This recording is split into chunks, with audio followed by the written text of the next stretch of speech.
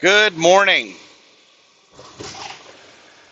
It is Monday, August 25th, 7:22 a.m. Pacific Daylight Time, local time here in Reno, Nevada. I'm on Interstate 580 northbound, just leaving Reno, Nevada.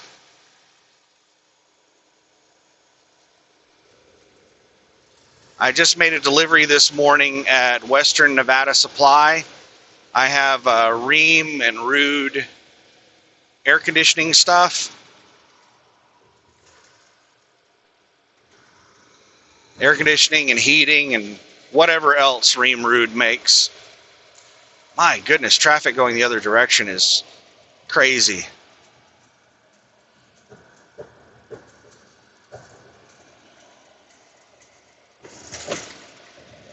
So the delivery at Western Nevada Supply wasn't that bad. They didn't open up the gate on time, and it said that the place opened at 5:30 a.m., but they didn't open up the receiving gate until 6 a.m., which was my appointment time. I got there at 5:35 a.m. If I have a 6 a.m. appointment, that means that you start unloading me at 6 a.m. You get 2 hours from the appointment time to unload. So I get there early so that I can be bumped to a dock by the appointment time. So I got there. I read online that they opened at 5:30, so I was going to get there after they opened at 5:30. So I got there at 5:35, and there were people on the other side of the fence, and I walked up. I parked in the roadway, threw on my four ways, and I walked up to the fence. And I was like, "Hey," and they just ignored me. Walked back to the truck. I sat in the truck for another 15 minutes. And then at 5:50, I walked up there and I yelled at them. And they didn't respond again. I said, "Can you not hear me?" And he said, "What?" And I said, "When are you guys going to open the gate?" And he said, "The gate opens at 6 a.m. So I went back to my truck. 6 a.m. the gate didn't open. So I called them and I said, "Hey,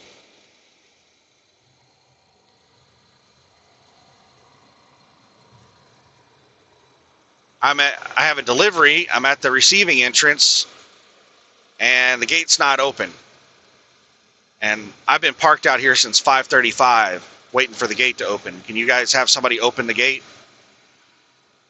And she said, "Give me a minute. Let me find somebody." And after a couple minutes, she came back. She's like, "Somebody from receiving is on their way out there to unlock the gate." And they finally opened up the gate at about 10 after 6.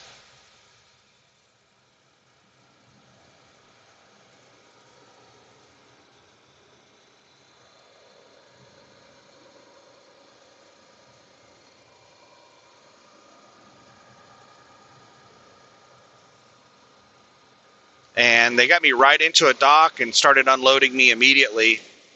And they got me out of there pretty quick. It only took them 30 to 40 minutes to unload me.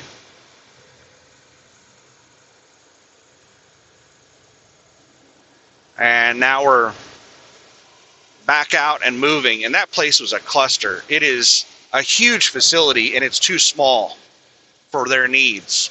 There are people everywhere. It was difficult to drive around on their property because there were so many people, so many vehicles, so many forklifts, just so much stuff going on their property.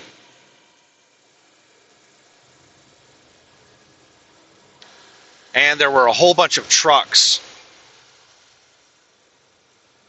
that were there, and that made it difficult to get in and out.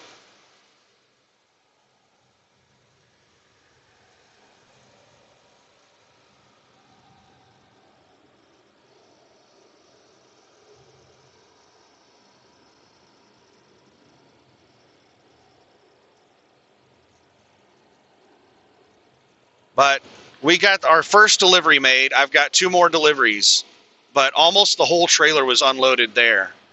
I had 15,000 pounds of stuff in the trailer, and 10,000 pounds of it was unloaded there. The trailer was loaded almost all the way to the back door. It was within probably 8 feet of the back door. And the trailer now is like 3/4 empty.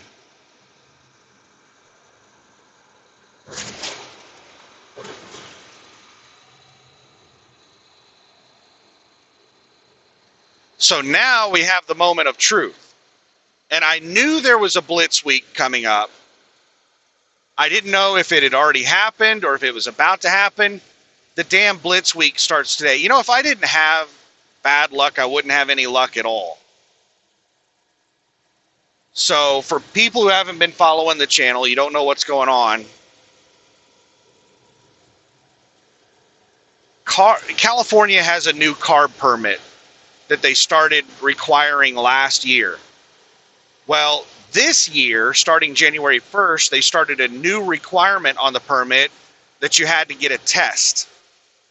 Previously, you just had to pay extra money to California to drive in California, a new form of taxation by California. But this year, they started adding to that. Not only do you have to pay them for the permit, you also have to go get a test done specific to that permit. And very few people do it. It's really hard to find a place that does it.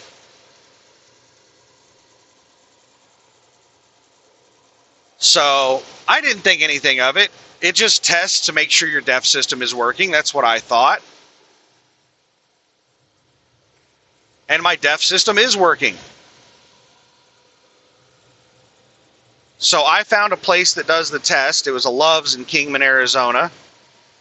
And I stopped there and got the test done. I thought, you know, no big deal. I'm just going to go in there and they're going to do the test real quick. It's going to take like 5 minutes and I'm on my way. Well, they did the test and it said that I failed. I'm like, what? Are you kidding me? Like, how did it fail? And they said, well, it says that you have active faults on injector 5 and 3 NOx errors, NOx. I think it stands for nitrogen oxygen.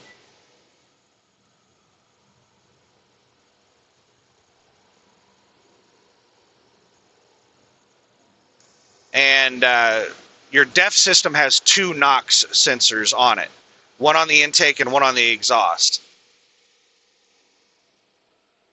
And I was getting errors on both of them. Plus, on one of them, I was getting 2 errors. I was getting a voltage error and, you know, not getting a reading from it error. So I was like, that just doesn't make any sense. I'm not getting any of these errors on my dash. But anyway, I explained all this in a previous video. Let's stop going into so much detail on this. He was nice enough to hook his J-Pro up to it for free and verify that this is a Nevada way station we're driving by right now. Nevada way stations are never open. Like, it is extremely rare for Nevada. Nevada's like Texas on way stations, where it is just extremely rare for way stations to be open.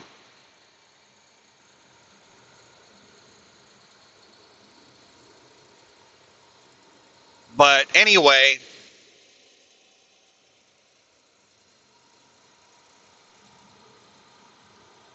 I failed the carb test, and he was nice enough to show me where one of the NOx sensors is at, and the NOx sensor wasn't screwed in all the way.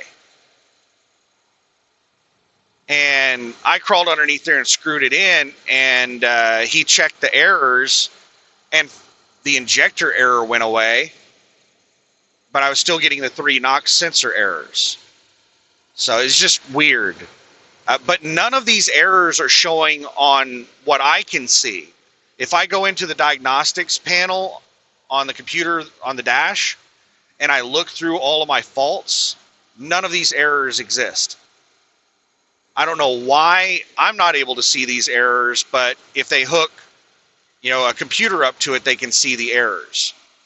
And the mechanic was confused by that as well, as to why these errors weren't showing on the dash. Like, they must be like minor errors, like warnings, not necessarily errors, but maybe warnings of a potential issue. and maybe it doesn't show, on the dash until it becomes like a real issue.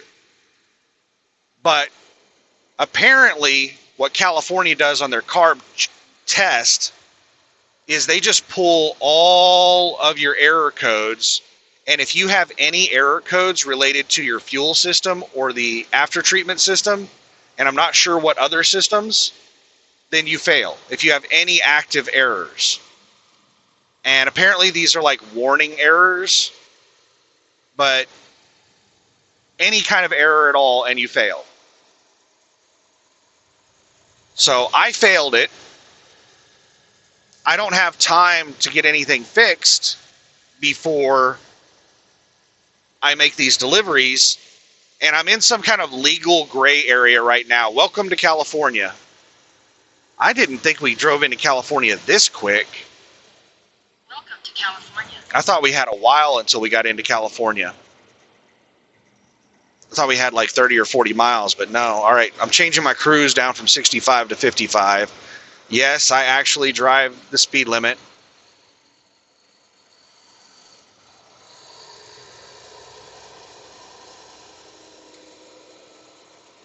I'm one of the few that actually drives 55 in California. For people who don't know, the truck speed limit in California is 55 statewide. Regardless of what the speed limits say, trucks are not allowed to go over 55 anywhere in the state.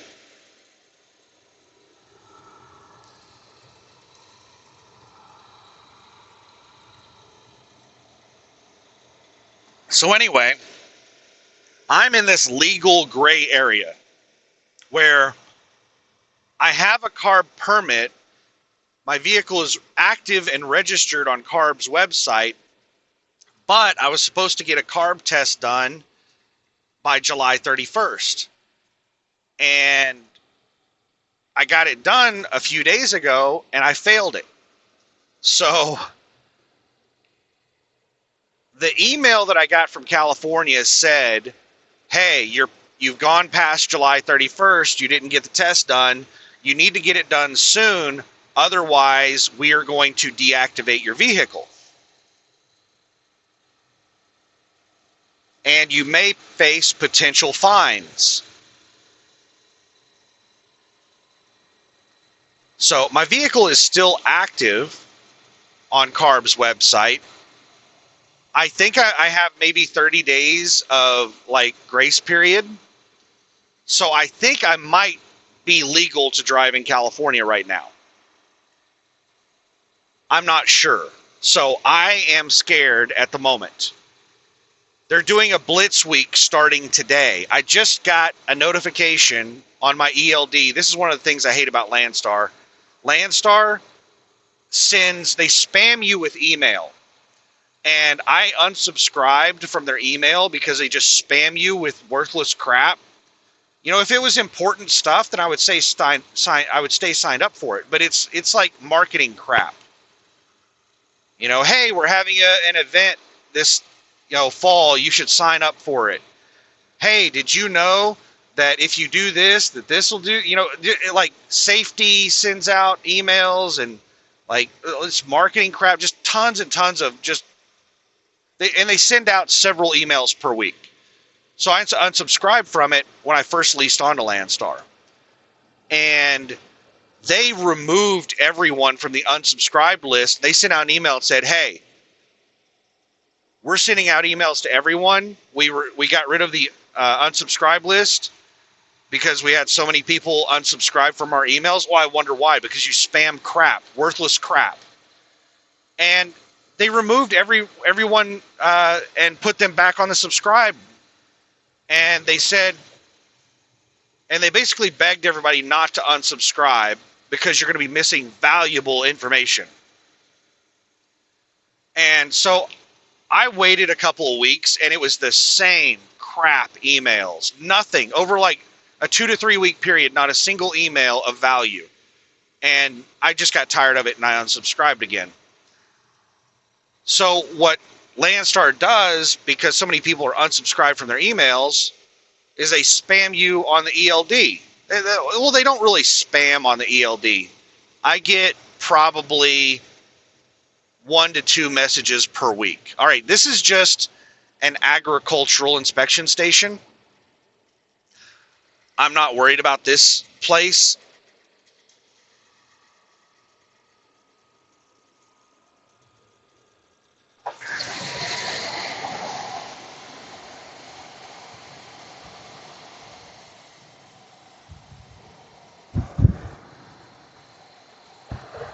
But bear with me while we go through the agricultural inspection station. I'm worried about the weigh station.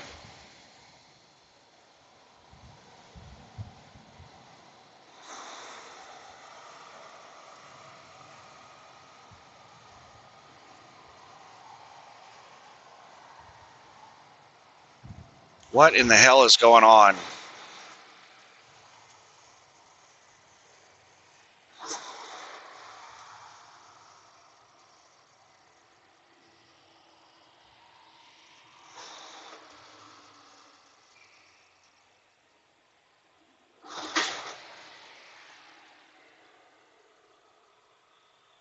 Trucks and buses only.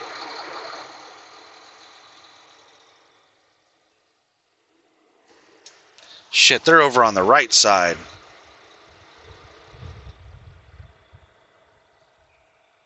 Usually, they just wave you through. Sometimes they'll ask you what you have. Sometimes they'll ask to see your paperwork. All right, I was rolling down my right window, but there's somebody standing over on the left.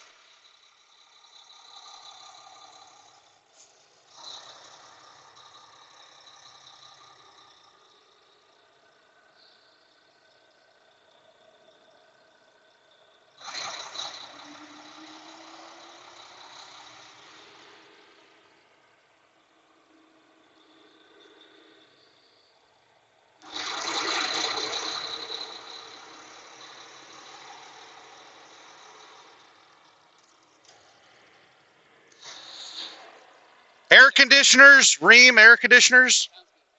Thank you.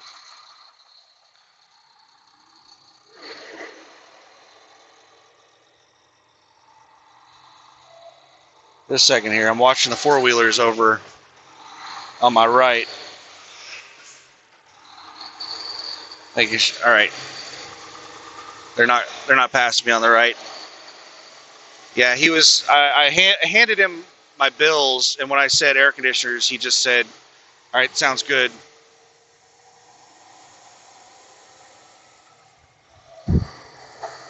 So the weigh station coming up is what I'm worried about. I think I'm legal in California, but I'm not sure.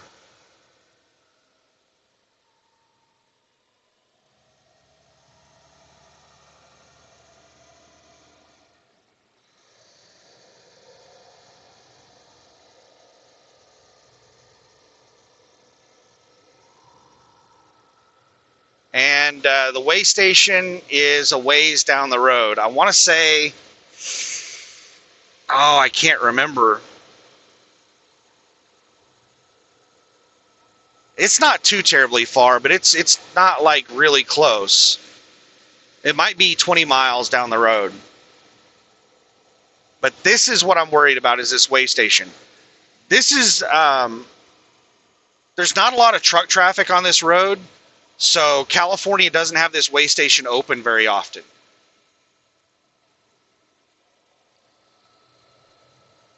But here's the thing. I looked at the history of it on Trucker Path, and about the only time it's open, not about the only time, it randomly opens for like 5 hours at a time. But the time that it is most commonly open is Monday between like 6 a.m. and noon is the most common time that I found that it's open. Right when I'm driving through. And also, they just started a Blitz week, which that was the whole reason I was talking about Landstar's emails and notifications on the ELDs and stuff like that, is because I got a notification from Landstar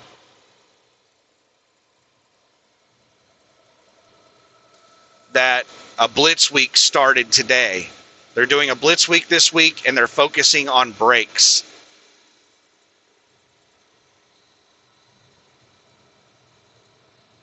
Now, I'm not worried about that. My brakes are good. I'm not worried about an inspection. Like, everything on the truck is, I'm pretty sure, good. The only thing I'm worried about is that stupid carb permit. So what I'm planning on doing is, after I deliver this load, I'm just going to avoid California. I don't know if I'm ever going to bother with clearing those errors, because it's going to cost me a minimum of $1,500. That's if I replace the parts myself. Because those sensors, the cheapest place I've found the sensors is like $700, and I need 2 of them. That's $1,400 in sensors, and that's not even including like shipping and handling and taxes. So it might cost me over $1,500 just for the parts. And then it's going to cost me $100 to $150 to have somebody hook a computer up to see if the error's cleared.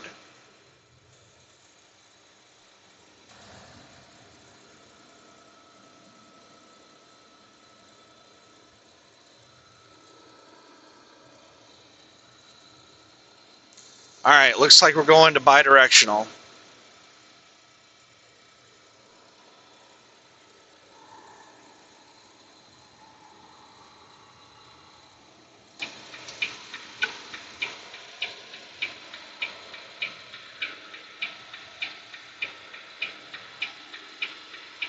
So yeah, I don't know if I want to bother with dumping that much money into it, because the DEF system works. Those errors are not preventing the DEF system from working. It still does regens. It still like uses DEF. It does everything it's supposed to do.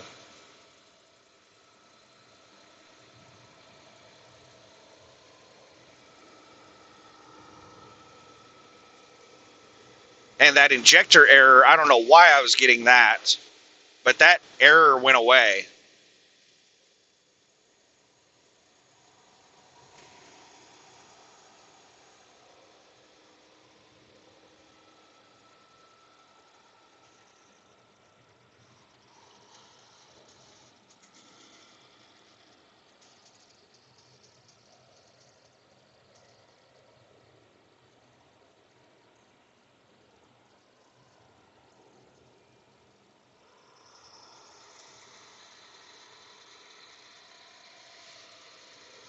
Yeah, but anyway, it's right now we're just waiting to see if the way station's open. And then if it is open, we're waiting to see, like, do I get pulled in? Because these way stations, you know, we can get into a big, long discussion about CSA scores and FMCSA regulations and how ridiculous they are. But the short version is that they hardly ever do random inspections anymore. Random inspections were a thing a long time ago, but with all of the computer equipment that they have and all the camera systems that they have now, and how all of the way stations and all the law enforcement agencies share information now, you hardly ever get random inspections anymore. Passing lane in 2 miles. Almost all inspections now are targeted inspections, and they're recommended by the computer. So whenever you're going by the way station, there's tons of camera equipment. There are cameras that read the information on the side of your truck. They get your carrier number and all of that stuff. There are cameras that get your license plate. There are cameras that are thermal cameras that look for hot areas on your vehicle, that indicate maybe a brake failure or a flat tire, any kind of thermal anomalies. I've got 3 cars behind me. We got a passing lane in about another mile. I'm really concerned about somebody getting anxious and just going for a pass. We're hitting a no passing zone because of the hill up ahead. I'm afraid one of these people are going to go for it, though. On the way up here, I was stuck in traffic for about 2 hours because of a head-on collision on a bidirectional road on US 95, Highway 95 in Nevada. A semi and a pickup.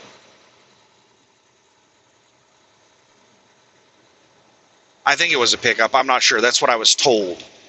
I didn't see the car. I saw the semi way off the side of the road, and its front end was messed up really bad. I'm really surprised that the driver of the truck died. Maybe the driver of the truck survived. I was told that there were 2 fatalities. So maybe there were 2 people in the car, because the truck, the cab area of the truck didn't look damaged. The engine area looked messed up. The engine area was messed up really bad. But I didn't. The windshield, from what I could see, still looked like it was intact. So it didn't look like the person went through the windshield or anything came in on them. So maybe the 2 fatalities were in the pickup. And I have no idea who is at fault. I suspect that one of the 2 was trying to pass, and it was in a turn. So they were passing in a turn or near a turn where their visibility was reduced. And that was just really dumb. Whoever made the decision to pass in that area, that was a really dumb decision. That person should be at fault for that accident.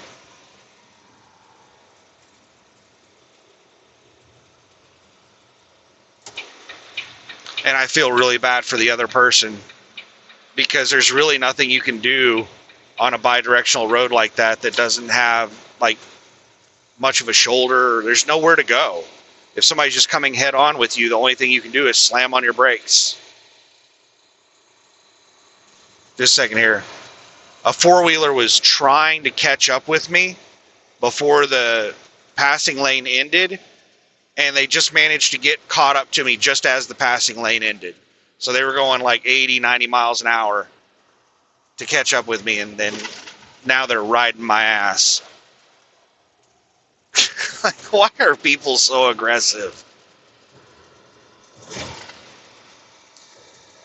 Oh my goodness, I just want to hurry up and make it through this way station. I am stressing so hard about driving past this way station.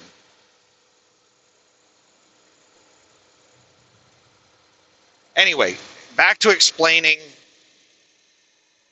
the way station. So all of that camera equipment and the computer and everything, it runs you through their system as they're gathering information on you with all those cameras. And then the computer makes a recommendation on whether or not to pass you or to inspect you. And if it makes a recommendation to inspect, it'll give a reason why. It'll say recommend inspection, possible flat tire or brake issue. You know, it triggered on the thermal. Or it'll recommend inspection because, okay, a bunch of cars just went passing the truck in front of me, so the cars behind me are seeing that happen. They're going to do the same thing. There goes one. There's plenty of room to pass now, so I'm not scared. And there goes 2. Passing lane in 14 miles. This is going to be a fun drive with this 55 mile per hour speed limit and the cars out here doing 80 miles an hour.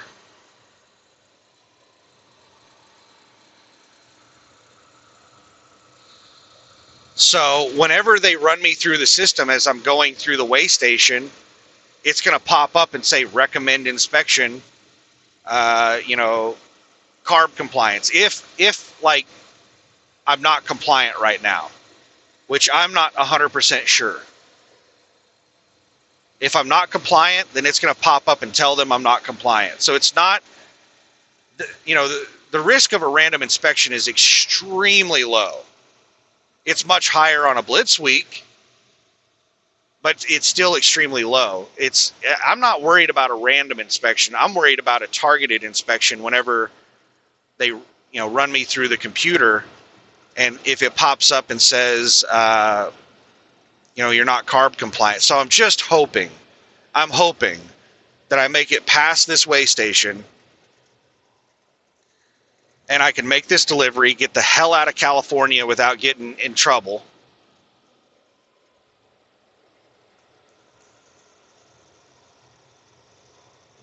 And then I'm just going to not come to California again. Unless I get that carb inspection done.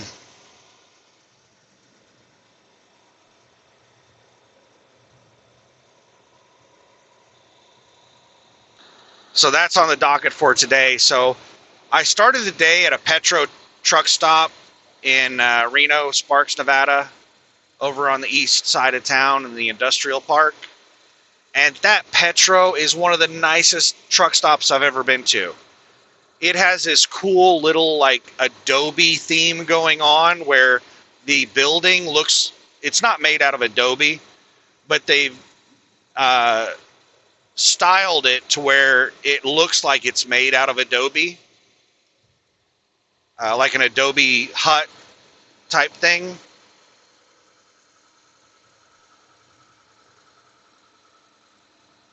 And it has a really nice fuel island that has a huge covering over the top of it.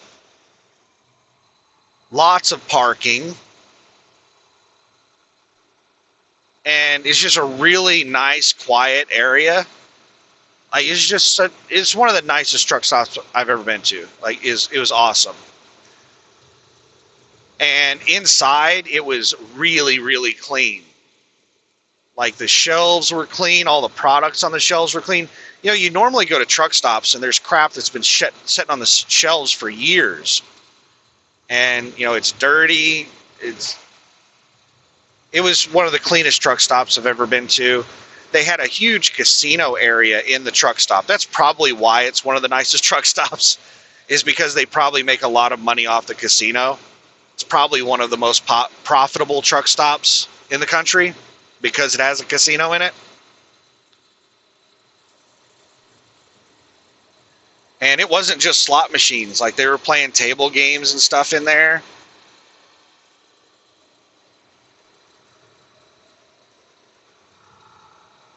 I was tempted to go do some gambling. I was like, you know what? It'd be kind of fun to play like some nickel slots. I was like, you know what? I better not, because you go in there to play nickel slots and you throw $20 in. The next thing you know, you're trying to pull money out of the ATM and it's telling you insufficient funds. That's how gambling works. You just lose track of the money whenever you're putting it in, small increments. Those small increments add up to quite a bit over time if you're not paying really close attention. And the likelihood I would have won, really small. I would have just been throwing away $20. And you really don't want to gamble at like convenience stores and truck stops. The odds on those machines are, I've heard, much lower than like the casinos, because they don't get anywhere near the business, so they're trying to screw what few people they have playing on the machines out of as much money as possible.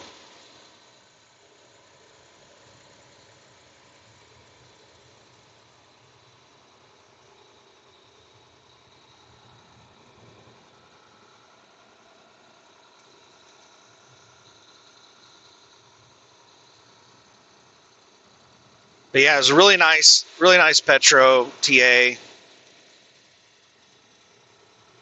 And it was 3 miles away from the delivery. And I just drove city streets. I didn't bother getting on the interstate.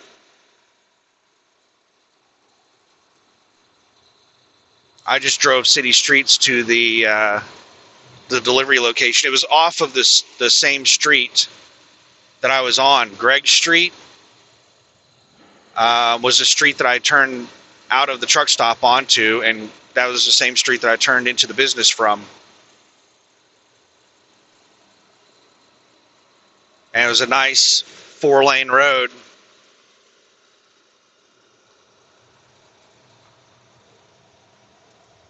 But the business was not open on time. I ended up having to call them.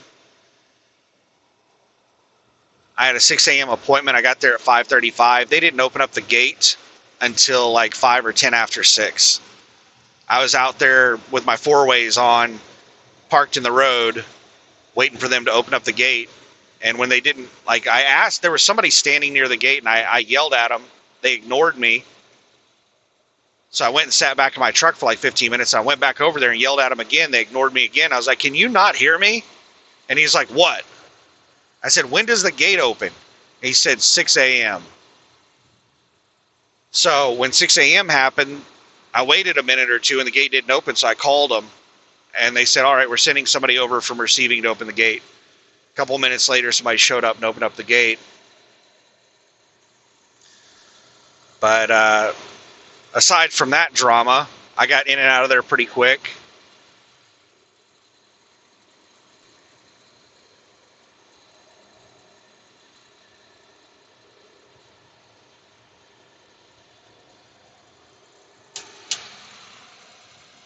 Damn it, I just realized I didn't have my headlights on. There was a sign back there that said, turn on your headlights the next 20 miles or something like that. And I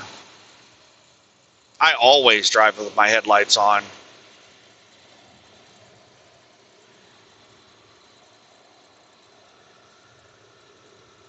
So I didn't realize I forgot to turn them on after I got unloaded and left that place.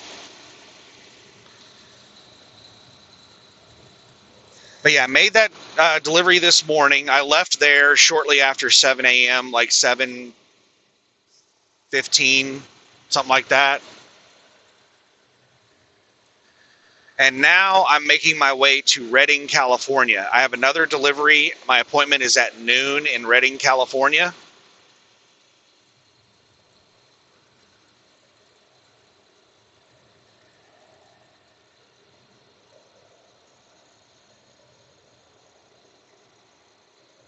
And it's about a 200-mile drive from Reno to Redding.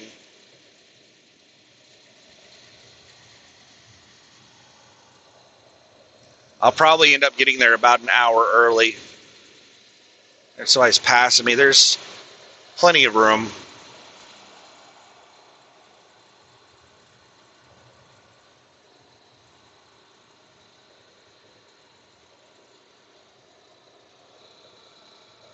And then after I make the delivery in Redding, I'm going to drive up to Medford, and I'm going to park at a truck stop and wait for my delivery appointment tomorrow. I have a delivery appointment early in the morning tomorrow. That's my final. And my plan was to take one of those like 30 stop loads back east, because the freight market up in the Seattle-Portland area absolutely sucks. It is horrible. Like, it is really, really, really bad. I think the last load that I hauled to get out of Seattle-Portland was from like Portland to Atlanta. It's one of the cheapest loads I've ever hauled. I think I made like $1.50 a mile gross to the truck on that load. I think it paid $2.20 a mile on the full rate, and my cut of the load was like $1.50 a mile. I think that's the cheapest mileage rate I've ever hauled. So I'm planning on hauling one of those like 30 stop loads. I hate doing multi-stop loads. Basically, on these 30 stop loads, you're a local delivery driver. You drive from Oregon over to, let's say, Missouri, and then you just drive around the state of Missouri doing like 30 deliveries. So it's not like you're doing a whole bunch of deliveries in between Oregon and Missouri. You're generally just doing this massive drive of a couple thousand miles, and then you're driving around like 500 miles in a state doing a whole bunch of deliveries. Okay, I think I see a way station sign up ahead. This is the moment of truth. I could be mistaken. It may not be a way station sign. It's so far away I can't read it.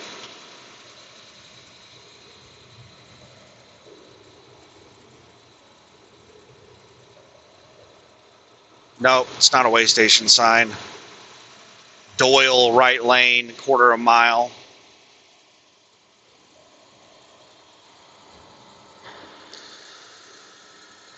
This is just like a major stress point. Like, I am so stressed out right now. But I'm having positive thoughts. I'm thinking, you know what? It just turned 8 a.m. If they're opening, they just opened. They probably just opened. Please be closed. Please be closed.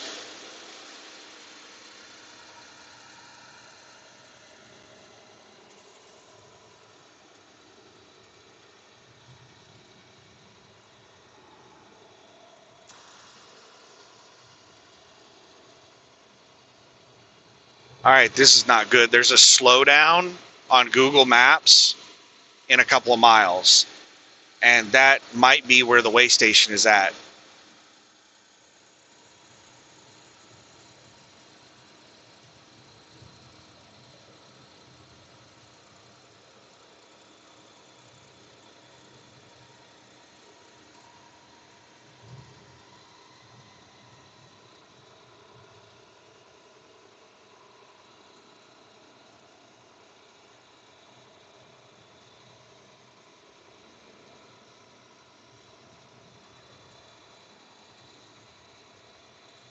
Who knows? The way station might be 20 miles from here.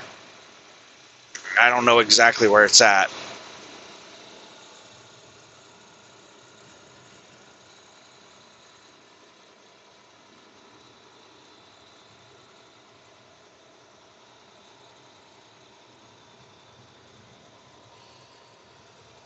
But yeah, there's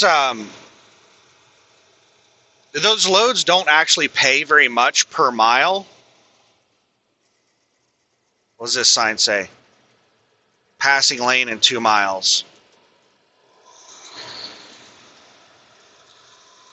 Those big multi-stop loads, they look really good whenever you look at them because they pay a lot of money, and the rate per mile looks good, like, $3.24 a mile, paying $8,000, stuff like that. So it looks really good whenever you just skim the load, but the actual rate per mile is really low. Almost all of the pay on the load is stop pay and like driver unload pay. You get paid like $50 for every stop and like $50 for every unload. So you're getting paid like $100 per stop. So like $3,000 of the load is stop and unload pay. So if you take that off of the load, let's say the load's paying $8,000, now it drops down to $5,000. The loads are paying, like, I don't know what the mileage rate is, but it's really cheap. It's probably somewhere around like $1.60 a mile. But, sorry, I'm just reading all the signs. Rest area in 24 miles. Susanville is in 40. Milford's 15. Turn on headlights next 15 miles. So I know the way station is before Susanville.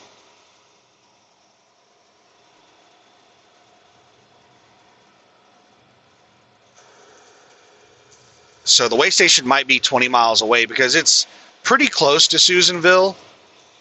Oh, this is stupid. This is really, really stupid. Yeah, that person almost had a head-on collision. And now they're just going to go out and pass this next vehicle. They just turned their left turn signal on again, like they're going out to pass the next vehicle.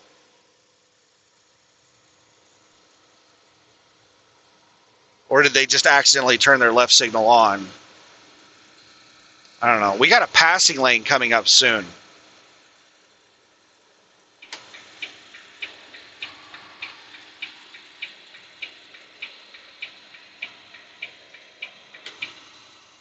That person almost had a head-on collision because they were just too impatient. I have a line of cars behind me. They should all be able to pass me. We got quite a ways to go. I'll slow down if there's like somebody getting close to being able to pass me, but the passing lane's ending. I'll slow down so that they can. All right, there's one more car, and that's it. All right, that's the last car.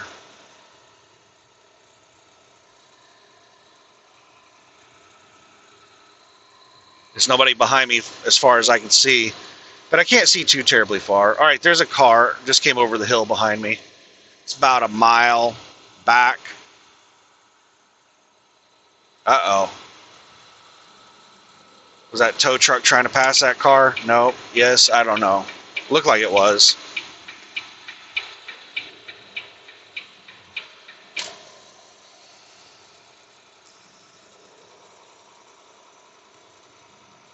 But yeah, those loads suck.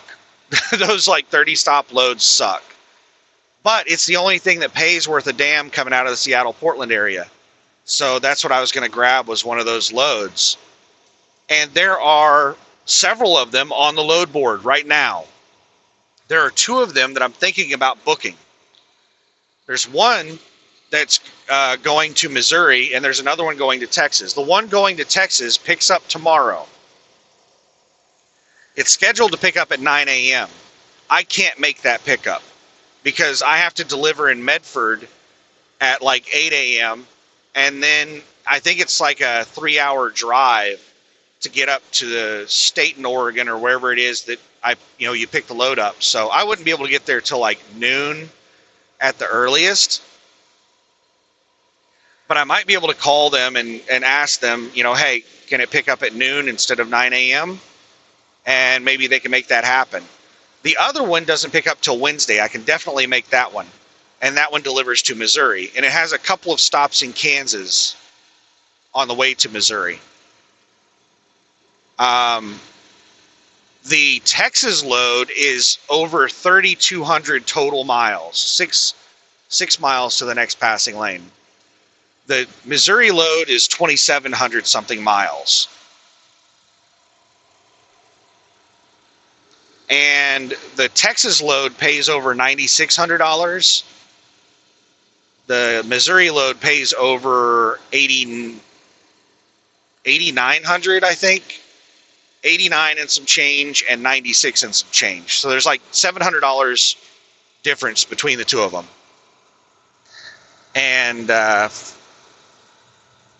500 miles further on the Texas load. Now, the thing that I would have to look at on the Texas load is that Texas load may have deliveries like down in El Paso or something, like its very first deliveries. It may have deliveries in New Mexico or Arizona or something. That would require me, well, it wouldn't require me, but to efficiently do that load, I would have to go through California. So I would have to look up the details on that. I haven't really looked at the details on any of them because I don't know if I'm going to be able to get those loads. I don't want to book a load until I make it through California. I want to know for sure that I'm able to make it through California without issue before I book another load. But those loads have been on the board for like 3 days. They were posted on Thursday or Friday. I think they were posted on Thursday. I'm really surprised that no one has booked those loads. Normally, those loads disappear pretty quick. But I think that the people that have been booking those loads have done them before, and they're like, yeah, I don't ever want to do that again. Because it's one of the things that I would have to double check on the loads is exactly where every stop is at. Because some of these places that it's going to have you deliver may be some small town out in the middle of nowhere. So you could be driving on country bumpkin roads out in the middle of nowhere all around the state. And then, it's tons of stops and it's driver unload, and there's a whole bunch of requirements on the stuff. It's a pain in the butt load. But that's what I'm planning on doing, is one of those loads, unless something else awesome pops up on the load board.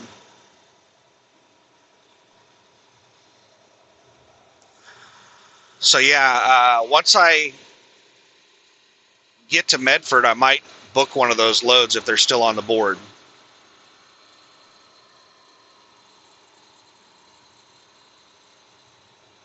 I don't know. I'll have to do a lot of trip planning and checking my hours of service and stuff like that, because they are some pretty big mileage loads and they're pretty tight schedules. And I'm having to run, I just finished doing this load. So, like, I may not have the hours to do it.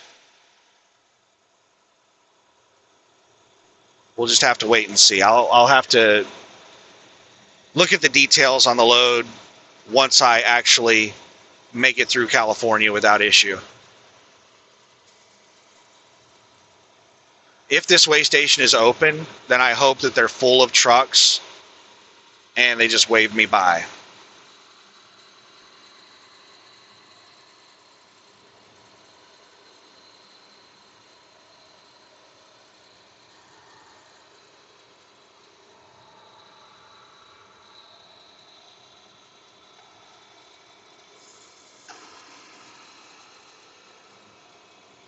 Wow, my temperature gauge says it's 64 degrees outside.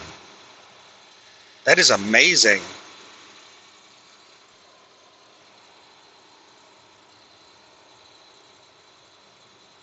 Most of the places I've been, it's been like 100+ degrees. It's just been brutal.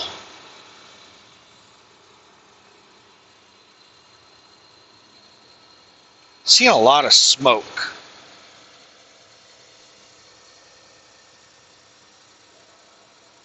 Ahead and to the right. I am not sure of the source.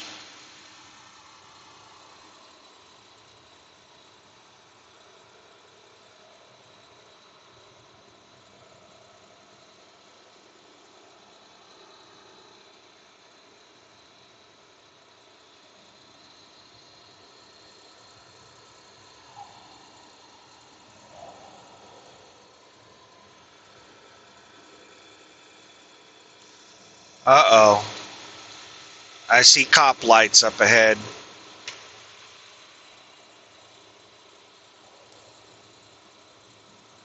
Is this the weigh station?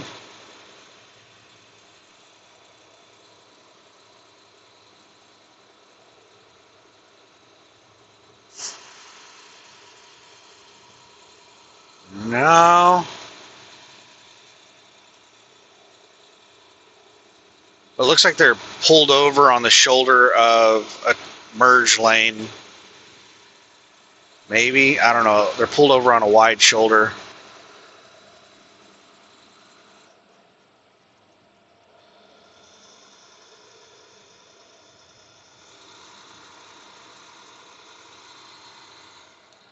So you have to move over or slow down.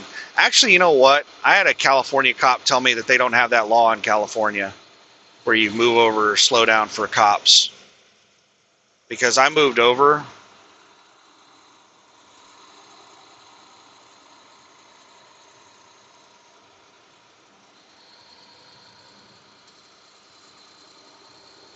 Oh, wow. Is that the car that almost had the head-on collision?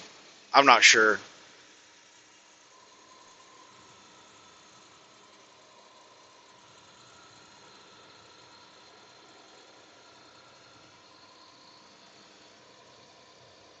All right, the nearest vehicle behind me is about a mile back. I don't think they're going to catch up to me in this passing lane.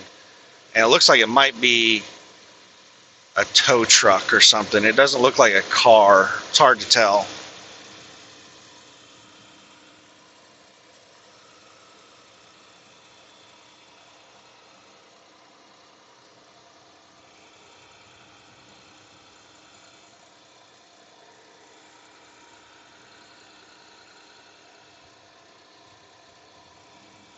So with highway patrol out working the road, that is giving me some confidence that maybe, it looks like it might be a RV. maybe the way station might be closed because there's probably a limited number of highway patrol that work this area. So they probably switch back and forth between like patrolling and running the way station. All right, the vehicle behind me managed to catch up to me. They're about 500 feet behind me now. They managed to catch up to me just as the passing lane ended.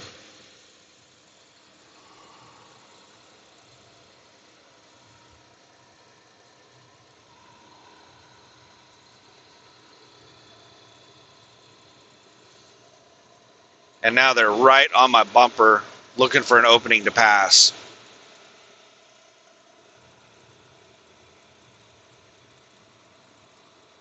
They got enough room right now if they have good acceleration, but it would be dangerous. Now it's too late.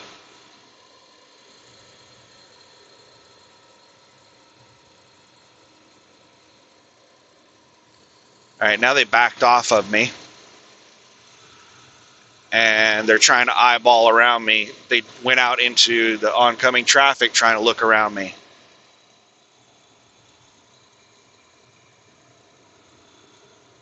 They keep leaning out into oncoming traffic to look around me.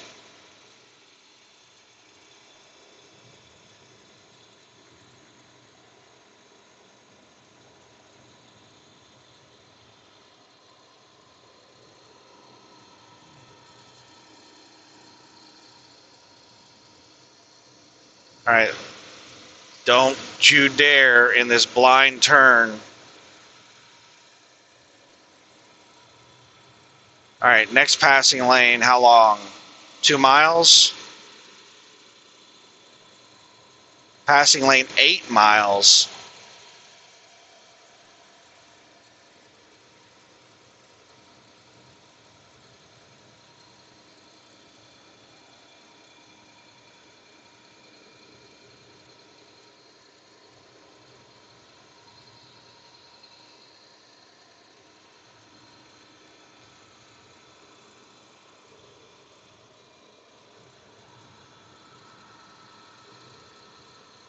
Oh, I just want to hurry up and get past this way station. But yeah, the exact loads that I was looking for are on the board right now. One going to Texas and one going to Missouri. I don't know which one I would prefer. You know, the Texas one is paying more, but it's 500 more miles for $700 more. That's just a little over $1 a mile. So it looks good because it's paying more, but it's a lot more miles, and it's paying almost nothing for those miles. It's paying like $1 a mile for all those extra miles. After I only get 70% of that, about approximately 70%. So yeah, once you take away the 70% from that $700, it probably is $1 a mile that they're paying.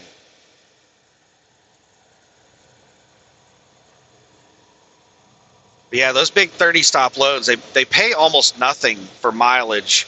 Almost all of your pay is from stop pay and unload pay.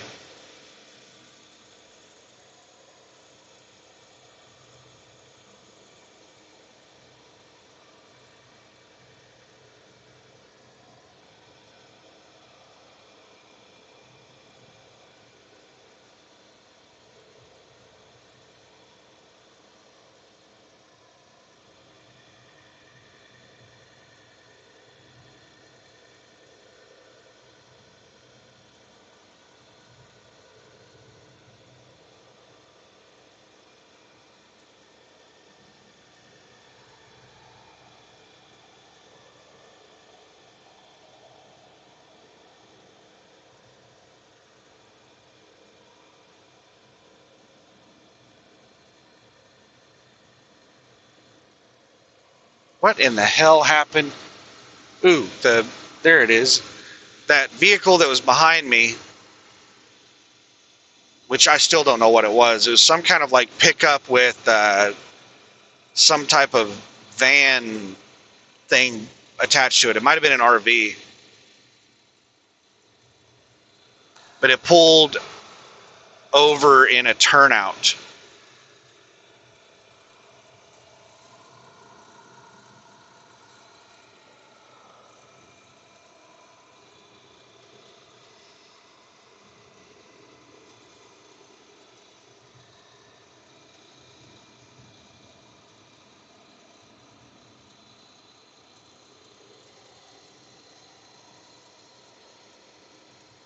So there's nobody behind me now.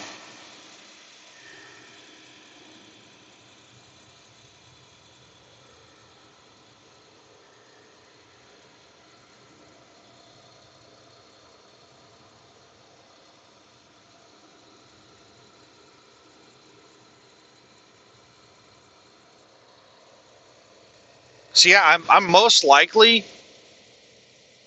going to be booking that Missouri load. That would be my guess, is that I'm most likely going to be booking that Missouri load. So after I deliver in Medford tomorrow, I will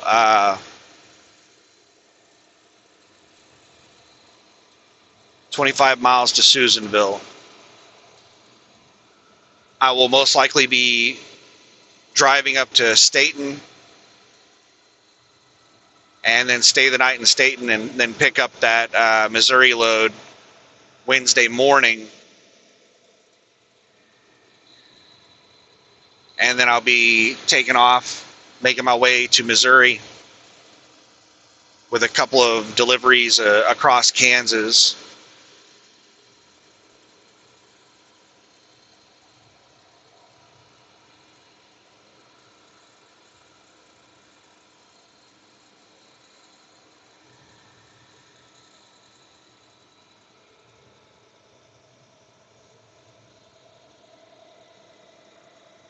Since the majority of the pay on those multi-stop loads is stop pay, you really don't want to do a big mileage one because you're getting paid. Just a second here, I think. No, okay. I'm just making sure none of these vehicles are in my lane. It's hard to tell in a turn.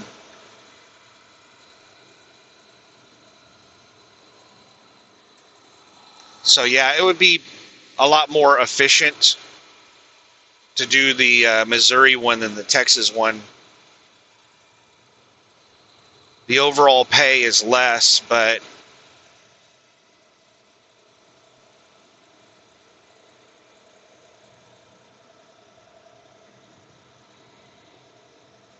be like probably around a half a tank of fuel. So that's 100 gallons of fuel at $3 or so a gallon. So that's like $300 in extra fuel at least. And the load's paying, like, after the percentage cuts, it's probably paying about $500 more. So I wouldn't actually make much of any more money doing the Texas load because the mileage is so much higher. If they're going to give you almost no mileage pay, it's just all going to be stop and unload pay, then you want it to be the lowest mileage possible.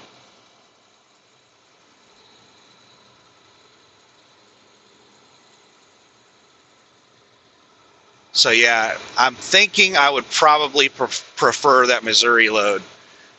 Another reason that I would prefer the Missouri load over the Texas load is because I really do not want to be driving around doing local delivery in Texas, because you're most likely going to be driving around between San Antonio, Dallas, and Houston.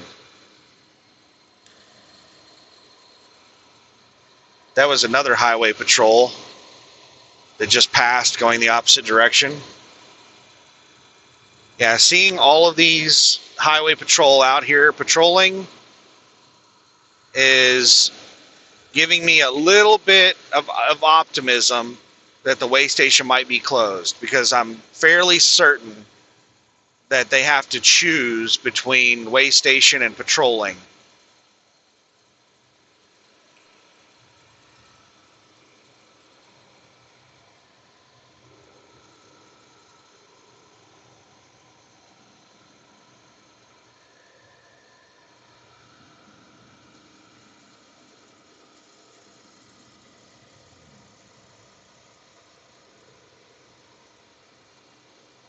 Burn permit suspended.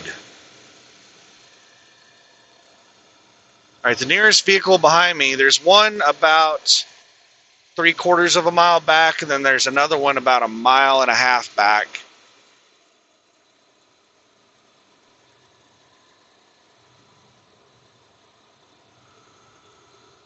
They're probably going to floor it. No, they probably won't, because they just got passed by highway patrol, so. Oh, wow. No, there's another vehicle much closer that is hauling butt.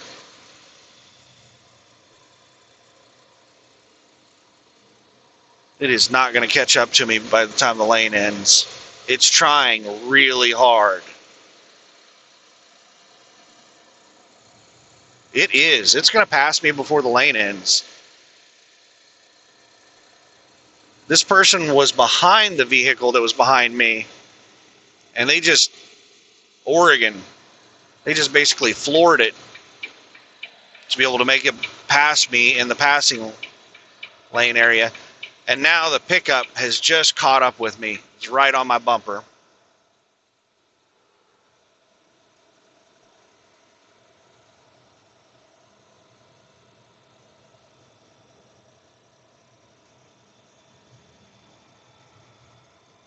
And now they're leaning out into the oncoming traffic to look around me for an opportunity to pass.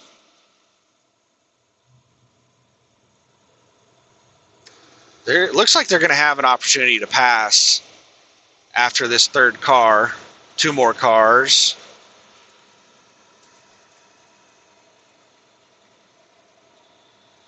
One more car.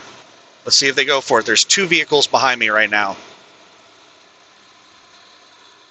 And they're hesitant. There they go. Both of them are going. 2 vehicles are passing me right now.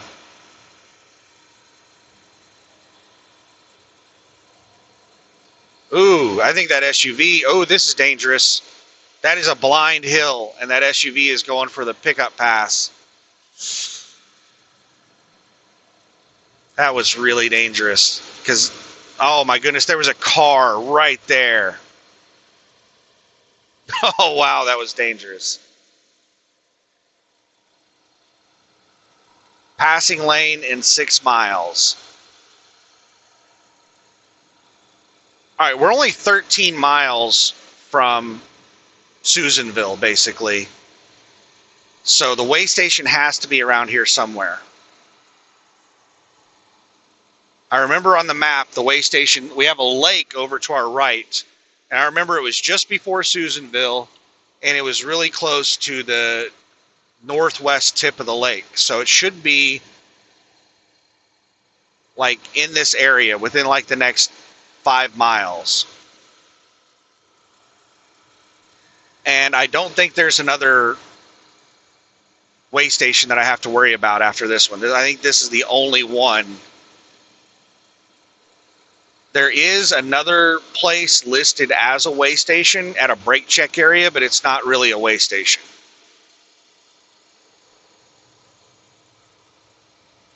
I think this is the only way station that I have to worry about. Rest area in 1/2 mile. Next rest area in 47 miles.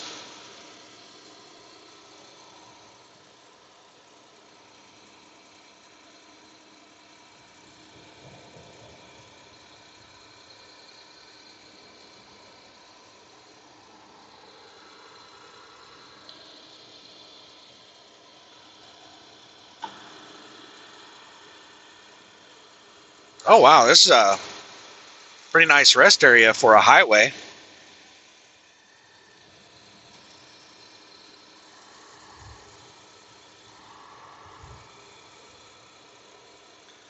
For a bidirectional highway, that's one of the nicest rest areas I've seen for a bidirectional. This is the way station right here. It is not open. I'm pretty sure that's the way station. It's just a little turnout there that they sometimes open. There, oh my goodness. 2 highway patrols just passed going the other direction. That's the 4th highway patrol that I've seen in the last like 10 or so miles. There was the one that had the person pulled over, and then the one that passed me going the other direction. And then those 2 right there that just passed me going the other direction.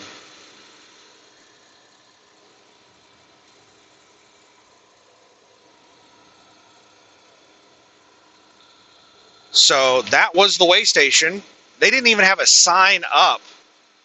So I'm guessing that whenever they open up that way station, they just put up signs. And they just have like portable scales and stuff like that they use. So I think we're good. I think we're okay, but like I don't want to get too excited yet.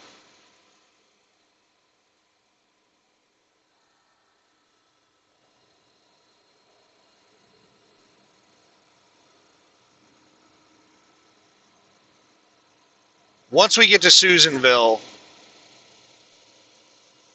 I'll feel a lot better. And whenever I'm getting unloaded in Redding, I will double check and make sure that there aren't any other way stations. If there are other way stations, what I might do is check and see like what their hours of operation are. And I might just sit in Redding and wait until nighttime to drive up to Medford. If they're closed at night, if there is another way station. I don't think that there is. I think we're good to go.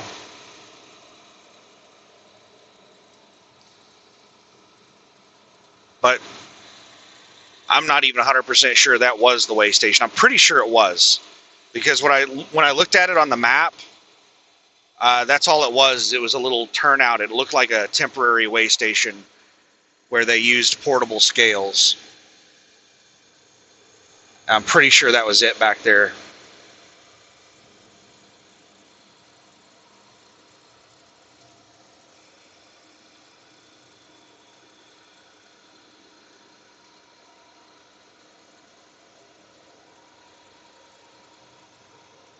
But I didn't have that option of waiting until nighttime to drive through this area because I have that appointment in Redding today at noon.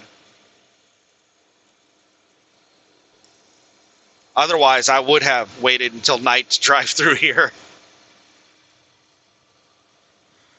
I'm 120 miles away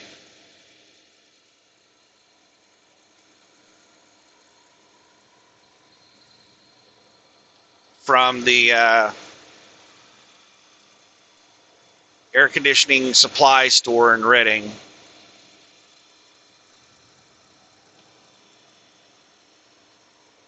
All right, we've got an opportunity to pass. This is a great passing area right here. Plenty of room. And they're not even looking.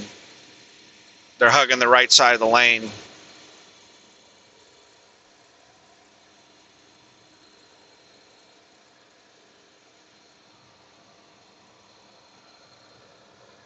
They're just going to wait for a passing lane.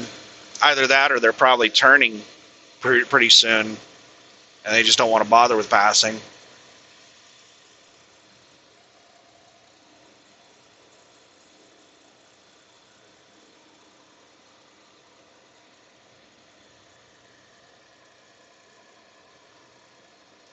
Yep, they're turning right here. They're making a left turn.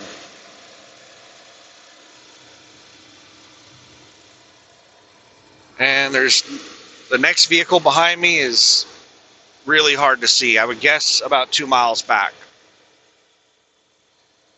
And we hit a new passing lane, and there's nobody behind me to pass. So let's cross our fingers. Let's knock on wood. Let's do all those things, because I think I think we're good to go through California now. I think I'm going to be able to squeeze through California without any problems. And then I can just avoid California going forward. It's not very difficult to avoid California, even running up to the Pacific Northwest like I do, up to the Seattle, Portland area.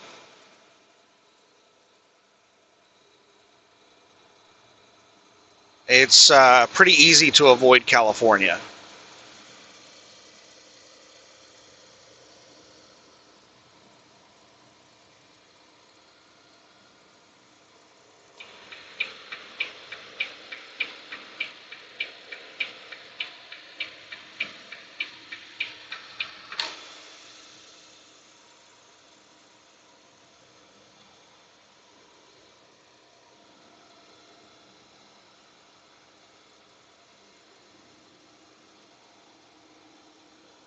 Got like 6 miles until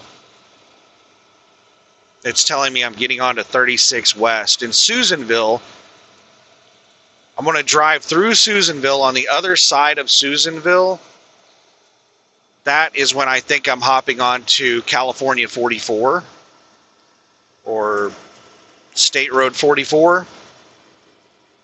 And that's the road that I'm taking to Redding, and that's like a scenic byway. I'm hoping it's a decent road. Oh my goodness. Here comes 2 vehicles passing me.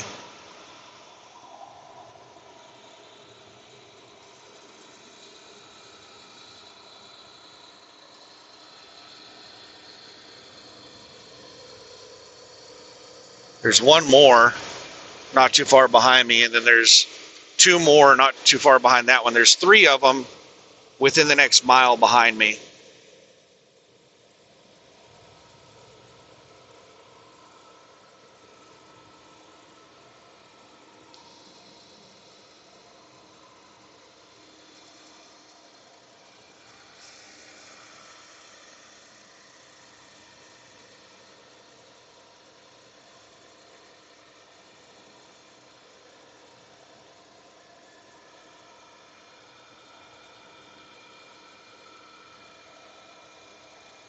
So yeah, the stress is slowly going down.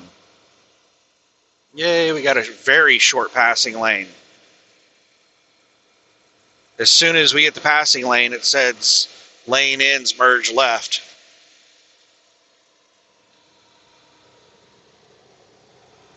Hopefully the locals know how short this is.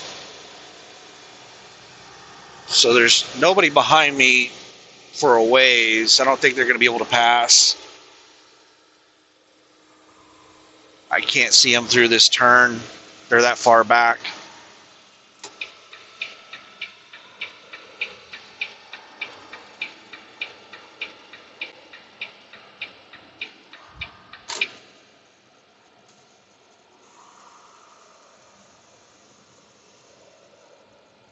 Looks like that might be the source of the smoke I've been seeing. Straight ahead.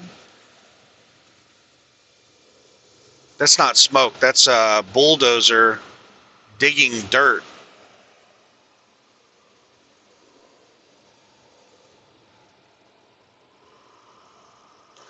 But it's so dry, it's creating basically a smoke plume.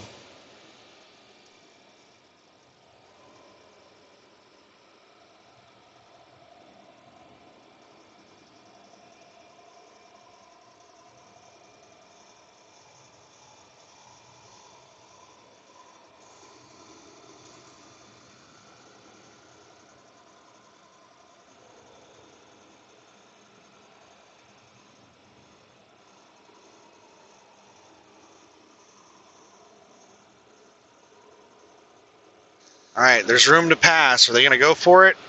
I got a few cars riding my butt.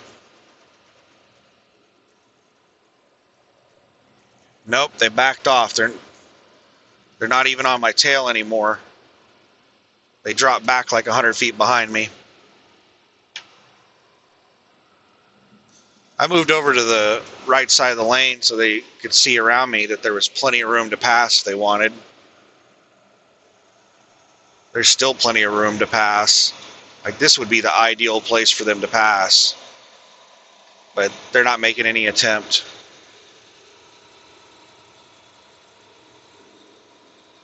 Oh, wait, maybe now they are. They got up close to me. Now it's not a good time to pass.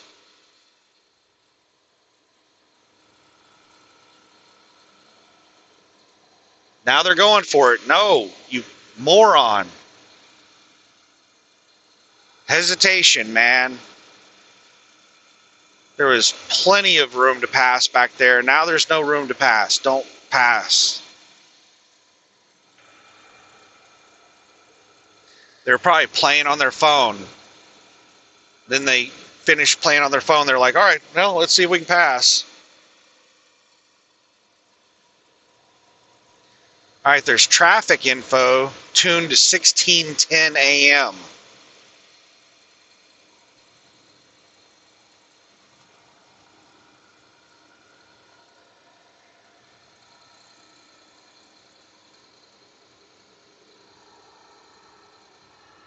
What is this over on the right? They've got a couple of helicopters and a jet on display.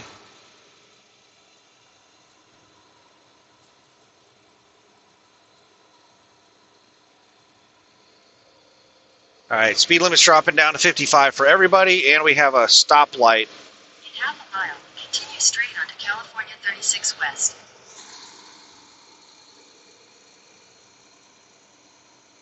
All right, light just turned yellow. Now it's red.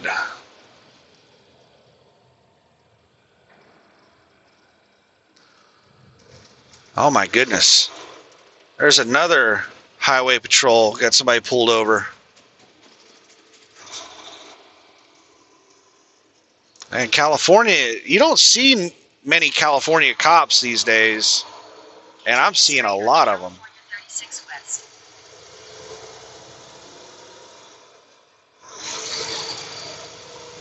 Continue on California 36 West for 10 miles.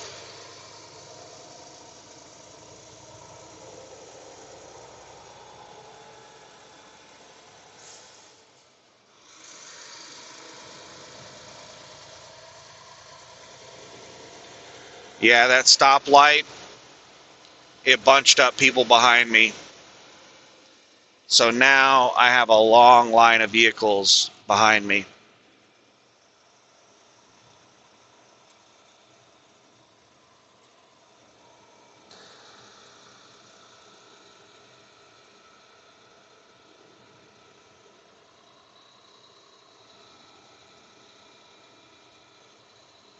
So I'm having to pay attention to them to see if anybody is going for the pass. There's not going to be an opportunity to pass. There's too much traffic coming from the other direction.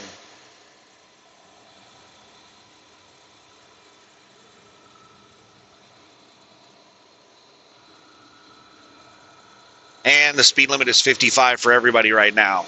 So I'm going the speed limit. They shouldn't be too anxious.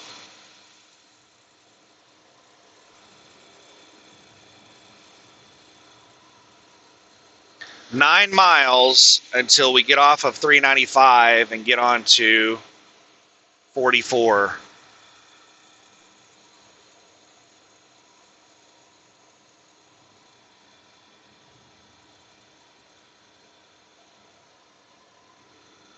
And after the delivery, we're good to go. Most of this trip has been bidirectionals. Or highways, let's put it that way. So out of Dallas, I took Highway 287 from Dallas to Amarillo. Then I drove I-40 from Amarillo to Kingman, Arizona. And then from Kingman, Arizona, all the way to Reno, Nevada, it was state roads and highways. There was a short section of Interstate 11 through Nevada, or through Las Vegas.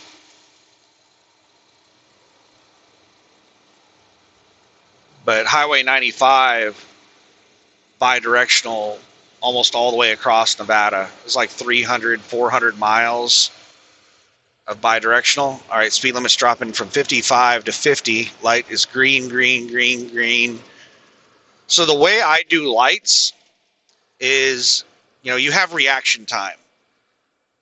In order to reduce my reaction time, I make decisions in advance. All right, we're going into Susanville city limits. So what I do is I hover my foot over the brake pedal whenever I'm coming up to a light. Speed limit 40. Ooh, yay. All right. So people are going to be able to drive around me. I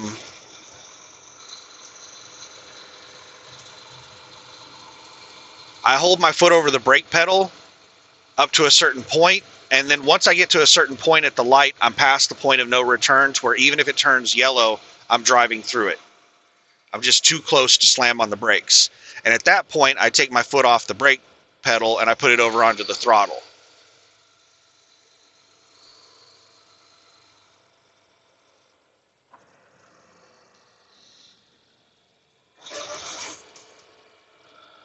Speed limit dropped down to 30. We're doing 28, 29.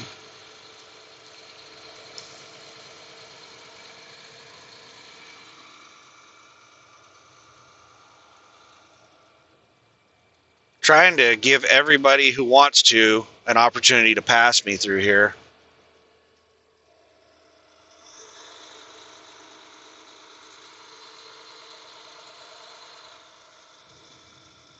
Because I don't know how many of these people are stopping here in town and how many of them are continuing on the same road that I am. What in the hell does this say? Ped Xing pedestrian crossing. It was all worn out. Half the letters were not there.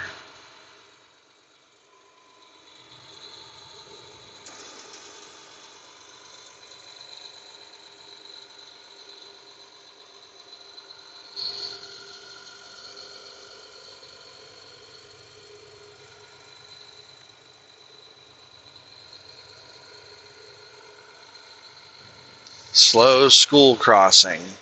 There's another highway patrol that just passed going the opposite direction.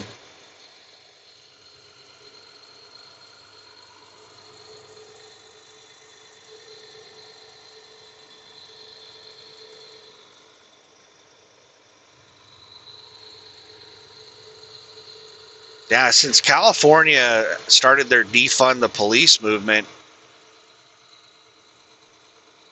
you don't see very many highway patrols. For me to see this many, this is odd. All right, we're past the point of no return on that one.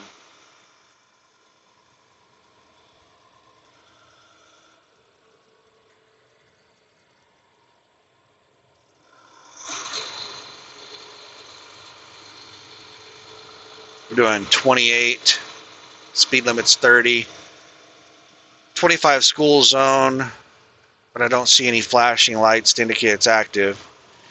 When children are present. Well, I don't see any children. 27.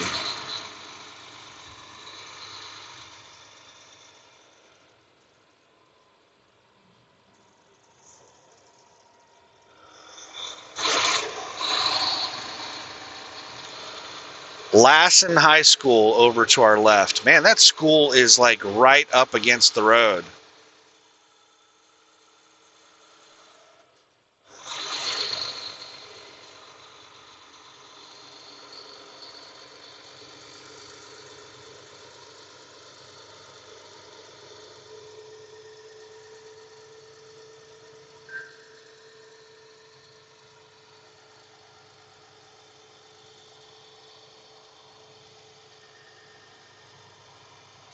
Free movies Wednesday and Thursday? What?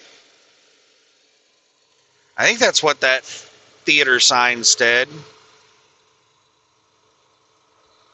Man, the theater is so slow on Wednesday and Thursday that they're just letting in people for free.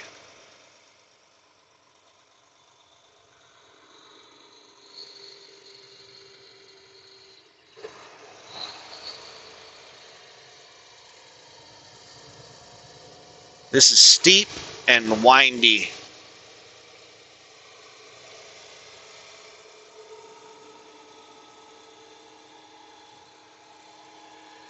I'm glad I'm light, because this is really steep.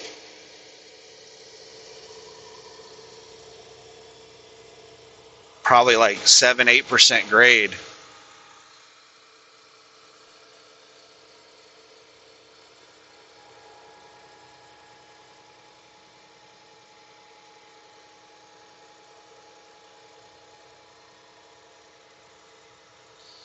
All right, speed limit's going up to 50.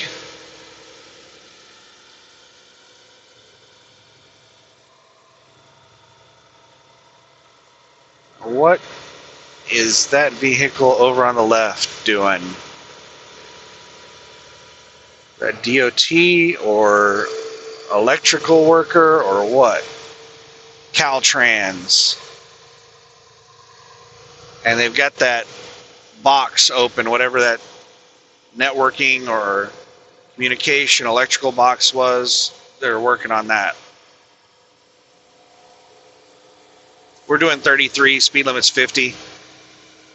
We're going up a pretty steep grade. I'm not trying to accelerate. All right, Caltrans on my butt. And they're not passing, they're just sitting on my butt. I don't know if it's the same. I don't think it's the same Caltrans. I think it's a different one.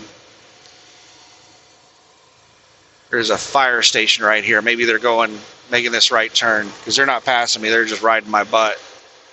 And it looked like that yeah, they're turning right there. It might be a fire truck, but it looked exactly like that other Caltrans truck.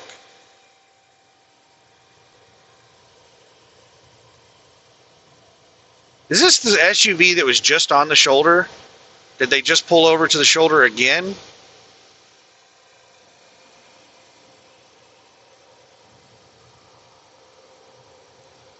Pedestrian. Just out enjoying a nice morning walk.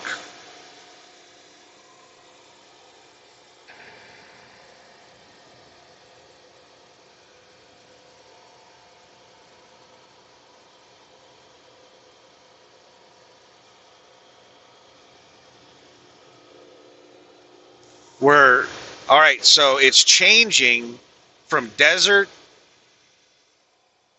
to like forest. We're in a transitional area right now where you're still seeing like some desert foliage on the ground, but there's trees as well. Lane ends, merge left. There's a passenger bus about a quarter mile behind me. They're not going to catch up in time. I'm doing 43. Speed limit is either 50 or 55. Last speed limit sign I saw said 50. Google says it's 55.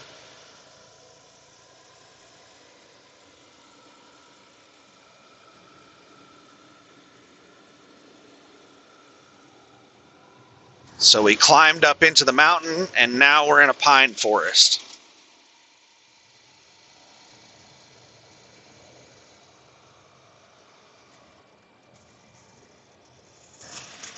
Ranger station. That sounds like it'd be a really cool job.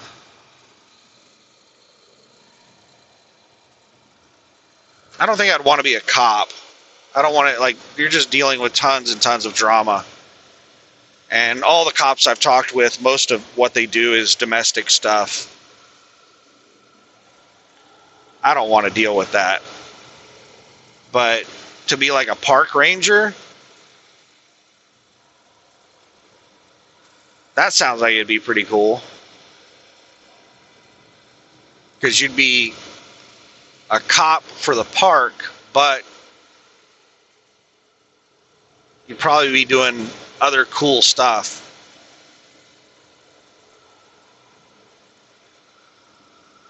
You know, like getting called in, hey, there's a bear at this spot. You'd have to go over there and like close off the area until the bear leaves or something like that.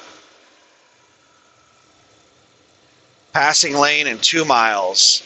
All right, passenger bus. You can get a couple inches off my bumper and wait for the passing lane. They probably didn't even see that sign. They're so close to me.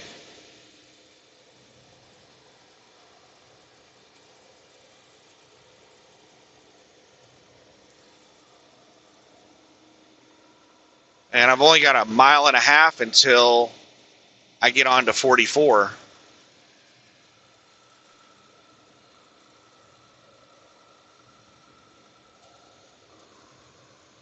It's saying it's a right-hand turn to get onto 44, but I'm going to be going west. How is that going to work out? How do I make a right turn to go left? If this were an interstate, I would think, oh, well, no big deal. It's an off-ramp, and then I'm going under a bridge to the left. But with this bi-directional highway, maybe that's what it is. Maybe it is an off-ramp with a bridge to the left. Because I am seeing people exiting right about the point where I'm supposed to. And I see a truck that looks like it's on an on-ramp.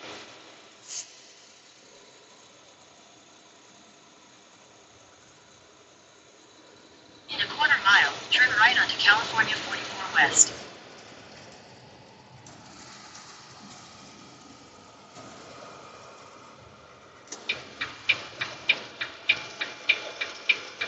All right, this is my exit.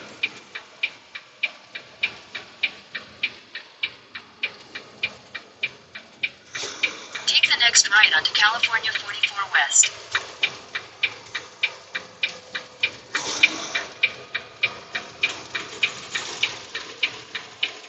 All right, looks like the bus is going the same place. Continue on California 44 West for 46 miles.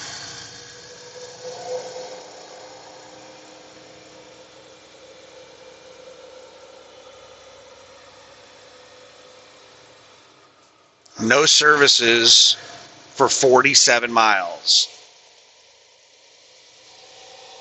Rest area in 23 miles.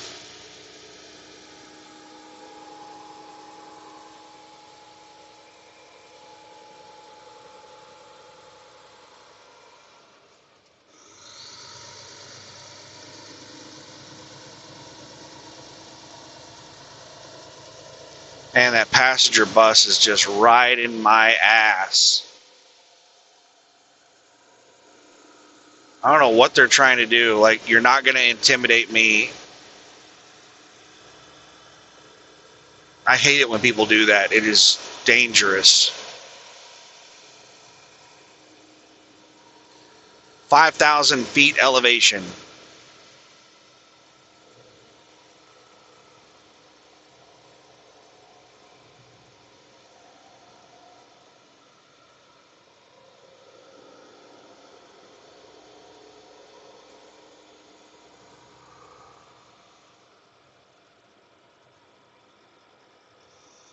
It looks like they had a fire through here.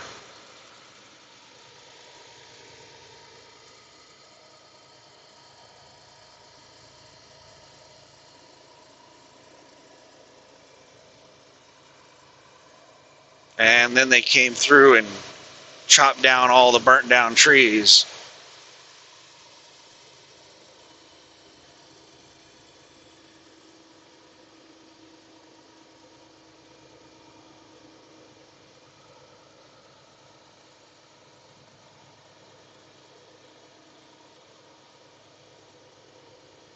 Yeah, this must have been a big fire.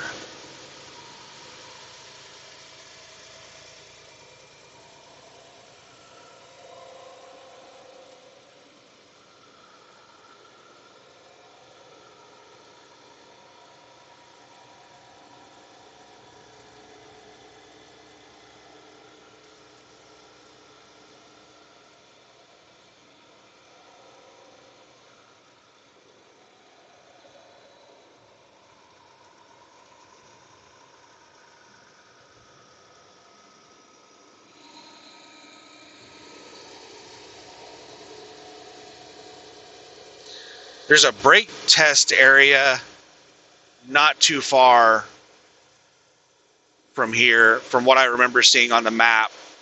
If we don't get, there goes a four-wheeler passing.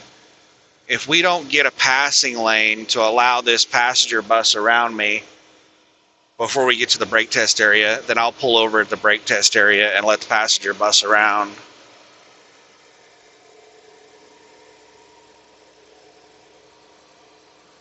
But be my luck that the passenger bus would pull over with me. And it might not be a passenger bus. It might be a fancy RV. One of those expensive RVs. It looks like a passenger bus. All I know is that whoever is driving that thing is aggressive.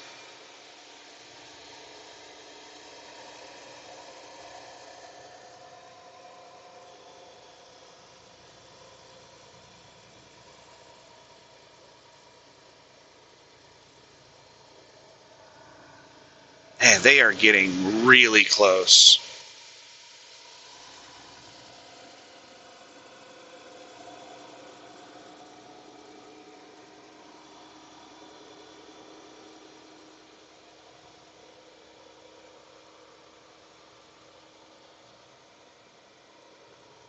And they're like leaning out into the left lane like they're going to pass.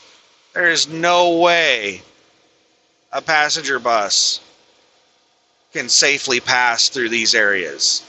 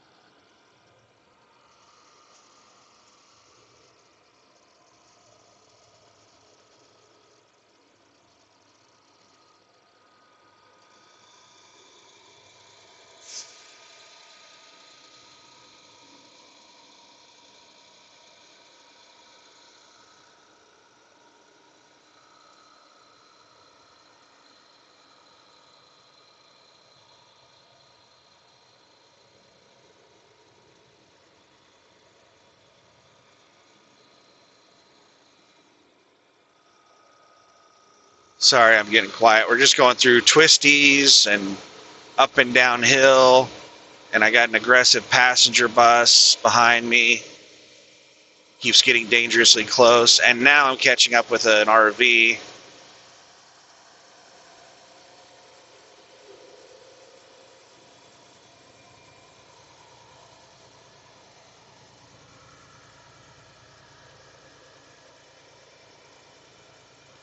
"96 miles of this."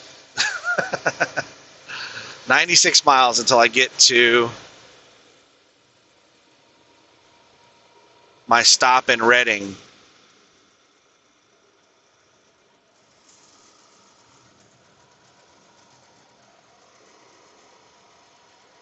And I think Redding is actually up in the mountains. So it's probably going to be mountain driving like this the whole way.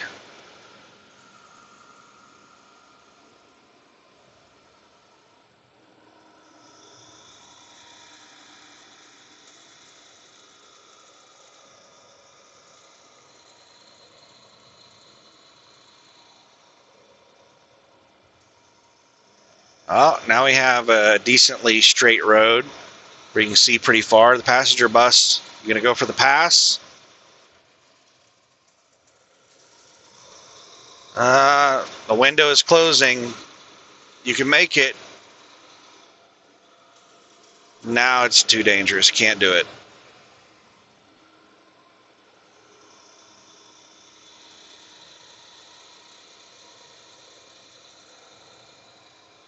And it wouldn't really do them any good because there's an RV in front of me that's going slower than me.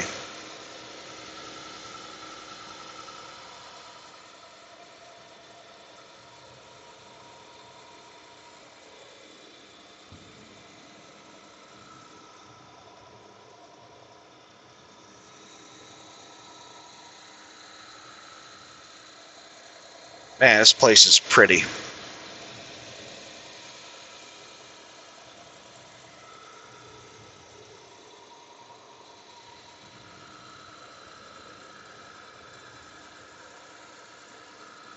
So the fuel prices look like they've actually gone down in some areas a couple of cents per gallon. So I'm guessing that there was some good news after that petroleum pipeline was bombed by Ukraine.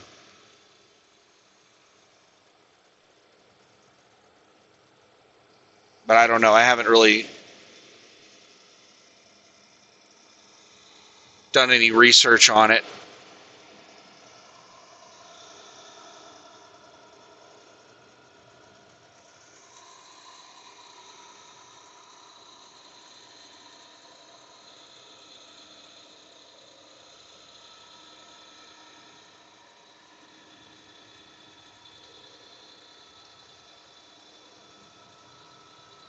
How long is this video? I can't see the timer. Is it 46 minutes? Has it only been 46 minutes? No, 1 hour and 46 minutes. We're getting close to the 2 hour mark. Yeah, I really don't like for videos to go over 2 hours, so I'll probably end the video soon. I'm going to try to make it past this other weigh station. In the brake check area, there is something that's listed as a weigh station. It's never open. I don't think it's actually a weigh station, but they have like these checkpoints at some of the brake check areas.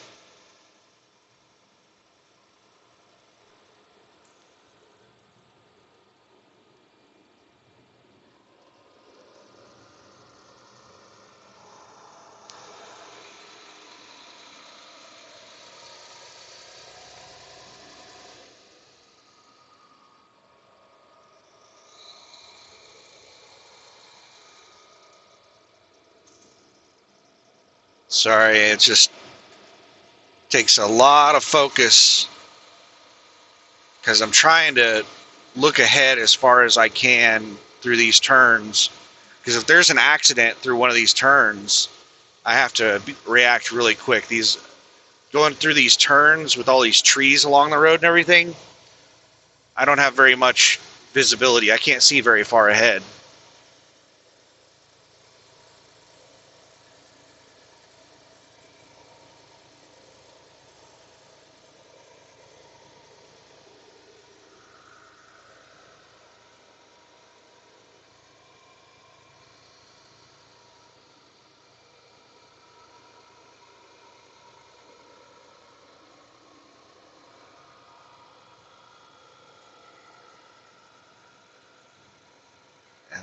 I don't even know if there are any passing lanes on this road. Some bidirectionals, instead of passing lanes, they'll put turnouts. And they'll have signs up that say, you know, if you're impeding more than 5 vehicles, if you're impeding 5 or more vehicles, then you have to pull into a turnout and let them around you.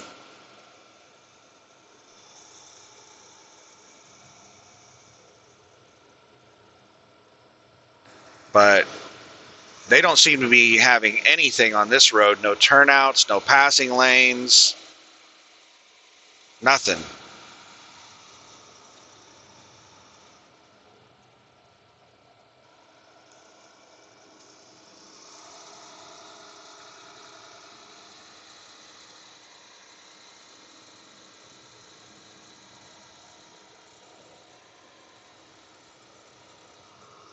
Let me look in this turn and see if there's another vehicle. All right, there's nobody directly behind that bus behind me. But I did see a car a ways back, like a mile back. The cars, they don't have too much difficulty passing. But large vehicles, it is unsafe to pass on this road. On what we've been driving through so far, it is unsafe for a large vehicle to pass. There goes the passenger bus. Nope. They backed out of it and pulled back into the lane. And this person is aggressive. There was not enough visibility to even attempt that pass because you got this turn right up here. You can't see far enough.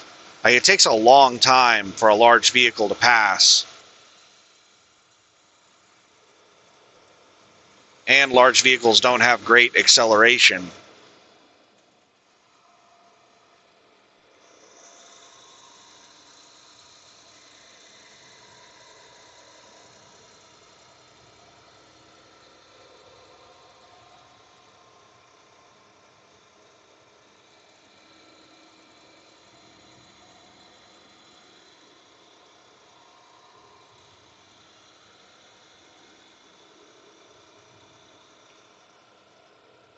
The brake check area shouldn't be too far. I remember that it wasn't very far. Once you got onto 44, it wasn't too far until you got to the brake check area.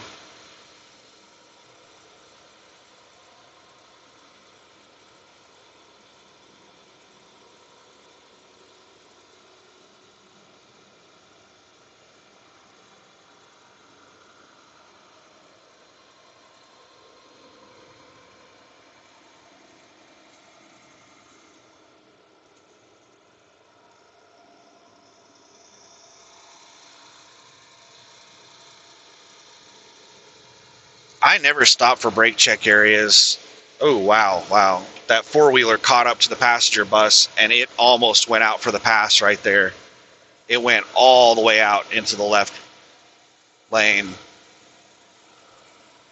And now that passenger bus is backing off of me. Yeah, with that passenger bus so close to me, if somebody tries to pass that passenger bus, they're forcing them to have to pass me as well. So maybe they're backing off to create space for that car to hop between us.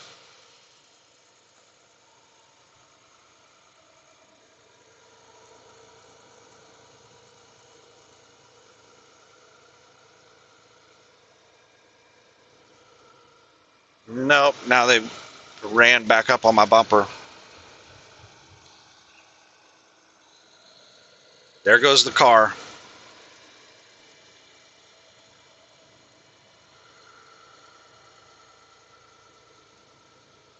The car hit its brakes thinking about dipping in between me and the RV, and then it decided to just go for it.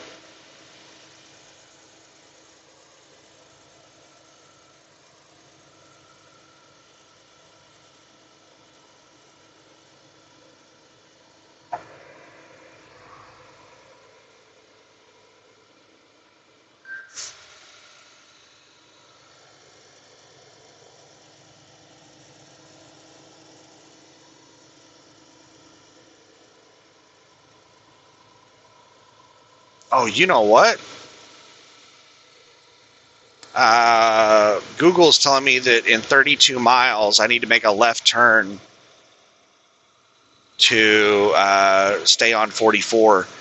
That is where the brake check area might be. It might be after that turn.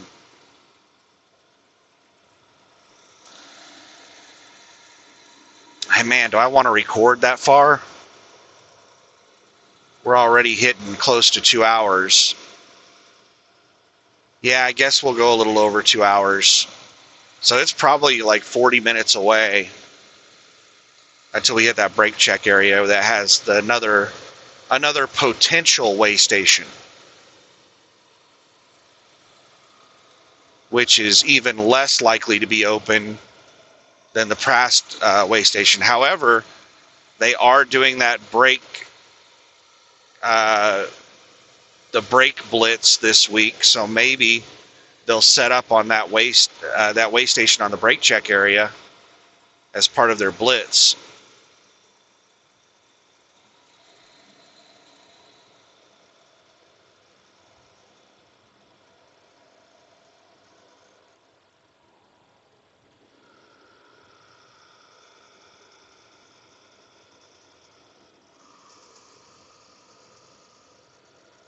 All right, let's see if the passenger bus goes for it. There's a lot of visibility, straight road. No, the passenger bus is like 150 feet behind me now. They can't decide how close they want to be to me.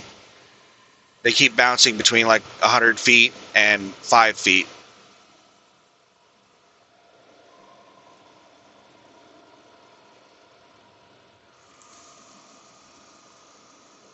All right, I see some flashing lights up ahead.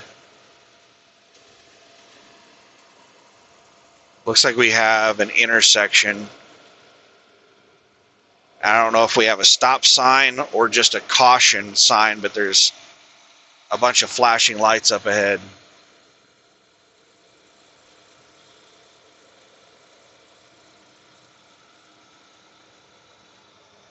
It's a train crossing. There's a train going by. I think we're going to have to stop for the train.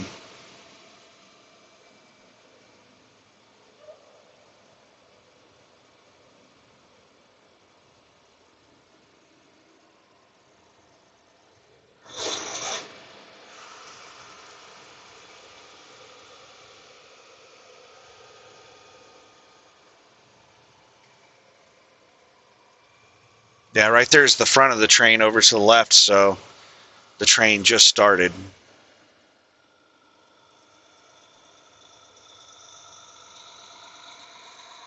Now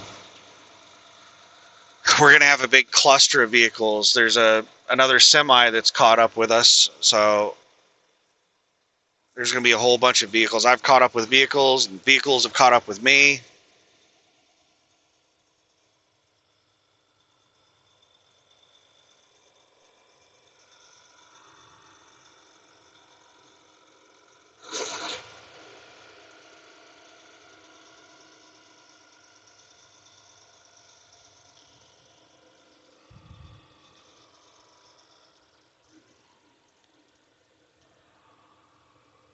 This semi truck is going by on the right, passing everybody on the right.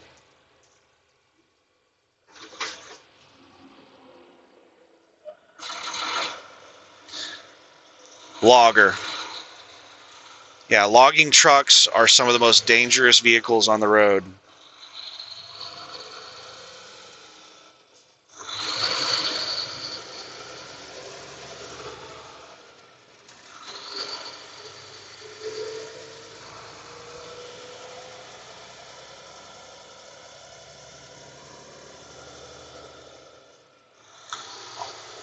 On this stretch of road, I'm not sure if it's this exact road, but it was on 395. I was cutting across from Reno over to Interstate 5. This is 20 years ago, so I don't remember the exact route. But I had a logging truck. This is back when I was first started trucking. I was driving for Swift. I had a logging truck pass me, and then once it got in front of me, it waited until we got to the bottom of a hill. We were just about to start climbing up a hill.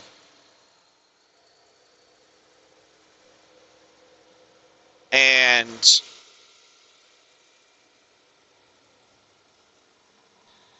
it was an empty logging truck. The trailer was empty. It came to a complete stop in front of me. I tried to pass it and it swerved over. It blocked me from passing. And it came to a complete stop in front of me right at the bottom of a hill and then took off. I have no idea why it did that. Like, we didn't have any interaction before that. It flew up on me out of nowhere, passed me really quick, and then did that.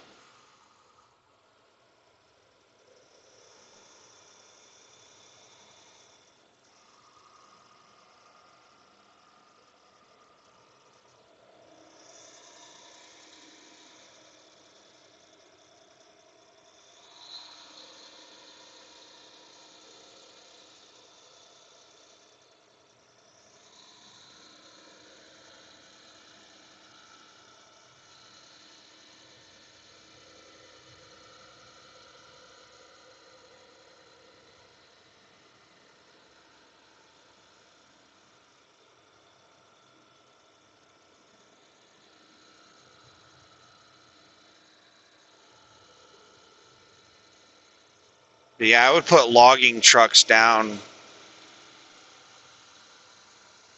at the bottom of the truck driving list. They're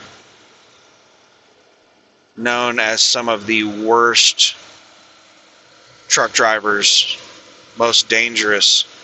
This passenger bus is really pissing me off, riding 3 feet off my bumper and getting out into the left lane like they're going to pass me. They're just constantly doing it. It's just incredibly aggressive.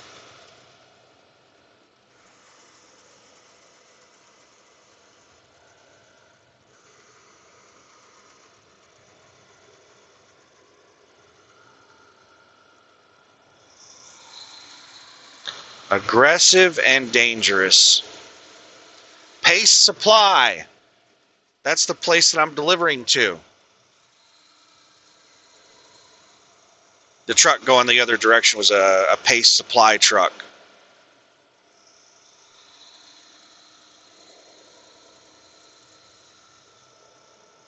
Rest area in 2 miles.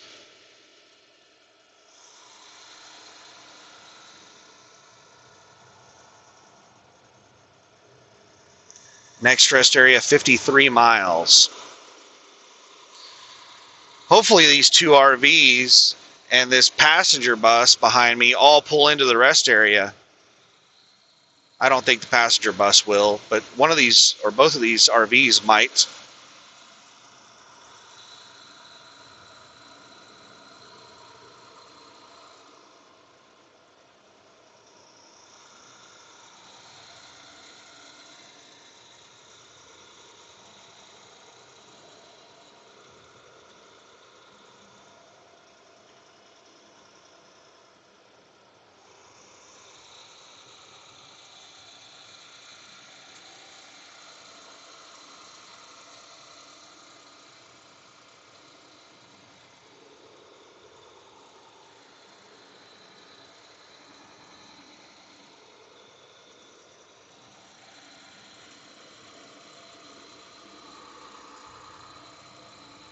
There's a bunch of vehicles behind me. I can't really tell exactly how many vehicles are behind me because of this bus behind me.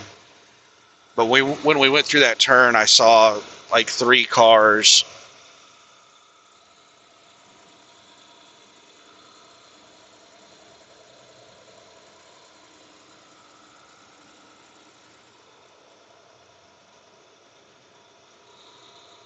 All right, looks like it's a left turn for the rest area. Let's see if...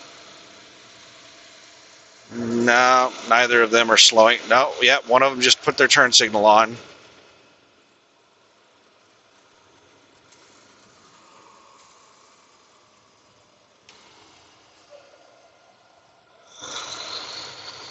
So one of them went to the rest area.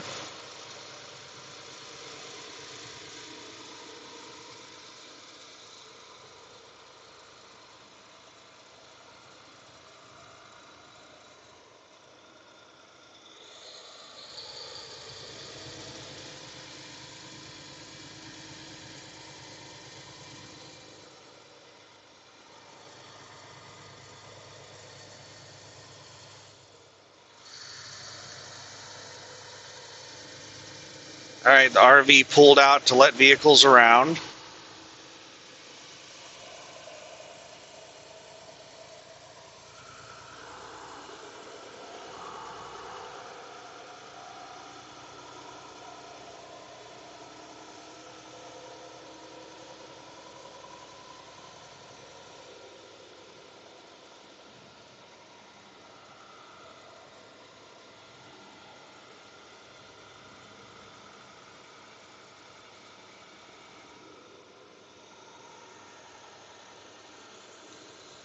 Now I just need to find a place to pull out to let the vehicles around me.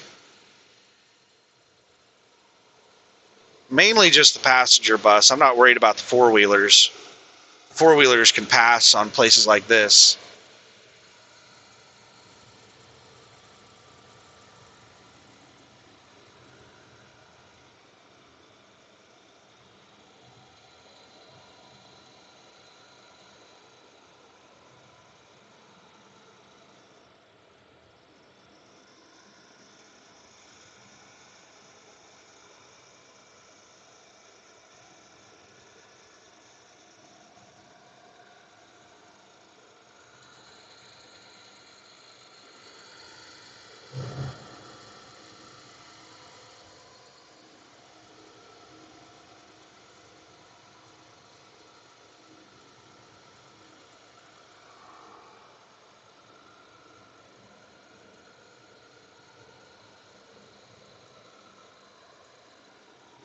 But if I see a turnout big enough for a truck or something,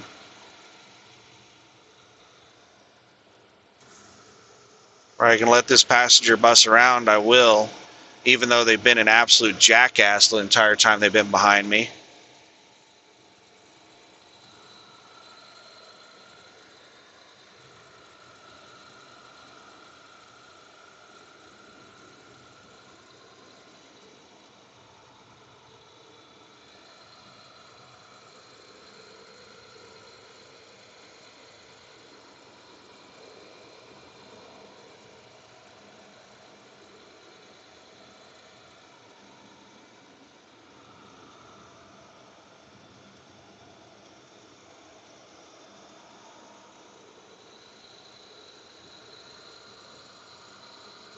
I'm seeing several of these little turnouts.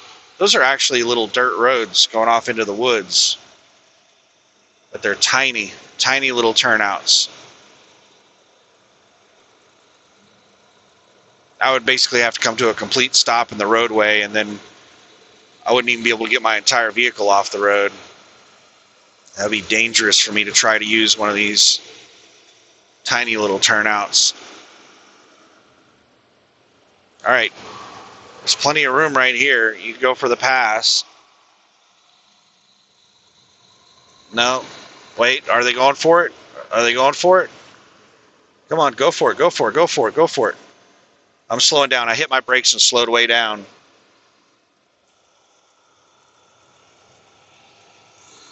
They went for it.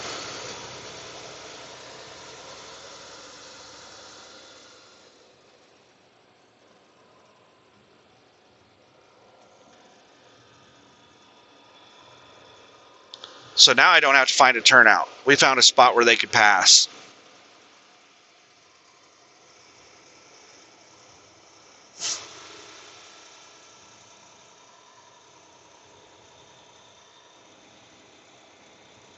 So now we're good. Now all I've got is a four-wheeler behind me that can easily pass whenever they want. A van. Looks like they might be passing right now because there's plenty of room to do it. No, they're just chilling.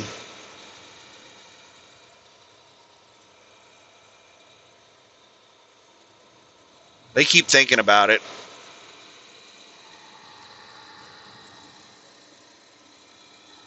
All right, let's grab a new soda. Just a second here. Just finished off my Hawaiian Punch. Now we got one of these Shasta Twist Lemon Limes. The only flavor that I don't like. I buy these Shasta biker gang.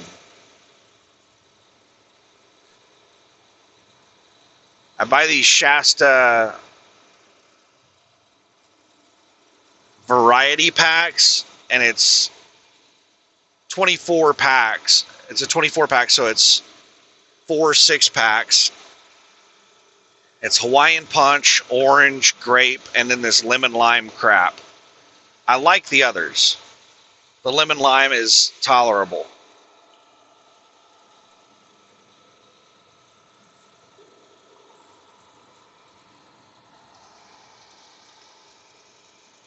I'm not a big fan of variety packs, but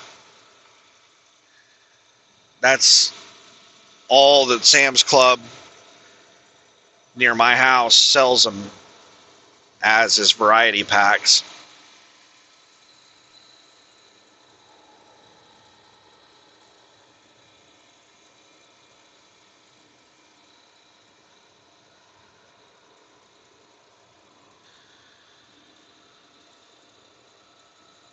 If they weren't in variety packs, I'd probably buy cases of the other 3 flavors because I like all of them.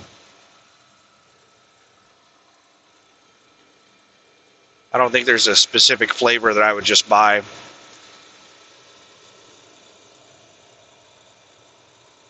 I don't know, maybe the Hawaiian Punch might be my favorite, or the orange. I don't think I could tolerate the grape, drinking it all the time. but it is really nice to get a grape every now and then. But it's like a really strong flavor. The van behind me has a trailer on it. I think that's the reason it's hesitant to pass.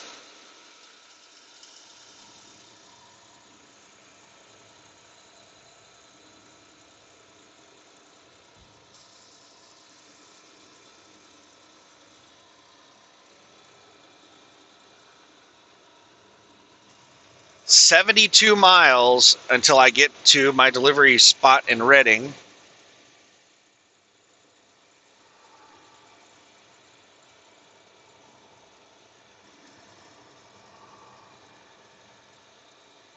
Do I seriously only have 5.5 hours of drive time left?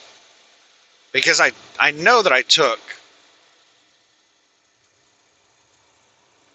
at least a 30-minute break while I was getting unloaded. Oh, I know what it is. Like, I used almost no drive time going over to the place. So I'm going to still probably have, like, after I deliver here, I'll end up taking probably a 30-minute break getting delivered here.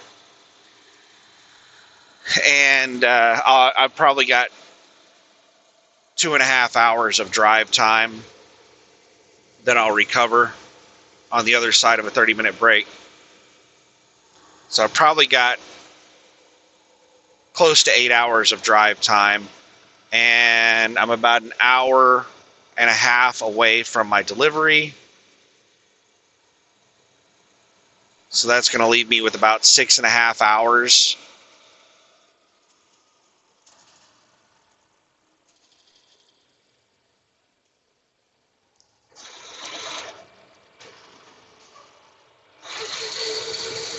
Ugh, they almost didn't get past me in time. I just saw that turn out at the last second.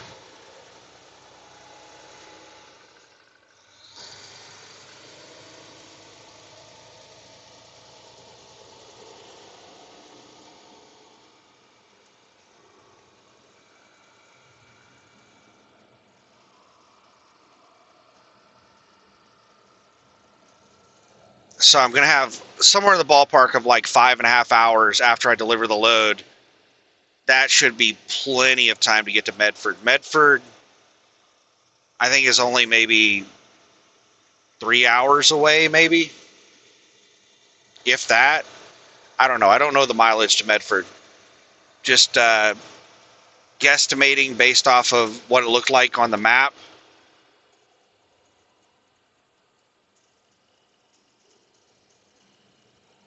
I would guess probably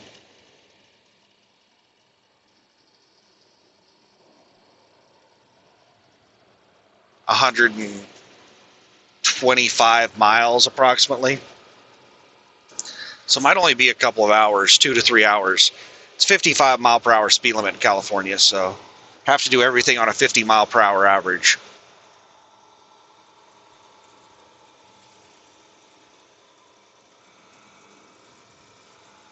Now there's no vehicles behind me as far as I can see.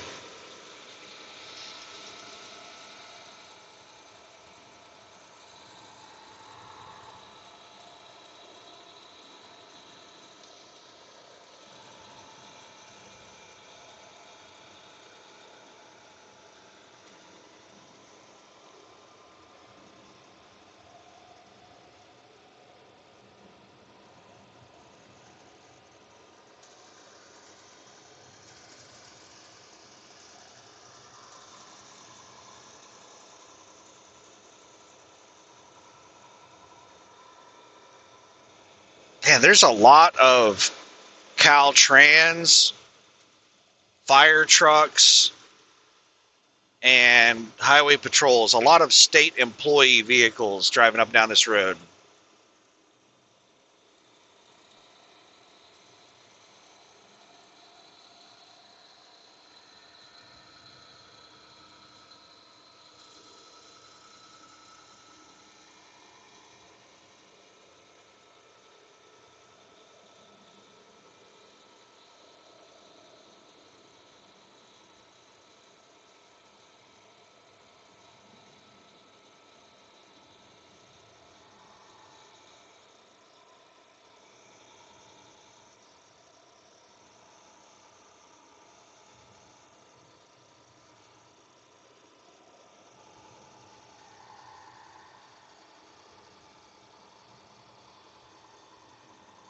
We're just looking at the woods on either side, and there are a lot of trees cut down on both sides.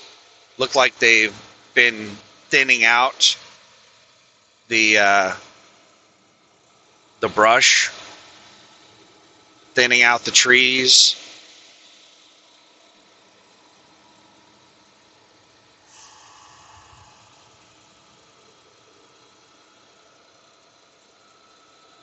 I'm not sure how recent that was done, but I know California has been highly scrutinized for their lack of land management, their lack of fire control. The environmentalists have basically made it to where they weren't doing much of any fire control. And then they've had a couple of major fires in California that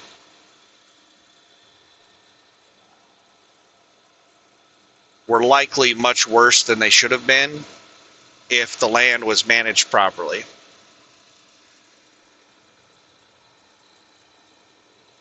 So maybe they are starting to get out and clear a lot of the dead trees out and do fire control type stuff to reduce the risk of large fires.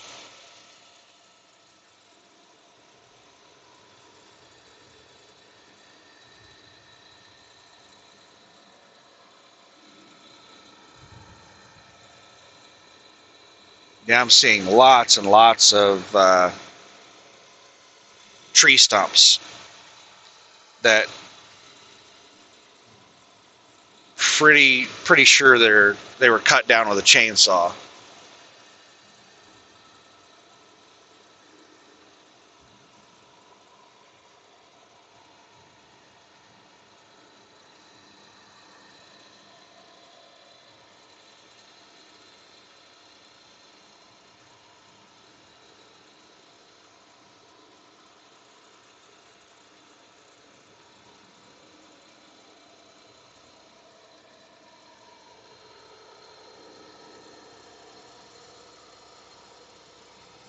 Why are logging trucks so aggressive out on the road?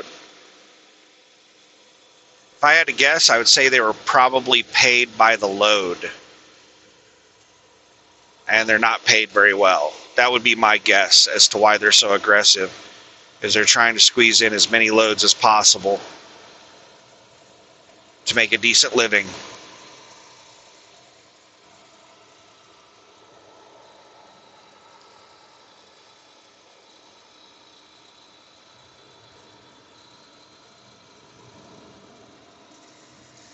$64 miles. And we've got 8.6 miles until we have to make a turn onto 44 West.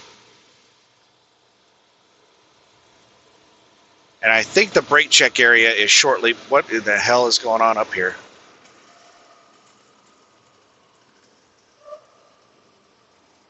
Just got a couple of people in orange shirts walking around, and we got a vehicle on the shoulder on the other side of the road. Just going to slow down a little bit. We're doing 49.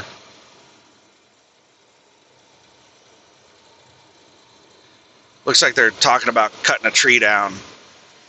They're looking at a dead tree.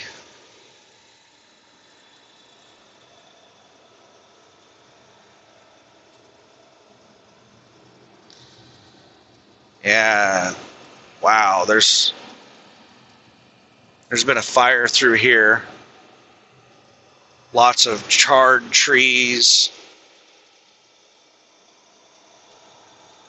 Lots of tree stumps.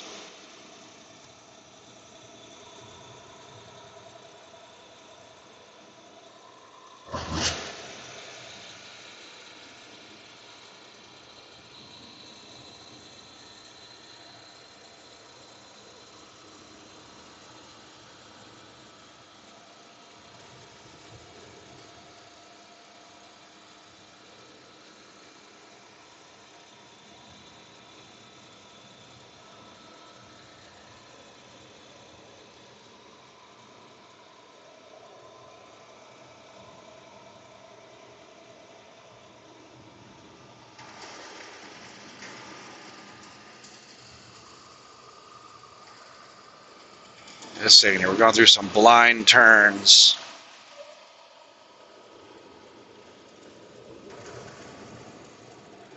This is a pretty nice road. For bi-directional, this is nice. It's been painted recently. It's a fairly good quality road. Shoulders aren't very big. It's not big enough shoulders that you can park a vehicle on them, but they have turnouts fairly often for small vehicles. If I had a breakdown on a truck, man, this would be a bad place to be looking for a spot to pull over. There are not many pullouts that are big enough for a truck.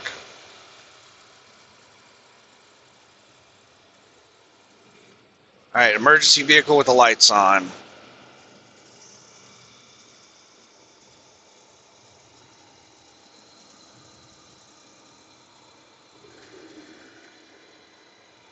I couldn't tell what in the hell that thing was. I don't know if it was fire or medical.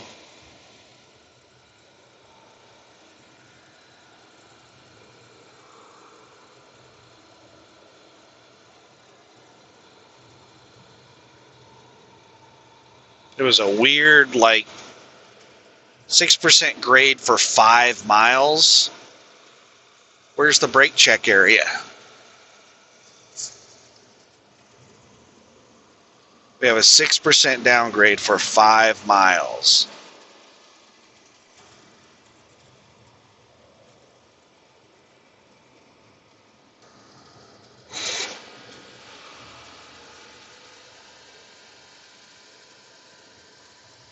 And I'm basically empty, so I'm going to try to keep it at around 50.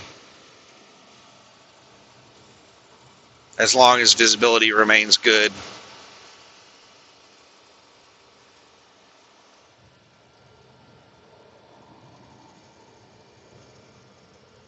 All right, and this is not a consistent downgrade. Right now we're on flat land.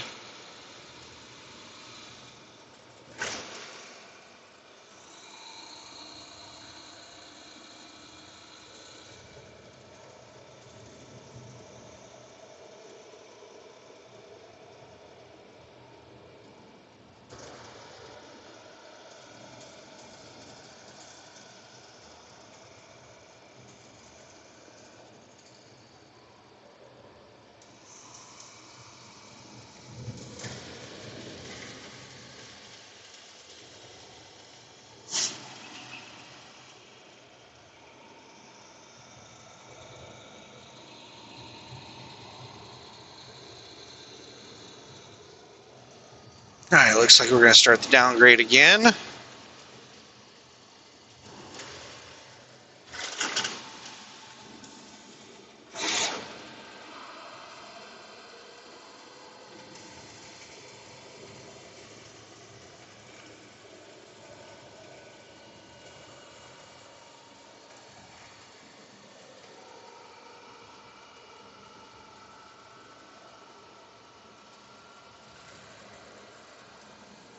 .45-mile-per-hour turn coming up.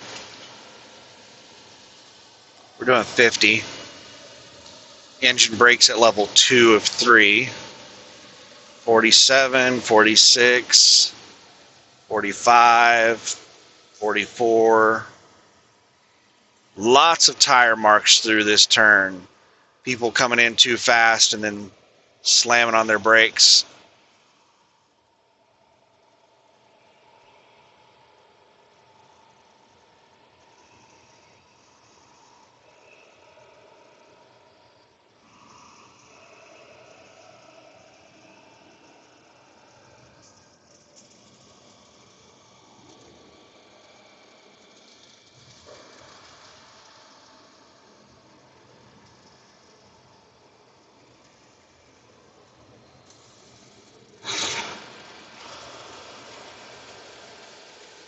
All right, windy road next 2 miles. That's kind of scary because we've been going through windy road so far.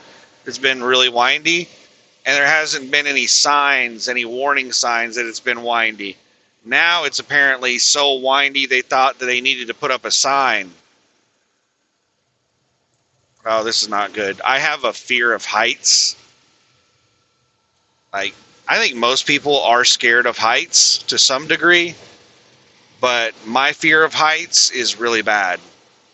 Like, I get up like a couple of rungs on a ladder and I'll start like getting nauseous and feel like I'm going to pass out.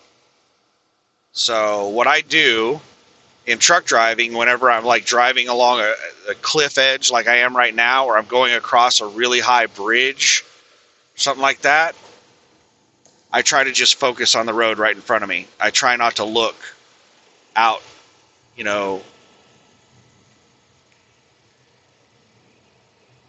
into the void. I just try to just focus right in front of the vehicle.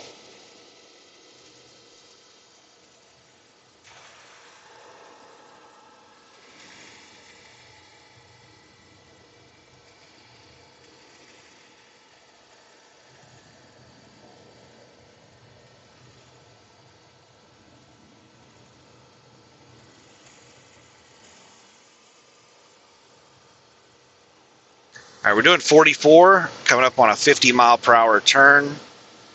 Engine brakes level 2.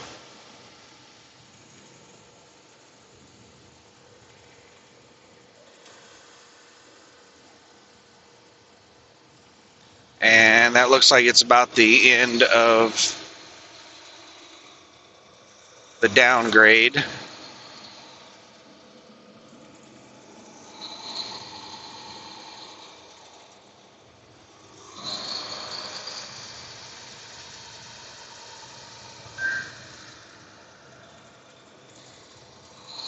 Getting a lot of load alerts. Well, I don't know if a lot is the right word. More than I anticipated. I've gotten like 5 or 6 so far today.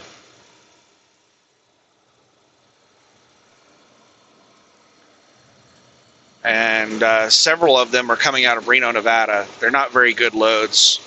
I have my filters set pretty low, and I've seen like some loads coming out of Reno paying like $260 a mile.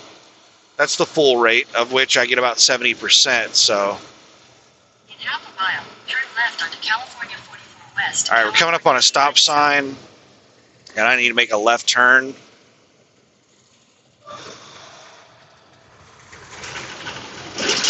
Oh my goodness, they have some extreme rumble strips here.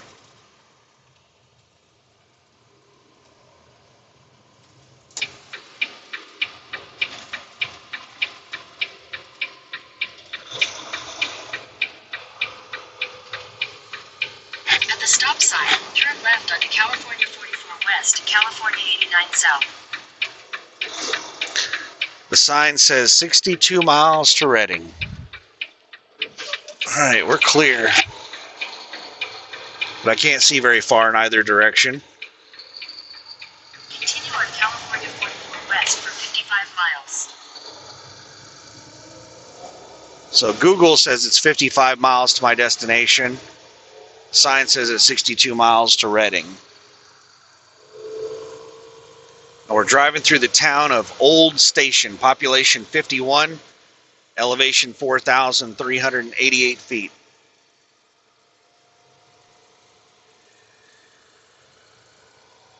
This is a nice little town. 24-hour gas, JJ's Cafe, breakfast and burgers, volunteer fire department.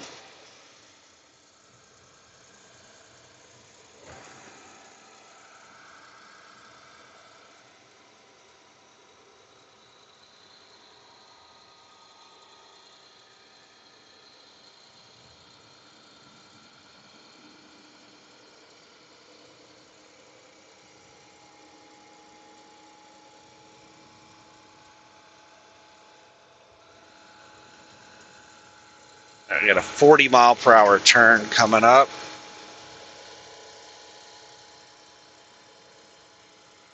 Man, I would love to live out in the woods.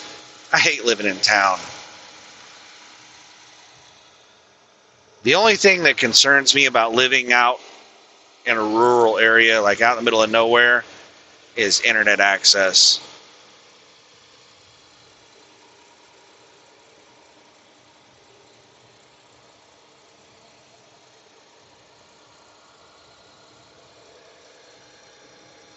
But there are lots of options for internet out in the middle of nowhere these days.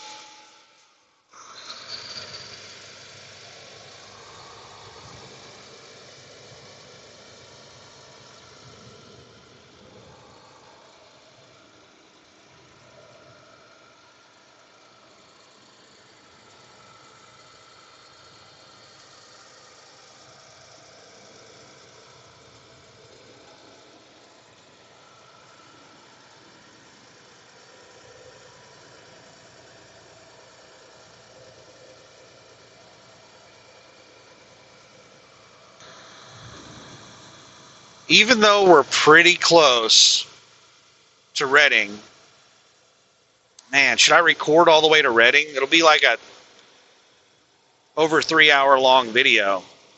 Or should I just stop the brake check area? I didn't realize the brake check area was so close to Redding.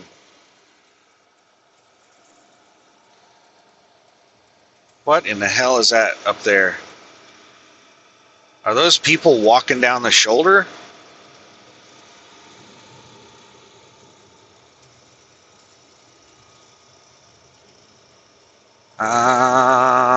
Looks like might be people on bicycles.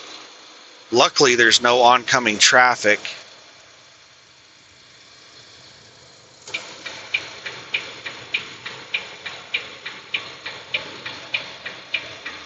This would really, really suck if there was oncoming traffic. This is a terrible place to be riding a damn bike. Because there is no shoulder, there's no nothing.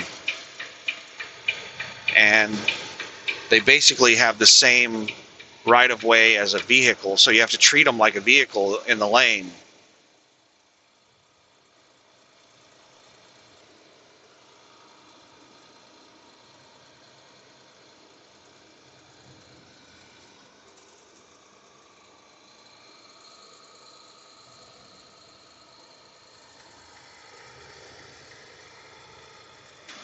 We're only doing 48 miles an hour because we keep coming up to these 40 mile per hour turns. Here's another 45 mile per hour turn.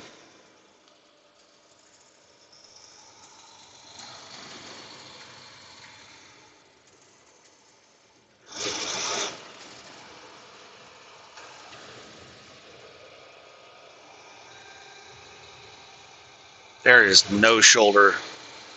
The fog line is just drops right off into the dirt.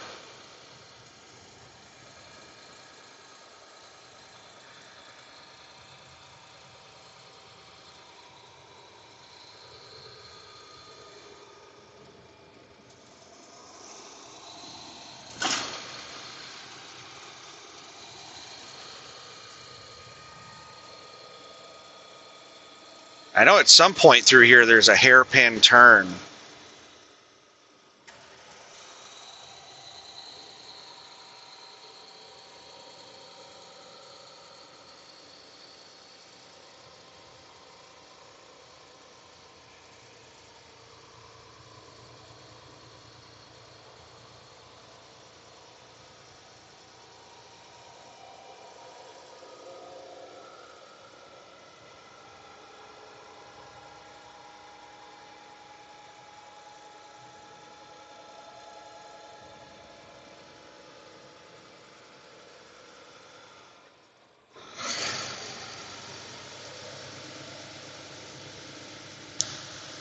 I'm hoping that the road gets a little better.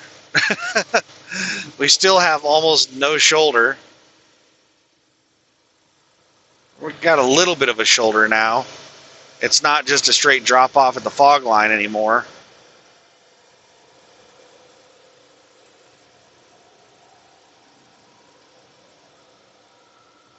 Vista Point in half a mile. Big Pine Campground over to the left.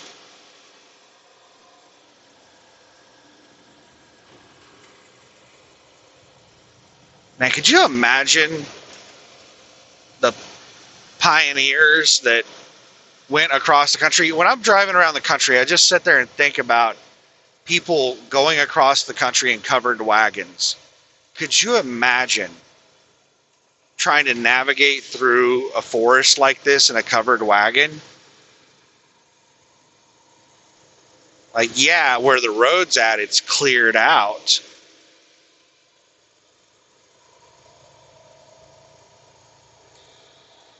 But look at everything to the left and the right. That's what you'd have to be driving through. Like, even on a regular horse without a wagon, it would be a big accomplishment to make it through this forest.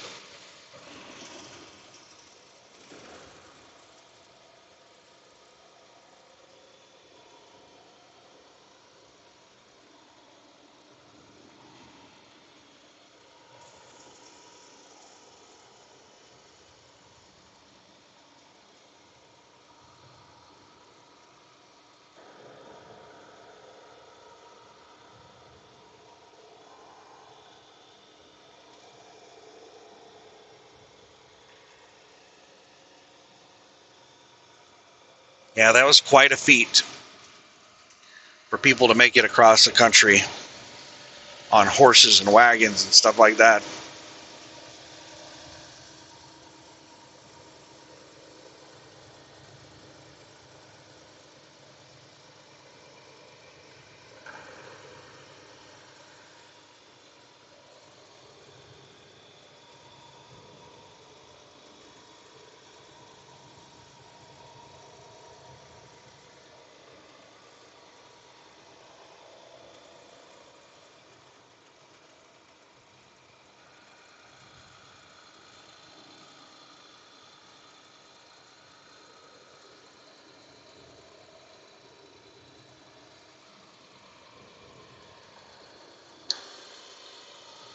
That looked like another, just tons and tons of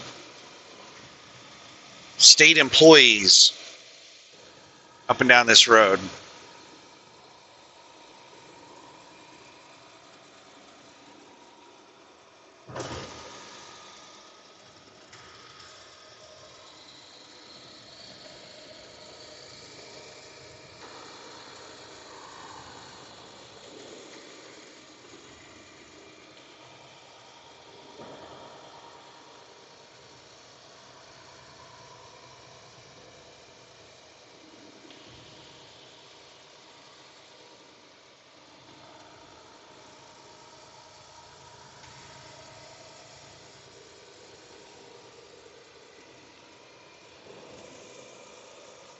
All right, I got a four-wheeler behind me. Pick up. This would be a great place for them to pass, but they're still about a quarter of a mile back.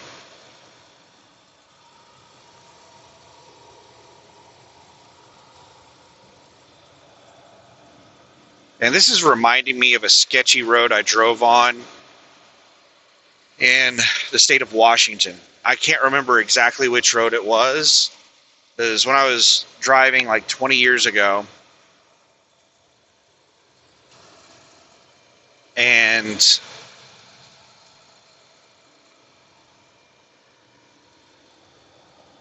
I remember it was in the winter because there was snow on the ground. And it was this really narrow road going up and down the mountains. And I remember being just absolutely terrified. I was delivering to some small town out in the middle of nowhere in Washington.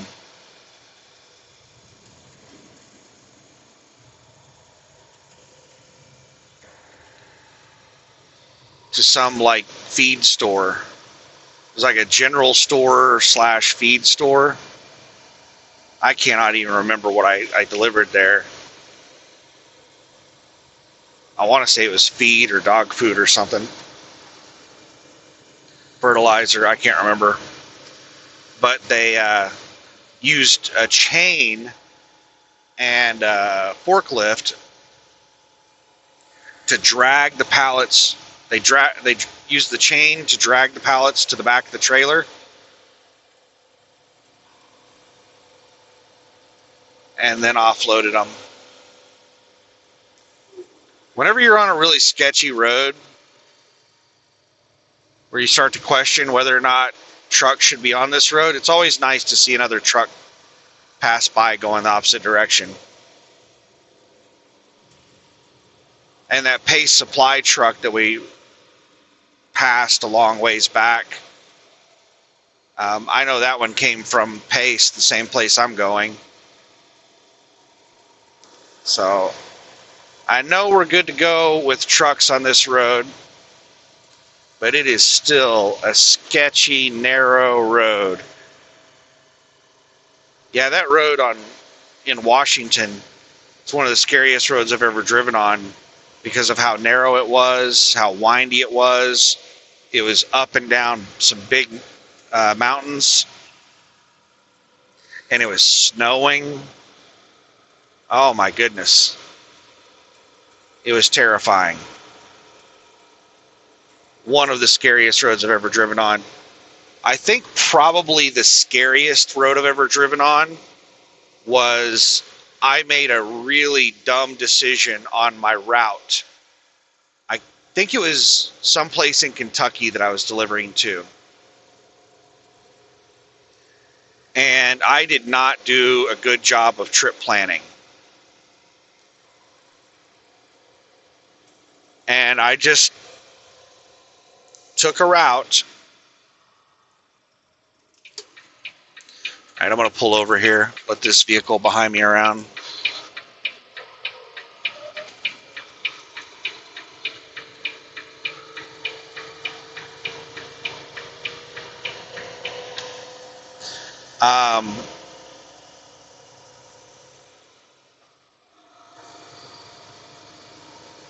I took a route on some really, really, really narrow roads, some really rural country bumpkin roads where there was almost nobody else on the road, and what few cars did drive by me, they were just looking at me like, what in the world is that truck doing here? Like, it was some country bumpkin roads. I had to make, like left and right turns a couple of times on the roads, and they were really narrow roads, and it was just like a cliff at the edge of the road. Really deep ditches.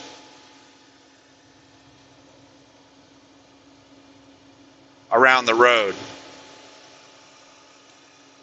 And the turns were so tight that I had tires just like hanging off the cliff when I was making those turns.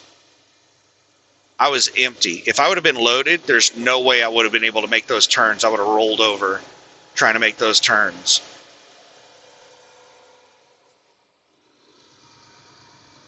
But I got so far down that road that like there was backing out was not an option. It would have been like 20, 30 miles of backing.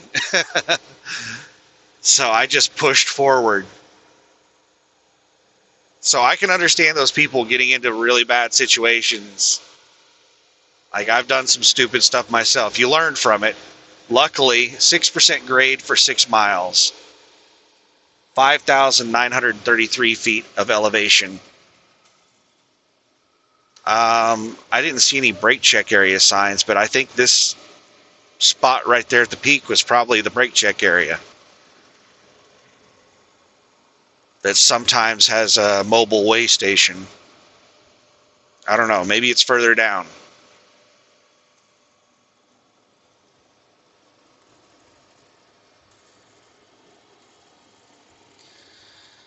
But not only was I almost not been able to make left and right turns because of how narrow the roads were and how deep the ditches were, also, I had to go over like 2 bridges that were really sketchy. Like, these were old, like, iron bridges. I think they had like railroad ties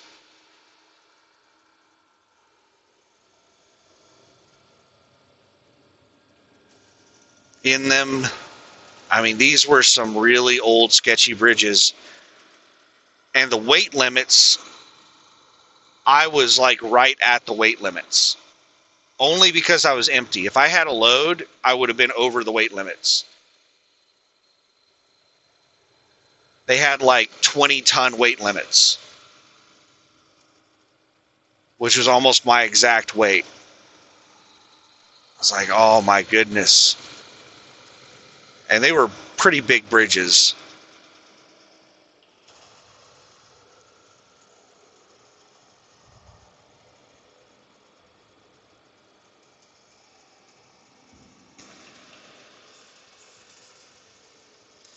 I think that's probably the scariest road I've ever been on. And that's one of the reasons I really don't like driving on state roads and highways. I prefer to stay on interstates. I'll drive an extra 50 miles to stay on interstates because that basically created a phobia. Like I'm terrified of getting onto state roads or highways and them getting really narrow on me.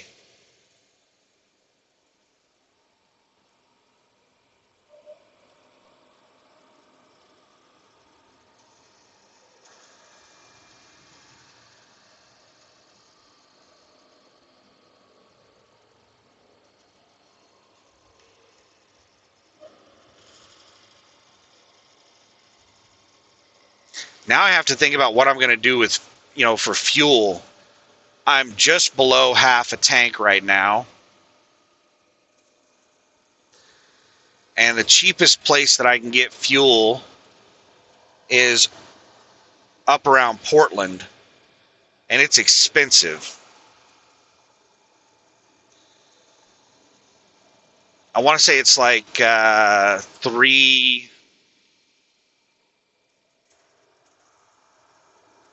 let's say 7%. Yeah, 7% grade next half a mile.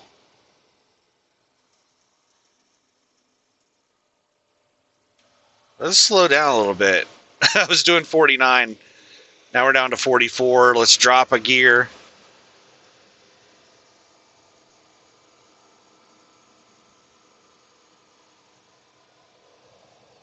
We're doing 43 in 10th gear.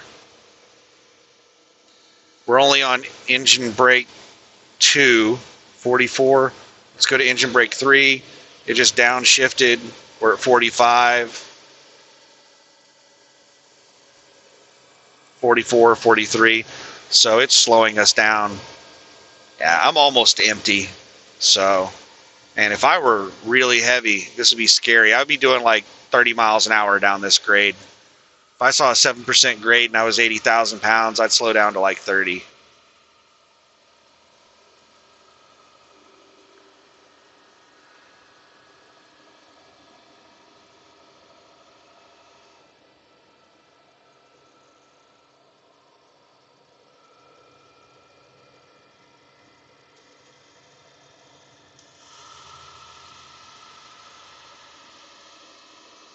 $45-mile-per-hour turn. We're doing 43 right now. 42, 41, 40. We're only on engine brake level 1, so I'm going to have to turn the engine brakes off.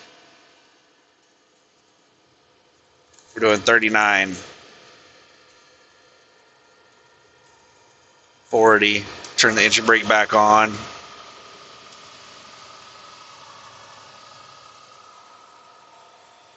Going through an area of no shoulder. So I have to be careful about the trailer tires through these turns.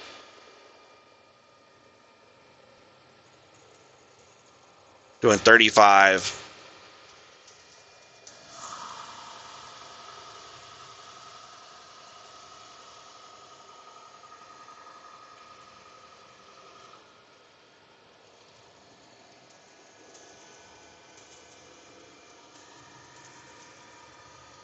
Yeah, this is not a road that I want to drive a truck on often.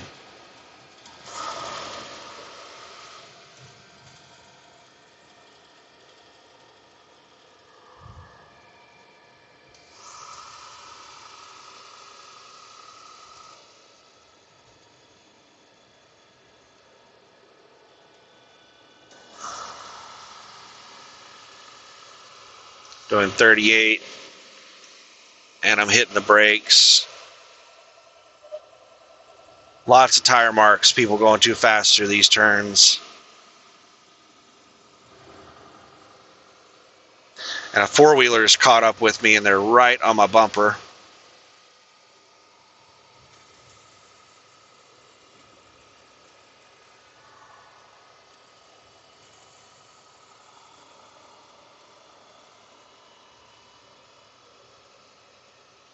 We've got a shoulder again. That's nice.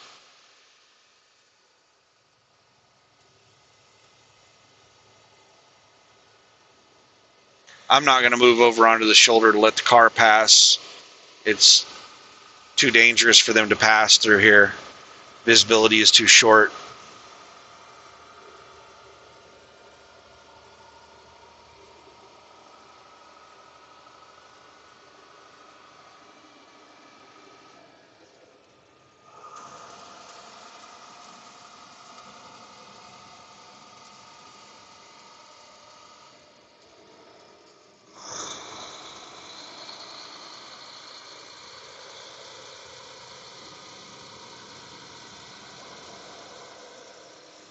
I think we're past that brake check area.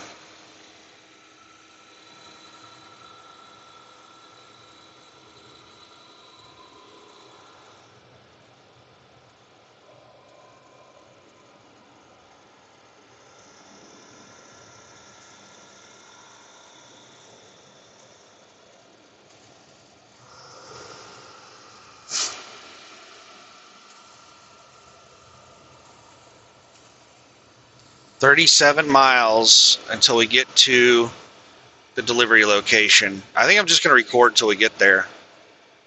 And I apologize, I'm not talking about awesome stuff, but this is some pretty sketchy road. It's taking a lot of concentration.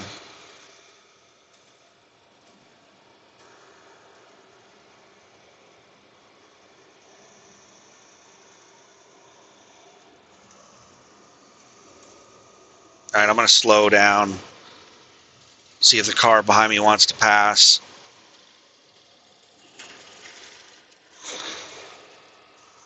There they go.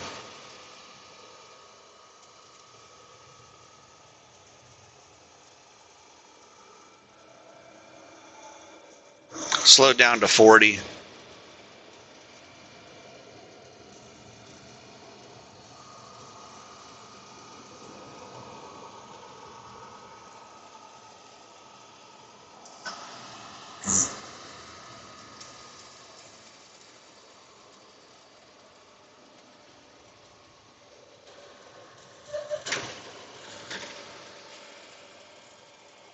Viola, population 97.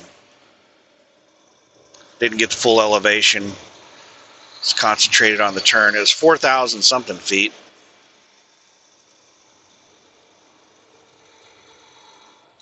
All right, 35 mile per hour turn. 35, 34.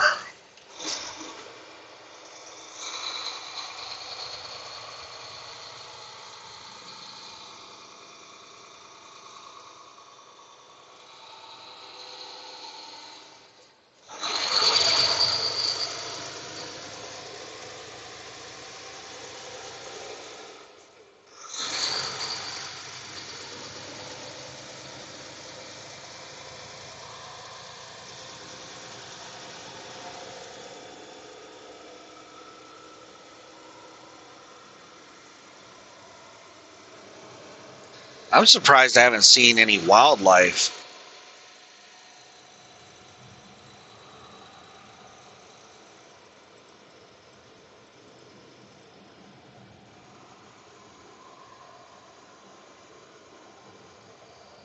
Seen a few dead animals in the road, but that's about it. We just passed one dead animal on the road. Couldn't tell what it was.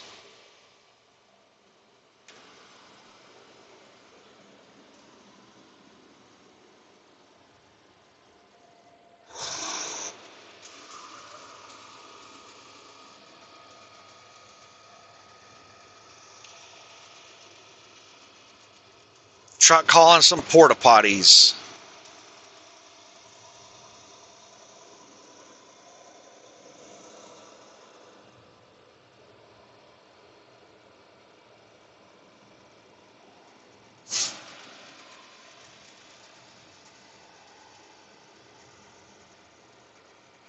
Oh, wow.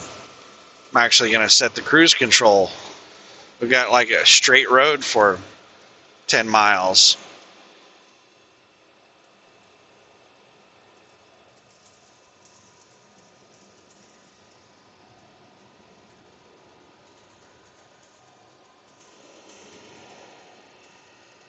We're still going slightly downhill. I've got the cruise set at 55 and we're coasting at 58.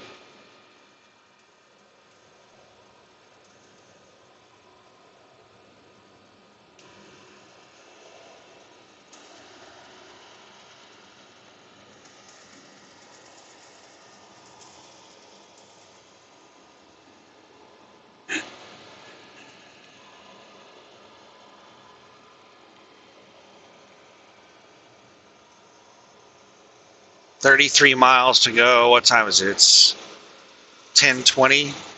So I'm going to get there right around 11, just before 11.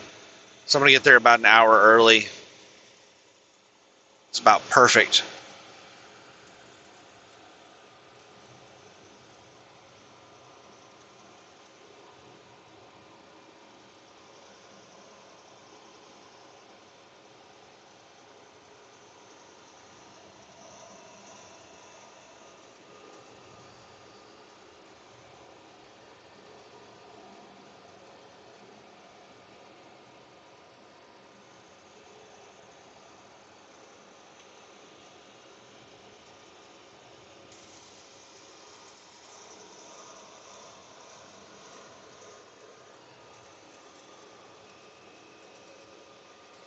Elevation 4,000 feet even.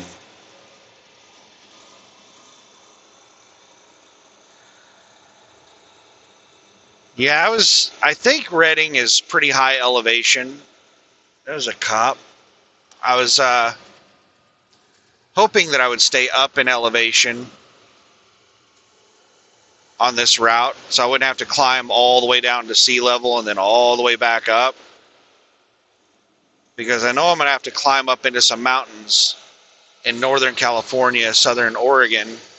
I have to go over Shasta.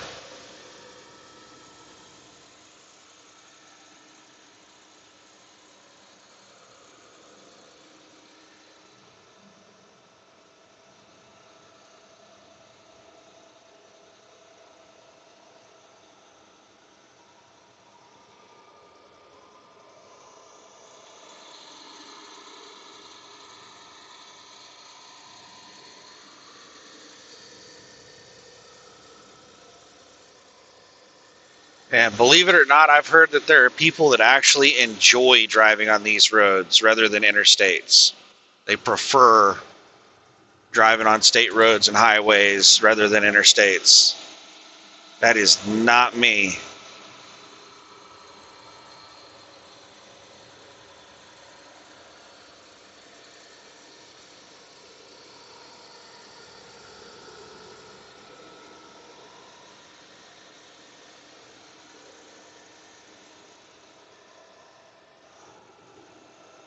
There's a car catching up with me. It's about a mile back right now.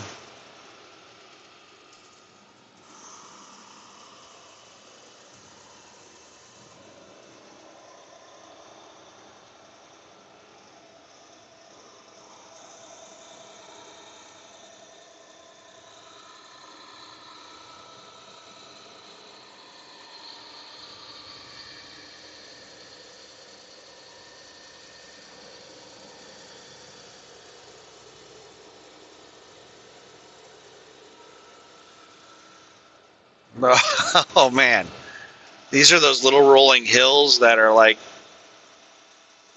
so small and such a big dip that it gives you that sensation of floating. Well, one of them did. If I was in a car going faster, I'm sure several of them would have.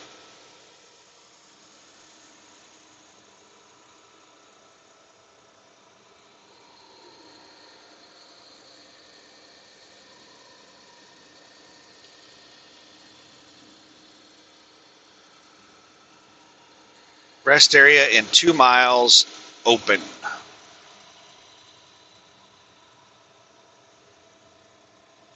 We don't need no rest area.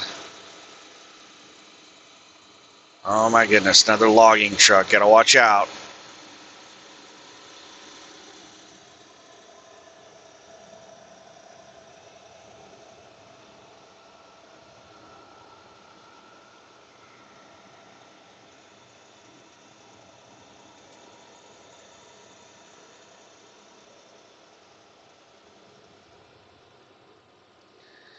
Starting to get hungry.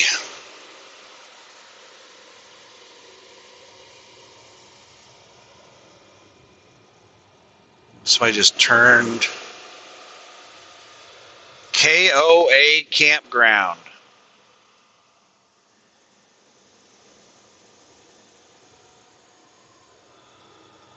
I forget what the KOA stands for.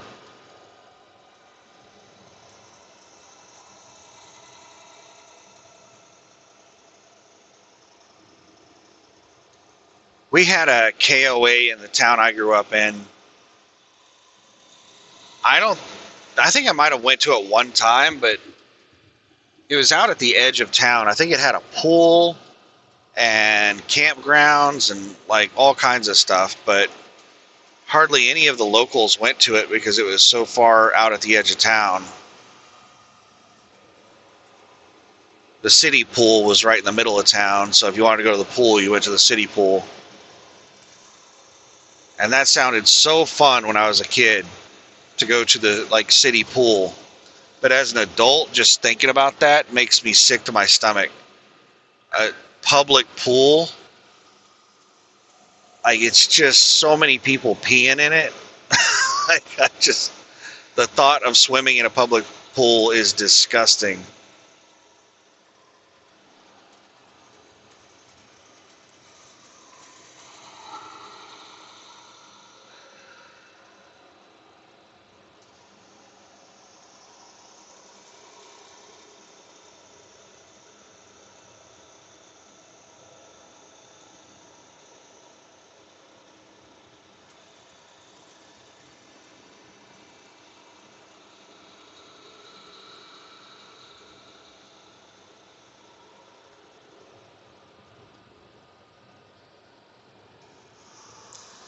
Second here, I think the car behind me might go for it, even though it's a no passing area. Oh, they almost did.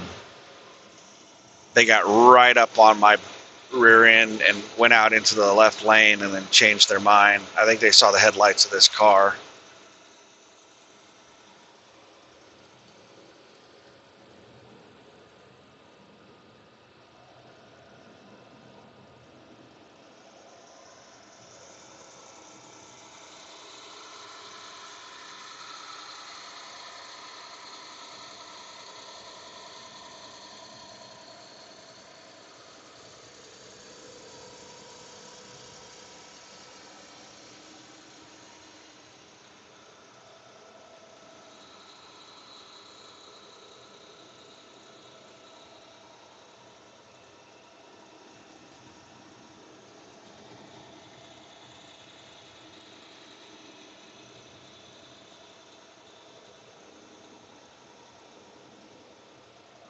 Fire department's having a bingo August 22nd, Wednesday, August 22nd. And they have blackout bingo. Buy-in, I forget the time on the buy-in. I think it was 6 p.m.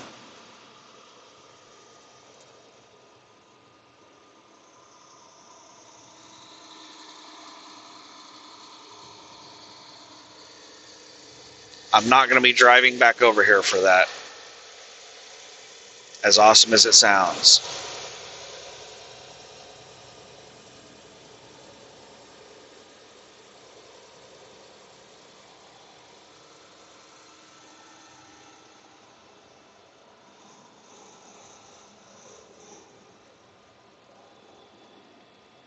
$45. Is this a speed limit change or is this a recommended speed? 45 zone ahead.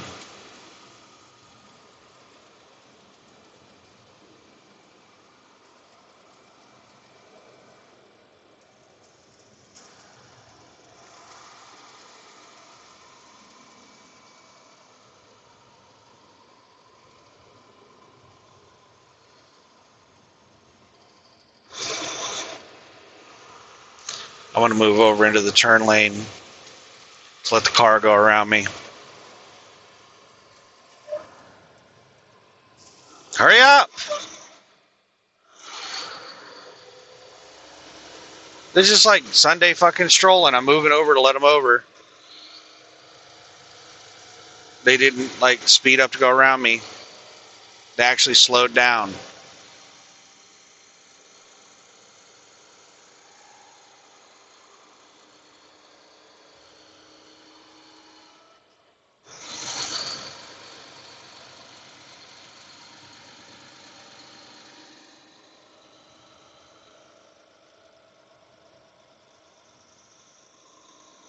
Makes me not want to be nice to people when people are inconsiderate when I'm nice to them. Downgrade next 10 miles. Damn it, Redding. You're much lower elevation than I thought. All of this down that I'm having to do, I'm going to have to... Woo, that car in front of me took that turn too fast and drifted out into the oncoming lane. Yeah, all this downhill I'm having to do is going to have to be undone going back up.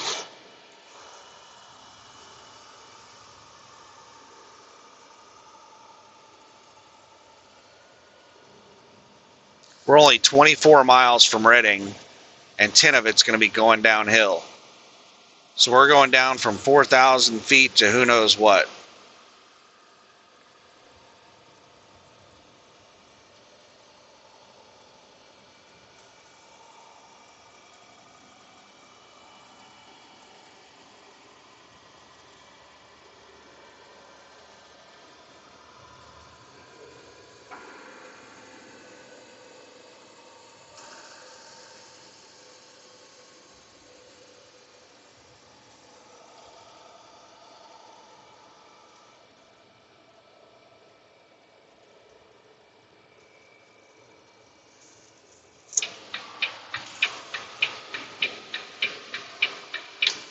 All right, I got 2 4-wheelers. Hurry up, get by me.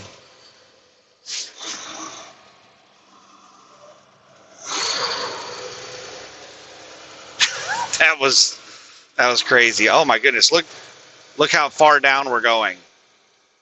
Look way out ahead. You can see way out there. We're going way down.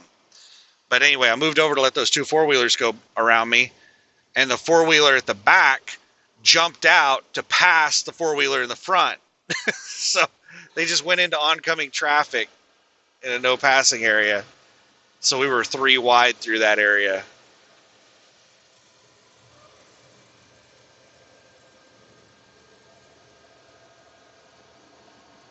(3,000 feet elevation. We've gone down 1,000 feet so far. Is Redding sea level? I didn't think it was. I thought it was pretty high elevation. Because I remember when I was a line haul driver, I was based out of Reno, Nevada.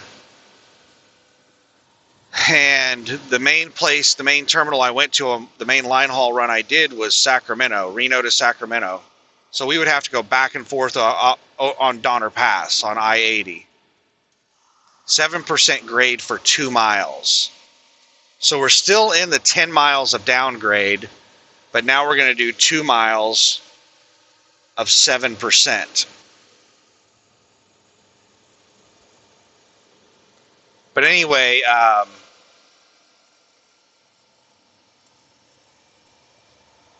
The Sacramento run out of Reno was like the worst line haul run. So we had all of the newest people on that run. You basically had to do that run for like 2 to 5 years before you could get enough seniority to do something else. And it was the complete opposite for all the other terminals in California. The Sacramento run was like one of their best runs. So all of the people coming over to the Sacramento terminal from Reno were people that were, low on the seniority list. And the people coming from all the other terminals were really high on the seniority list, like people that had been with the company for 20 plus years.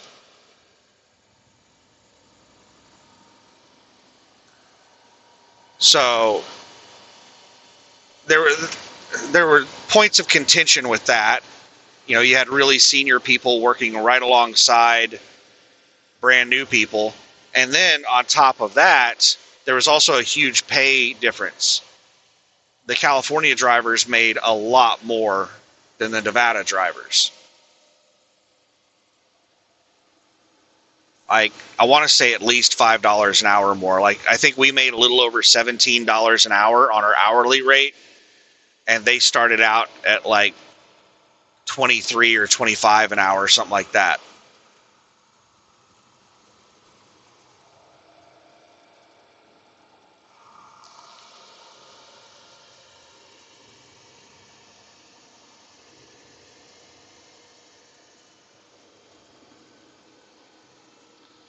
So we had that point of contention as well. So big seniority differences, big pay differences, and then big differences in what we had to drive through. The Reno drivers, we thought we were the best drivers because we had to drive back and forth across Donner. And we would come in late because we had to drive across Donner and we had to put chains on and all that stuff. And all the other drivers would be complaining about having to do extra dock work because we're coming in late and they're having to cover for us. And everything's running behind schedule because of us and crap like that. And we would get defensive about it. And it basically got to where the Reno drivers were, throughout the winter, were always talking about how easy the other drivers have it driving down here at sea level, not having to deal with snow and ice and chains, landslides. It was crazy. I-80 across Donner was absolutely insane.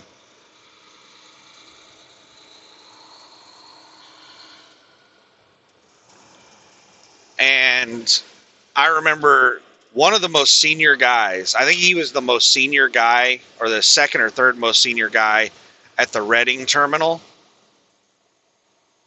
And I think he was the most senior guy at the Sacramento terminal when he was there. He had been with the company for like 25, 30 years or something. He was a really nice guy, but I remember him talking about how, well, yeah, we have to drive through the mountains and snow and ice and all that stuff in Redding as well. I'm like, are you serious? Like, I haven't been to Redding in a long time, but I didn't think Redding was very high up in the mountains. He's like, oh yeah, we're up by Shasta. So, like, we deal with the same kind of snow and ice and all that stuff that you do. And I was never really interested in it enough to, like, go fact check him. But so, based off of what he said, I just always assumed Redding was at a high elevation up in the mountains. And it looks like it's at a much lower elevation than he was making it out to be.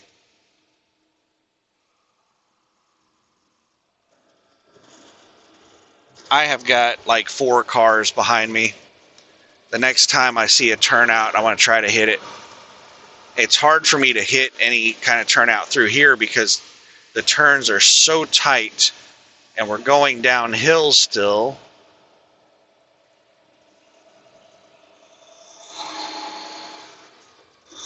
And I'm not going to pull out onto some gravel crap like that and risk rolling the truck over. For me to drive off the road onto gravel like that, I would have to like come to a complete stop to do it safely. And even then it'd be dangerous because if that dirt sinks in, then the truck could easily roll.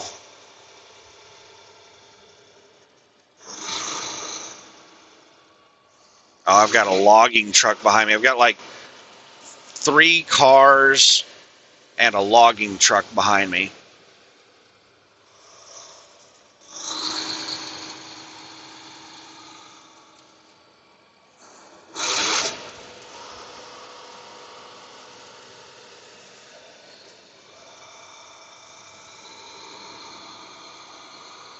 $16 miles to go.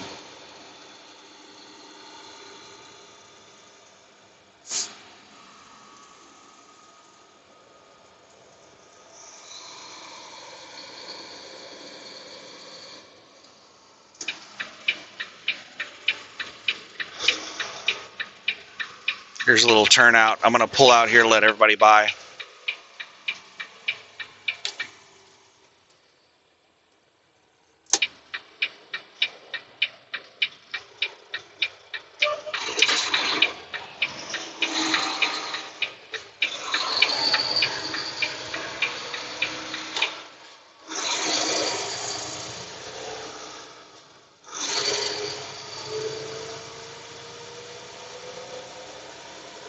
Oh, wow. The logging truck is going for... Do we have a passing lane right here? Or is that just a left turn? I was like, my goodness. I just did that turnout and there's a passing lane right there. But no, it's a left turn.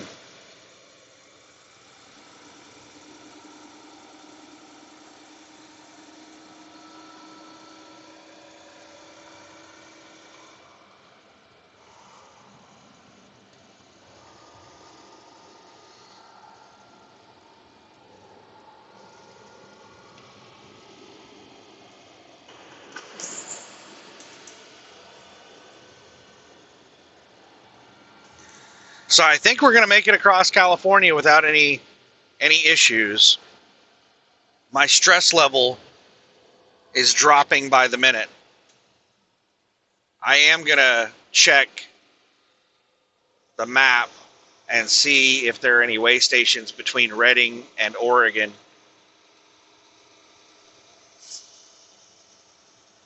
That I have to go across. And I think I mentioned it earlier. If there are, I'm going to check like what times they're open, and if they're only open during the daytime, then instead of driving to Medford immediately after I deliver, I might just like park in Redding at a truck stop and then drive to Medford tonight. But I don't think that's going to be an issue. I don't want to do that. I want to drive to Medford right now.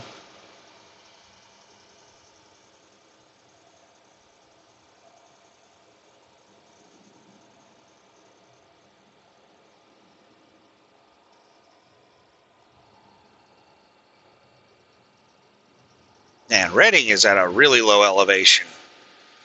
I need an elevation sign. I bet Redding is probably like less than 1,000 feet elevation.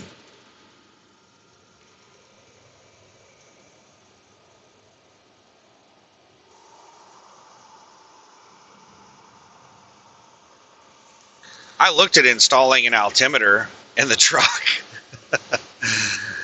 And I just couldn't find one that was like reasonable as far as price and functionality and the ability to mount it and stuff like that. Most of them that I found were they weren't standalone altimeters. They were like part of like a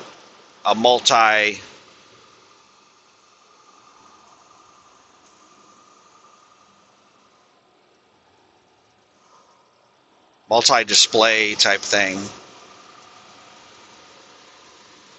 We're still going downhill.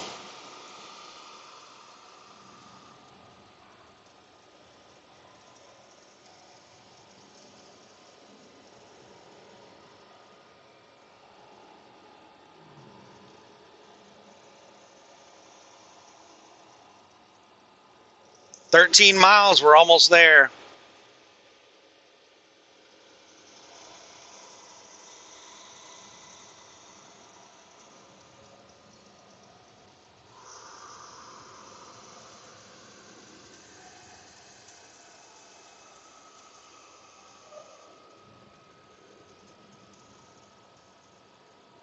Elevation 1,000 feet. So yeah, Redding is below 1,000 feet.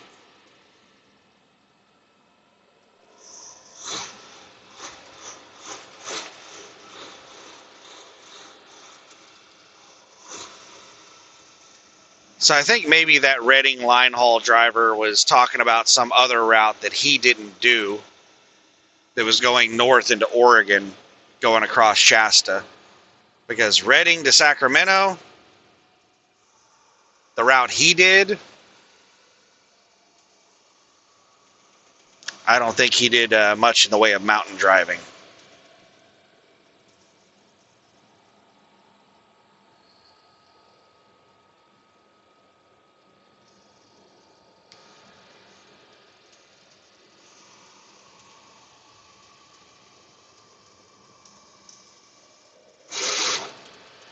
Bridge maintenance ahead.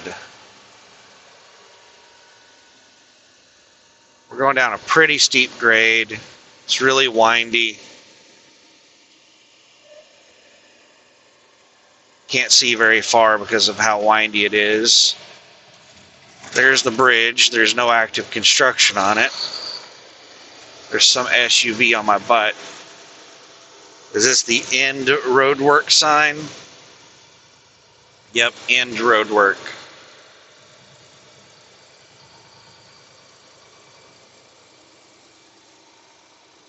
Soft shoulder.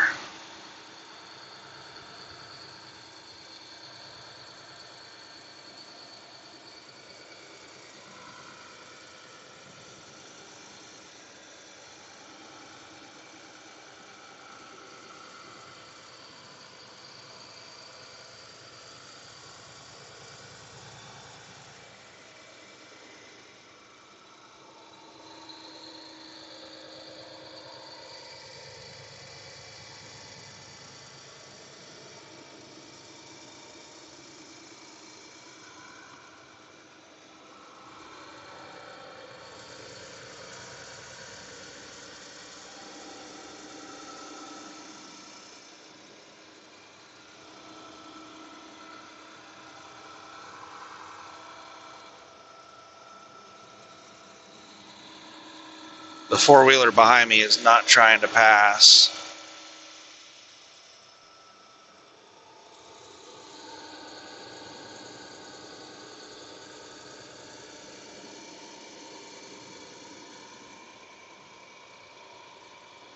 Well, we've almost made it through the sketchiest part of this entire drive. And then after I get to the delivery location here, we're going to have probably the most difficult the most difficult maneuvering, the most difficult low-speed maneuvering of the entire drive. So we're going straight from like the sketchiest roads of the drive to the sketchiest place to back into of the drive, of the entire load, the trip. So we're getting all the worst things out of the way today.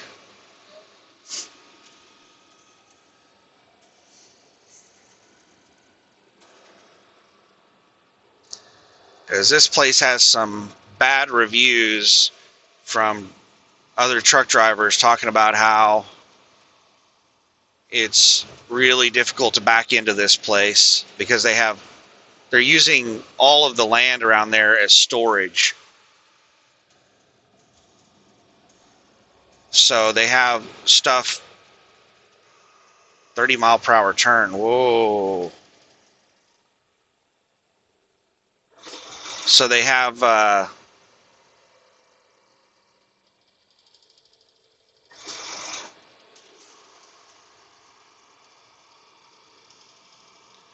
stuff stored in the area you're supposed to have to be able to back into the dock,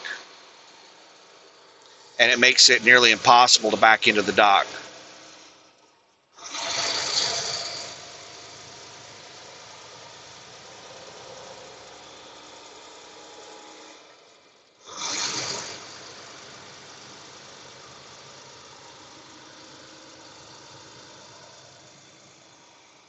I'm basically going to have to jackknife it into the dock, which is very difficult to do.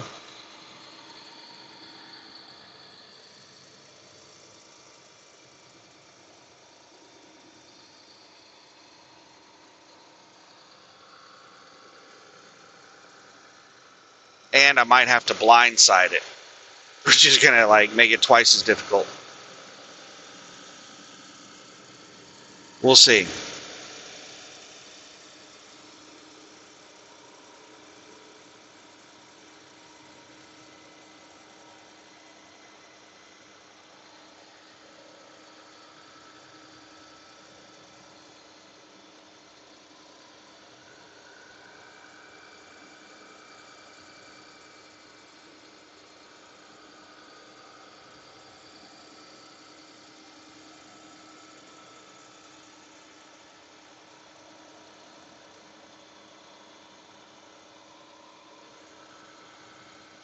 Something I've been on the lookout for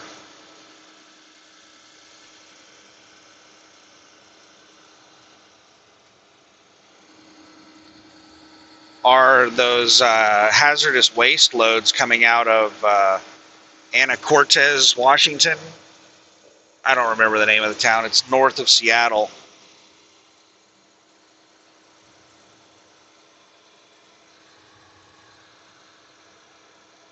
And I'm not sure if we lost that contract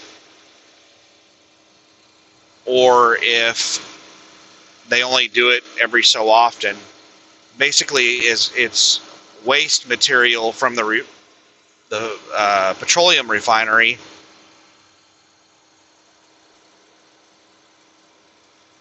So maybe they just store up the waste material for several months and then they ship it all out over the course of a couple of months.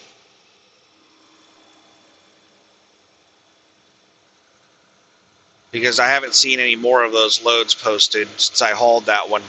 And I had a lot of issues with that load. There's a bunch of old cars driving by. They might be going to Reno. Oh, there's a big long line of them. I bet you money they're going to Reno. Reno has an old car show in August. It's called Hot August Nights. Reno has lots of events. But I remember in August they have one of the biggest car shows in the country. Hot August Nights. I remember my buddy telling me about one of his friends that my buddy grew up in Chino. I can't remember if it's Chino or Chico. I think it's Chino. But one of them is down by LA and the other one's up here near Redding. And he grew up in the Chino or Chico, whatever it is, near Redding.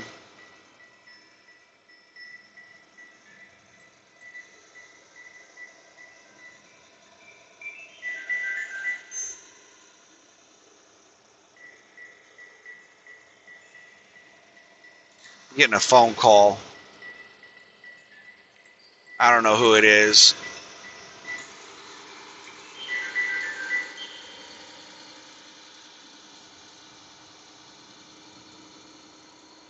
It's important to leave a message.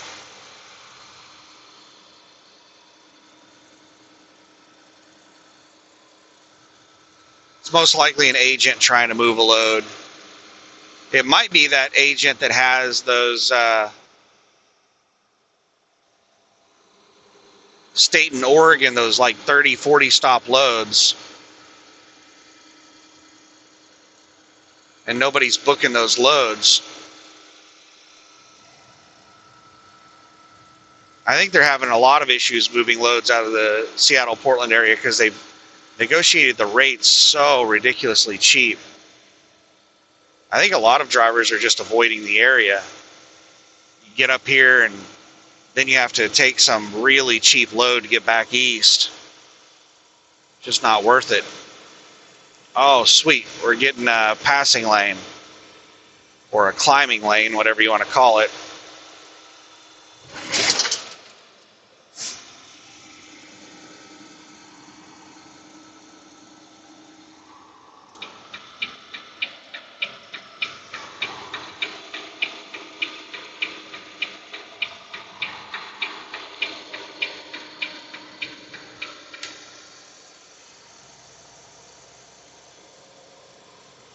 Hopefully all three of these cars can make it past me.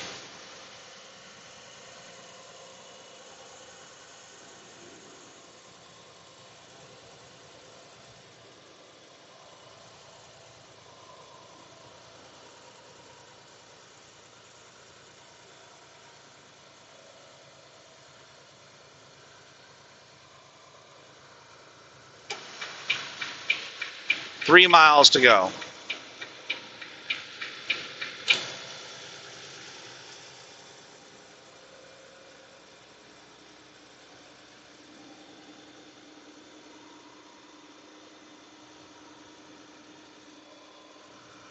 But yeah, I had a lot of issues with that hazardous waste load.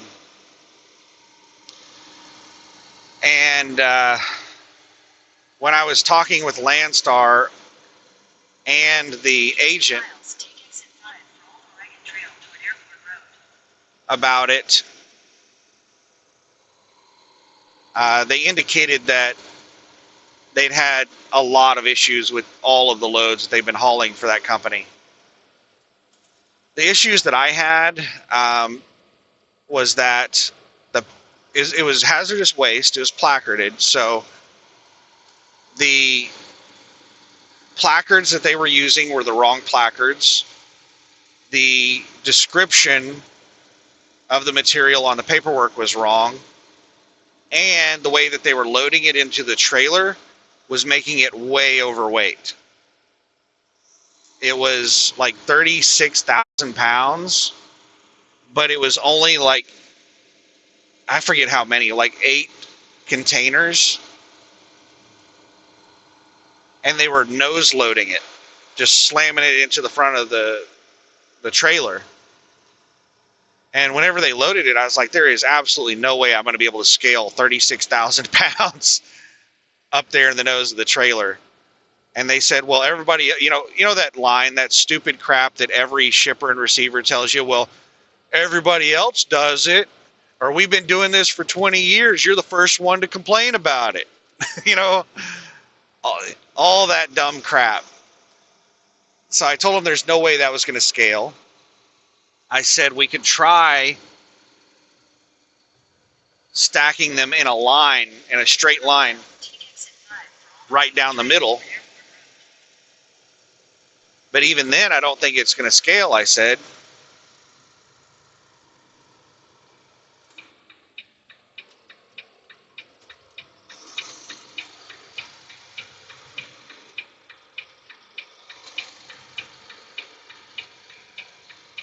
Take exit 5.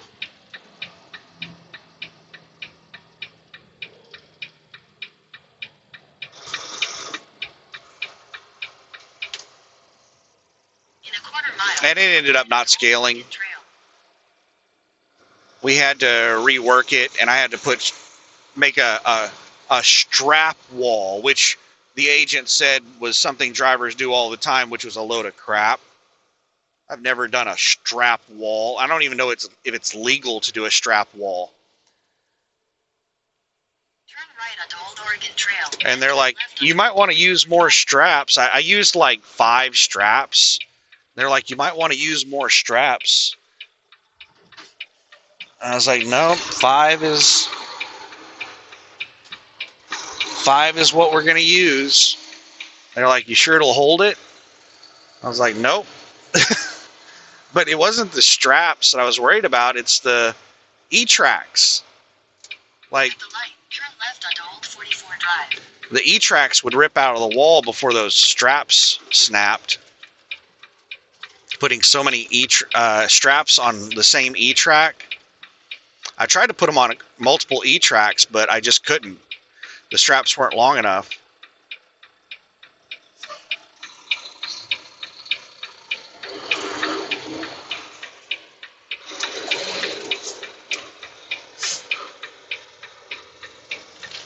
Ugh. In 800 feet, turn right.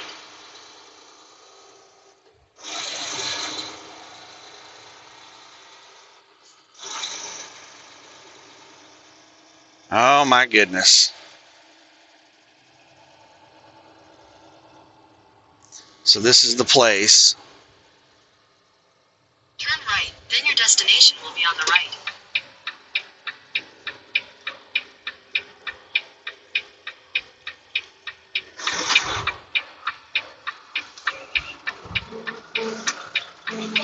Receiving department is to the right. I think the docks are straight ahead, but I really do need to drive around the right side of the building. They do have some outdoor docks here, so I don't know where in the world they're going to want me. Oh my goodness, I barely missed the curb right there.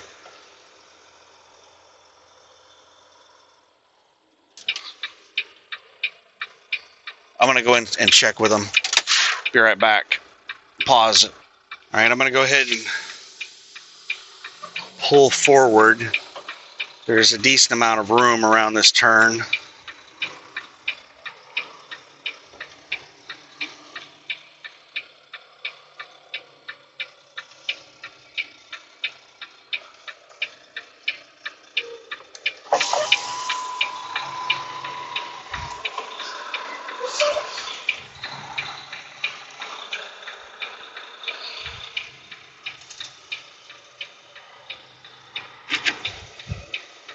All right, I'm going to stop there. I'm not going any further until I know where I'm going. All right, so we're all delivered. I can't remember what was going on when I paused it. But they were going to just pull the trailers. Let me pause this for a second while I'm doing this. All right, so unloaded and good to go. I was just programming in my destination in Medford, and I just called the place that I'm delivering to in Medford to make sure that they actually want me there at 6 a.m. because I had a 6 a.m. appointment today in Reno, and they didn't open up their gate until like 10 after 6, and that was only after I called them. I was like, hey, you guys didn't open the gate at 6 a.m. I got there at 5:35, and I was parked alongside the roadway. I was parked in the roadway because there wasn't a shoulder. I was blocking a lane of traffic for like 35 minutes waiting for them to open up the gate. So I called this place because it shows that they open at 6 a.m. and I have an appointment at 6 a.m. And I asked them, like, do you guys actually want me there at 6 a.m. or before or after or what? And he said, well, I've got a truck at 4 a.m. So take the next left onto Old 44 Drive.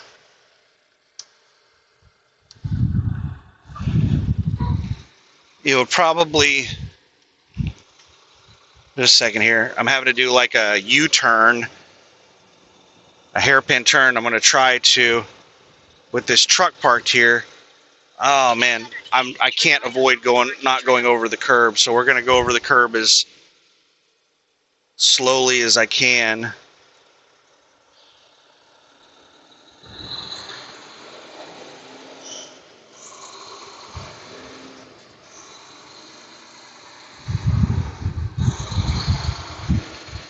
So yeah, he said he had a truck at 4 and show up as close to 6 as I can because he's going to need the time to clear and make space. I think there's a vehicle behind me. I can see a shadow. Can't see the vehicle, but I can see a shadow. At the light, turn right onto Old Oregon Trail, then turn right onto the California 44 West ramp. I hope this car doesn't try to get around me on the right. Ah, shit. Green arrow. I was going to take a right on the red, and then they got the green arrow just as I was about to start rolling.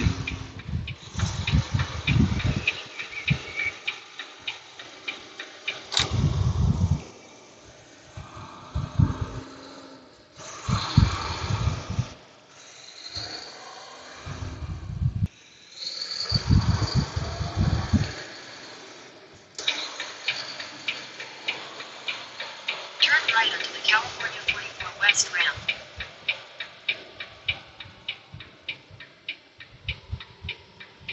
So the plan right now is I'm just going to drive to Medford to the TA truck stop, and I'm going to hang out there until the appointment in the morning. I was going to check and see if there are any more way stations along my route, but I don't really, I'm in a rush. I'm not like in a hurry. It's just that the place I was parked at was not a good place to park. I was basically blocking their receiving area, so I couldn't sit there for very long. They initially were just going to they were going to have me just park in the middle of the roadway in their receiving area, and they were going to use a pallet jack to move everything to the rear, and then take it off with a forklift. But the manager was like, why not use the dock? And he was like, I guess we can.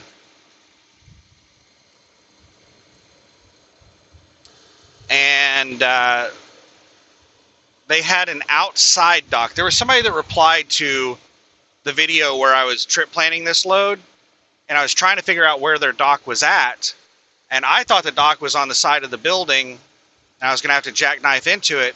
And somebody replied to the video, and they said it looks like it's an outside dock. Look at that red thing down in the bottom right. And that's exactly what it was. There was an outside dock, just like a metal dock, just basically a ramp that you back up to. It actually had 2 docks on it. It had two spots that you could back into. And the guy was hesitant to have me back into that because he was like, yeah, I don't know, it's be a pain for him to get into that. And he looked at me and he was like, do you want to back into that dock?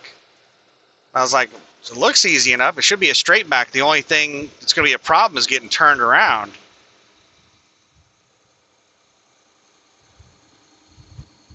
And I basically had to drive around the building and then back in off the street to be able to back into the dock,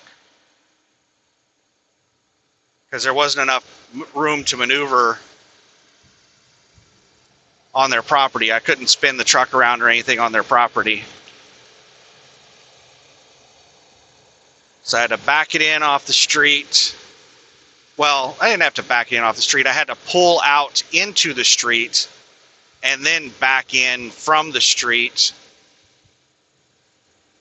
down their parking lot to the dock.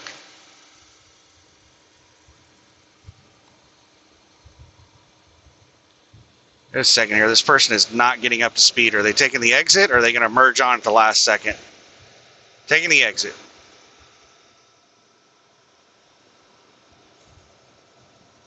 So it's 144 miles from right here to Medford to the TA Petro in Medford. I am sweating like crazy. I need a shower already. I just had a shower. It is so hard to stay clean as a truck driver because you're getting out and getting sweaty all the time.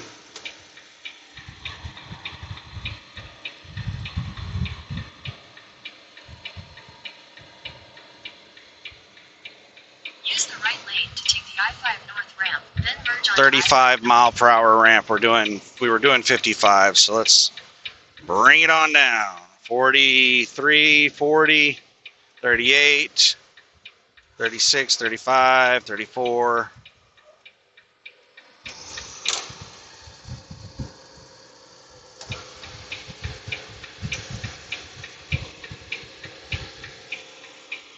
Oh, wow. Wide open space to merge into. Continue on I-5 North, 143 miles.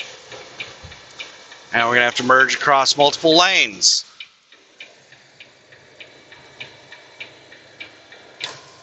All right, and the left lane is ending, so we're good in this lane.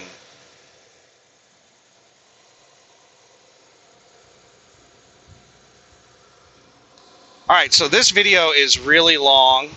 I don't know how long. I haven't checked, but I would guess it's close to 3 hours, if not over 3 hours. So let's wrap this up. I just have a drive from Redding to Medford, Oregon. Redding, California to Medford, Oregon. And then I'm going to be staying the night at the truck stop, and then in the morning making a delivery at 6 a.m. There's not much left in the trailer. There were 20 boxes or 20 pieces that I just delivered. And so the very first delivery was 63. Delivery 2 is 20. And delivery 3 should also be a small delivery of somewhere around 20. So it should not take them very long to unload stuff. And the problem that I'm running into at each and every one of these places is they just don't have room to put crap.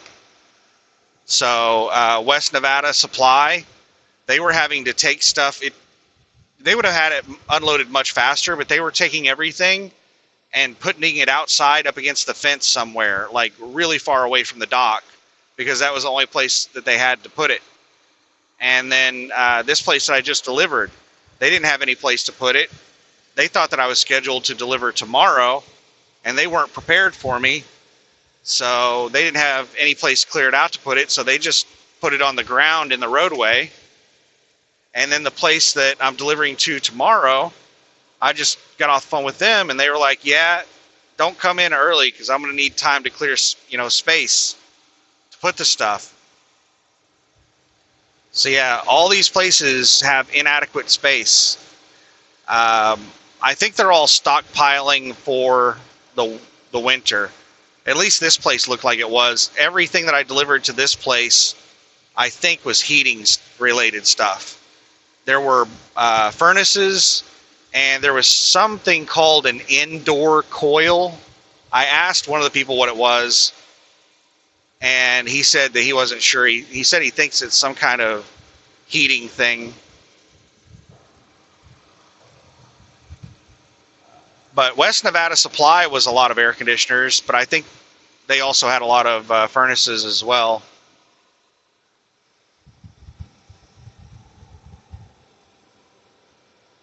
So yeah, it appears they're stockpiling for the winter.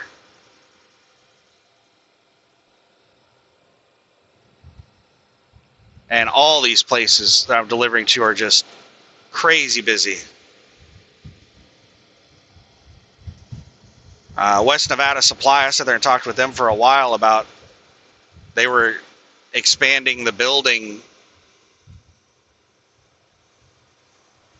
And they said that they had this conveyor system going across like attached to the ceiling or something. Like it was up really high. The conveyor was probably like 20 feet up in the air.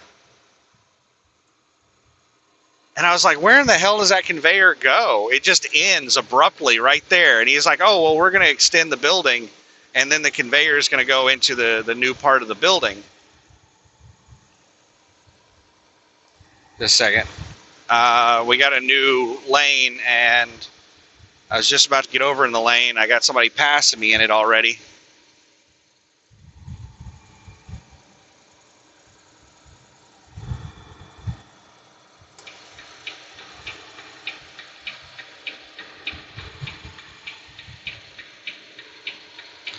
city of Shasta Lake, next 2 exits.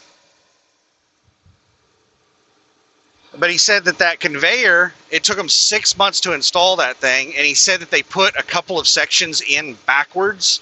So whenever they, come to finish it for the rest, for the new part of the building, they're going to have to redo a couple of sections of it that they installed backwards. So the conveyors go in the wrong direction in a couple of sections.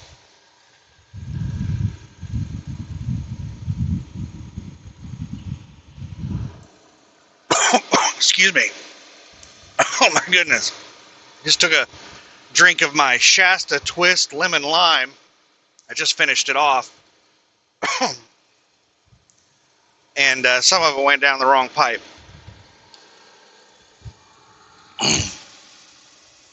That's never fun. So yeah, I think we're good to go. I think we made it through California without getting a ticket or a warning or a fine or whatever would have happened, if anything. Like I said, I'm not even sure if I'm illegal or legal in California. I'm not sure. But once I get to Medford, I might book a load. There's a whole bunch of stuff that I need to do. And I did get a phone call on the way to make the delivery. And they did not leave a message, so it must not have been important. I suspect that it's some agent trying to move a load, which that's never good. I have never had an agent call me and offer me a good load. And the reason is because if it's a good load and you put it on the load board, you're going to be flooded with calls. Agents don't keep good loads on a load board for very long because they get so many calls on them. They want to hurry up and take them down.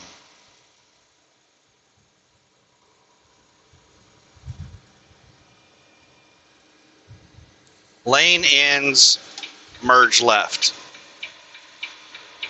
Well, it was nice while it lasted. Looks like we got a cop coming by in the left lane. Yeah, that highway patrol is moving.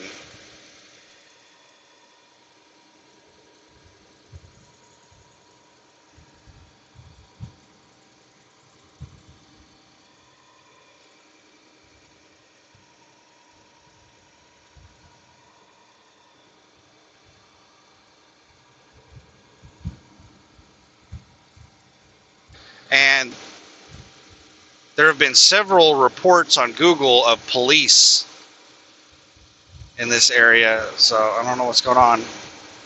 What in the hell is this? So these people are broke down in this van and they're just walking around like did something fly off their vehicle and they're looking for it? There's just a van parked on the shoulder and a couple of people walking around in the ditch. Looked like they were looking for something.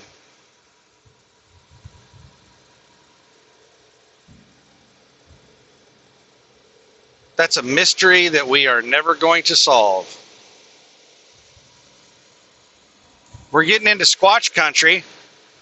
Pacific Northwest is prime Squatch country.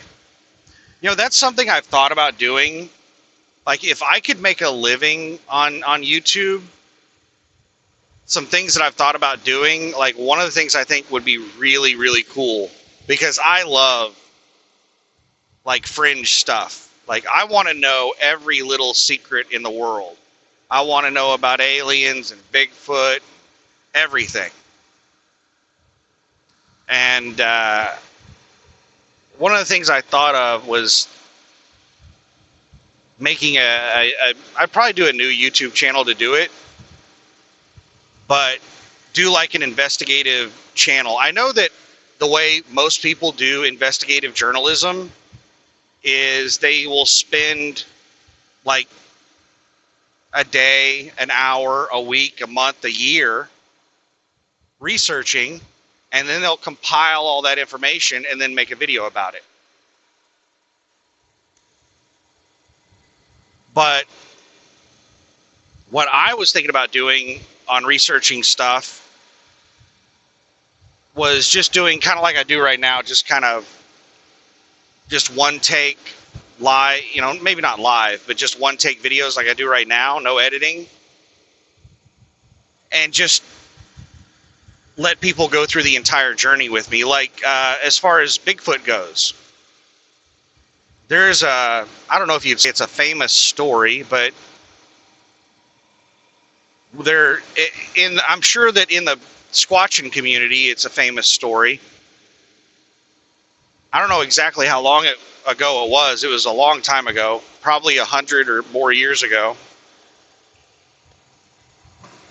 But there was a native tribe, I think it was the Choctaw, I can't remember, in eastern Oklahoma. They were having food stolen from them, and they didn't know who was doing it. And then it escalated to where women and children started going missing.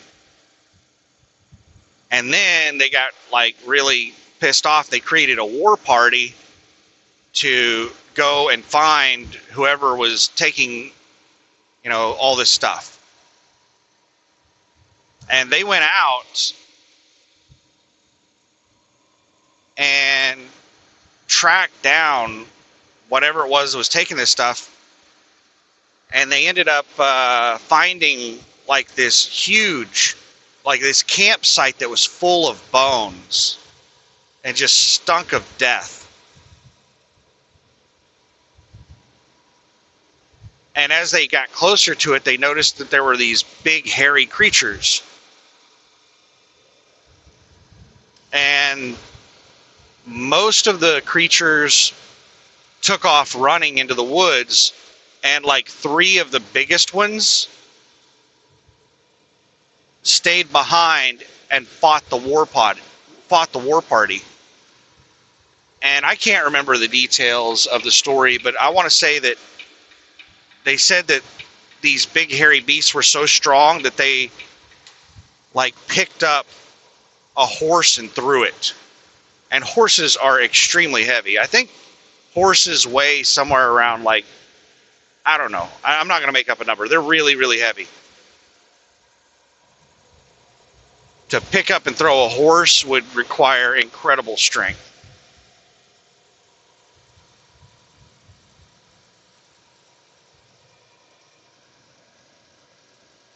Lane ends, merge left. Already? We just got the lane.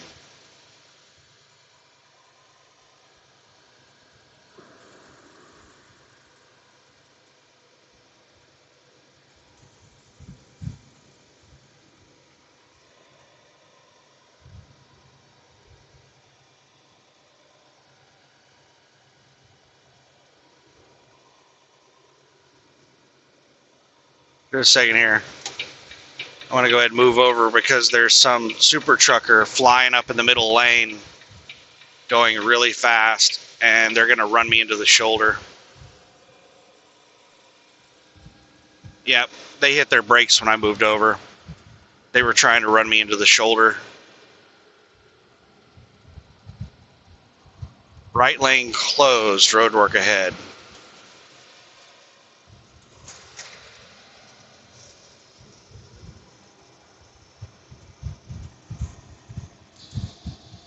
But I think that would be really fun to do, to go around and go to places that have any kind of records and just record the entire journey of a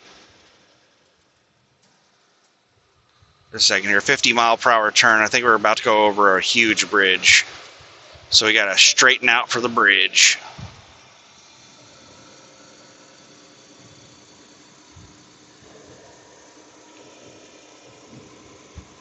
And then after, a whole bunch of research, then record going off and trying to locate the place where they found the camp. I think that kind of stuff would be really interesting. But anyway, this video is really long, and we're starting to hit some twisties going through the mountains here.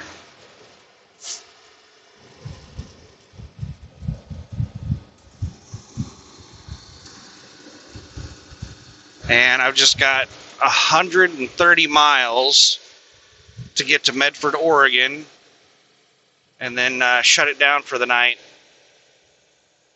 And then I've got an easy, what I hope is an easy delivery in the morning.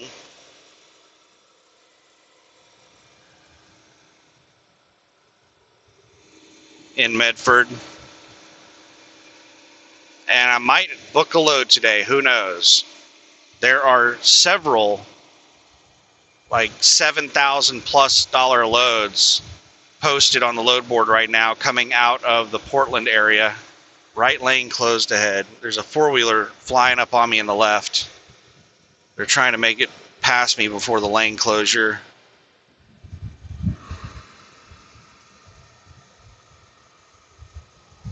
All right, there's the sign telling people to move over. That truck is still behind me, but it's a decent ways back. And there's a four-wheeler back there somewhere. There's nobody behind me for like a quarter mile. There's a lane closure ahead. All right, looks like all the four-wheelers stopped behind the truck that's behind me. They didn't pass that other truck. My fear on lane closures like this is people trying to pass in the ending lane or trying to pass me and run me into the ending lane. Bridge rehabilitation. So we should get our lane back once we get to the other side of this bridge. This is a nice looking bridge. Looks like it's in pretty good condition already. So they're just doing some maintenance and upkeep on it. That's awesome.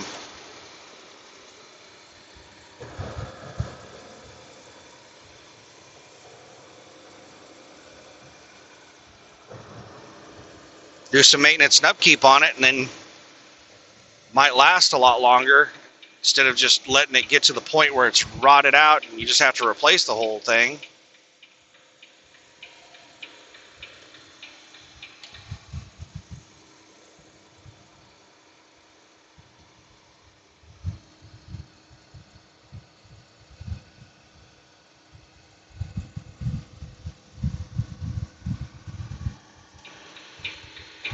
All right, let's get over into this climbing lane.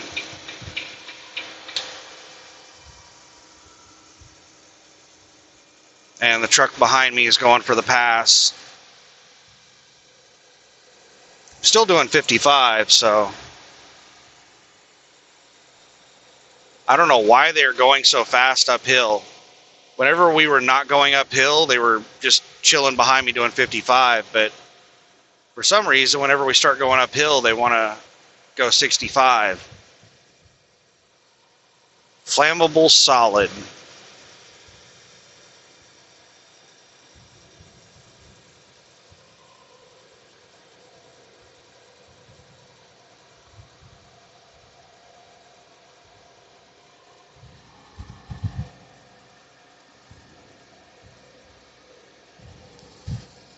Alrighty, lane's ending. I got another truck coming up close behind me.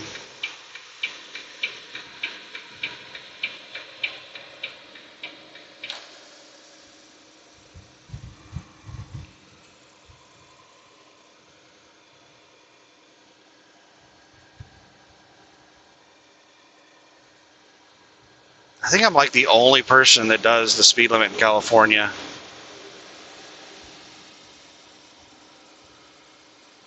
Highland. Are those bees? They look like beehives.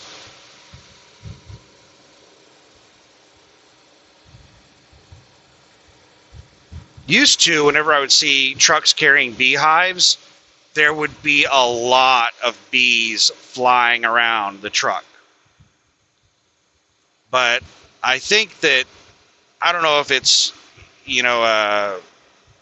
like an enforcement side of things where they told them that no, you can't do that, or if like the beekeepers got tired of losing so many bees and they found ways to store them to where they stayed inside the hives. But I think something has changed with how they move bees to where they hardly ever get out of their cages. I remember rolling up to way stations and seeing a truck full of beehives parked over on the shoulder, and I wouldn't roll down my windows or anything. There's so many bees flying around it. All right, let's fish for another soda. What did we get? Another lemon lime. I just put a 6-pack of lemon lime in there, so that's probably all I'm going to be pulling until I drink that 6-pack. 6% grade, 1 mile. All right, I need to end the video. This thing is getting way too long. So we're just going to be driving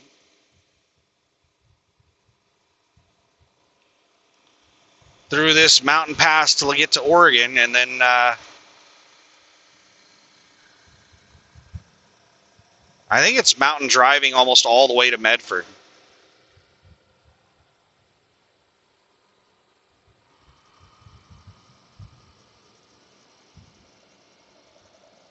So it's probably going to be driving like this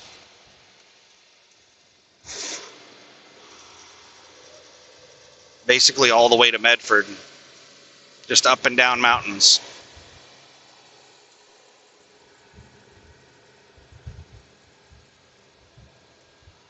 And let's see here, it's 12:25 p.m.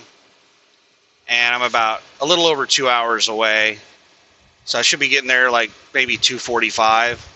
That should be early enough in the day that it should be easy to find a parking spot.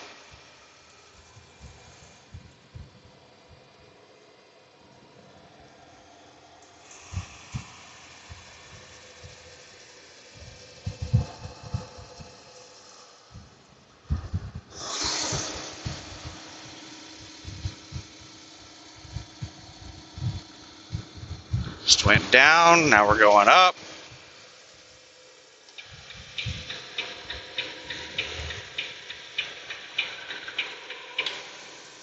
Surprised at how many trucks are passing me on these hills because I'm almost empty. I've only got 5,000 pounds in the trailer. So these vehicles must be really light or have incredible amounts of power. What in the hell is this pickup doing? That is annoying.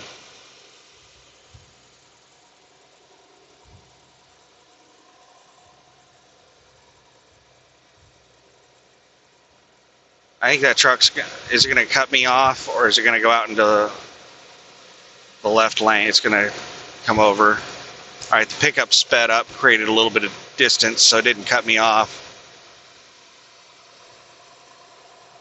I'm doing 52 up this hill.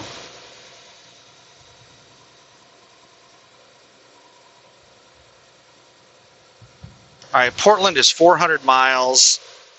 It's 122 to Medford. So what is that? Is that 278 miles from Medford to Portland?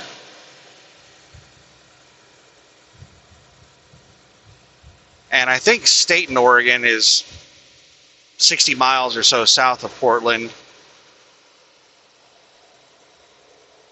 So that'd be somewhere in the ballpark of like 200 miles.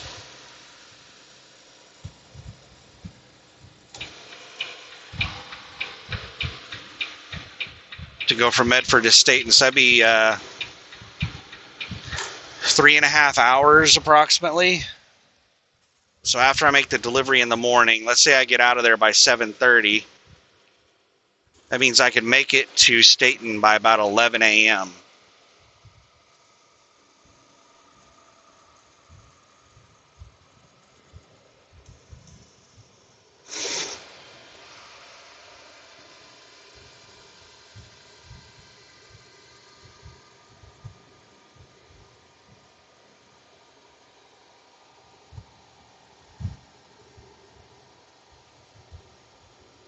I think I might book that Missouri load that picks up Wednesday. I'll look at the Texas load and see where in the hell that Texas load's delivering. I might maybe grab the Texas load.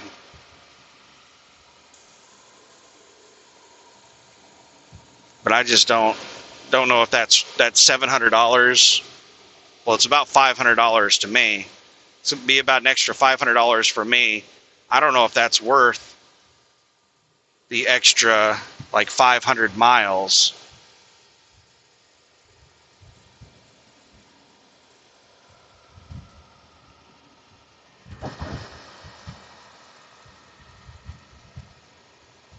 Because that's basically an extra day on the load for 500 bucks. With 500 more miles that I have to drive.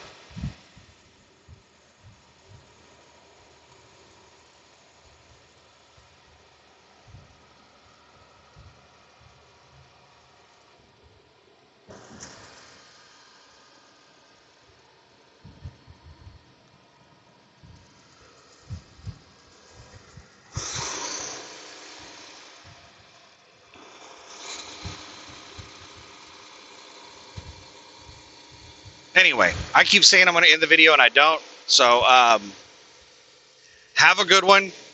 And we had some awesome driving footage, hopefully. And you got to see me doing a delivery, kind of. And I think, hopefully, we haven't made it all the way through California yet. But I think we also made it through California without getting in trouble.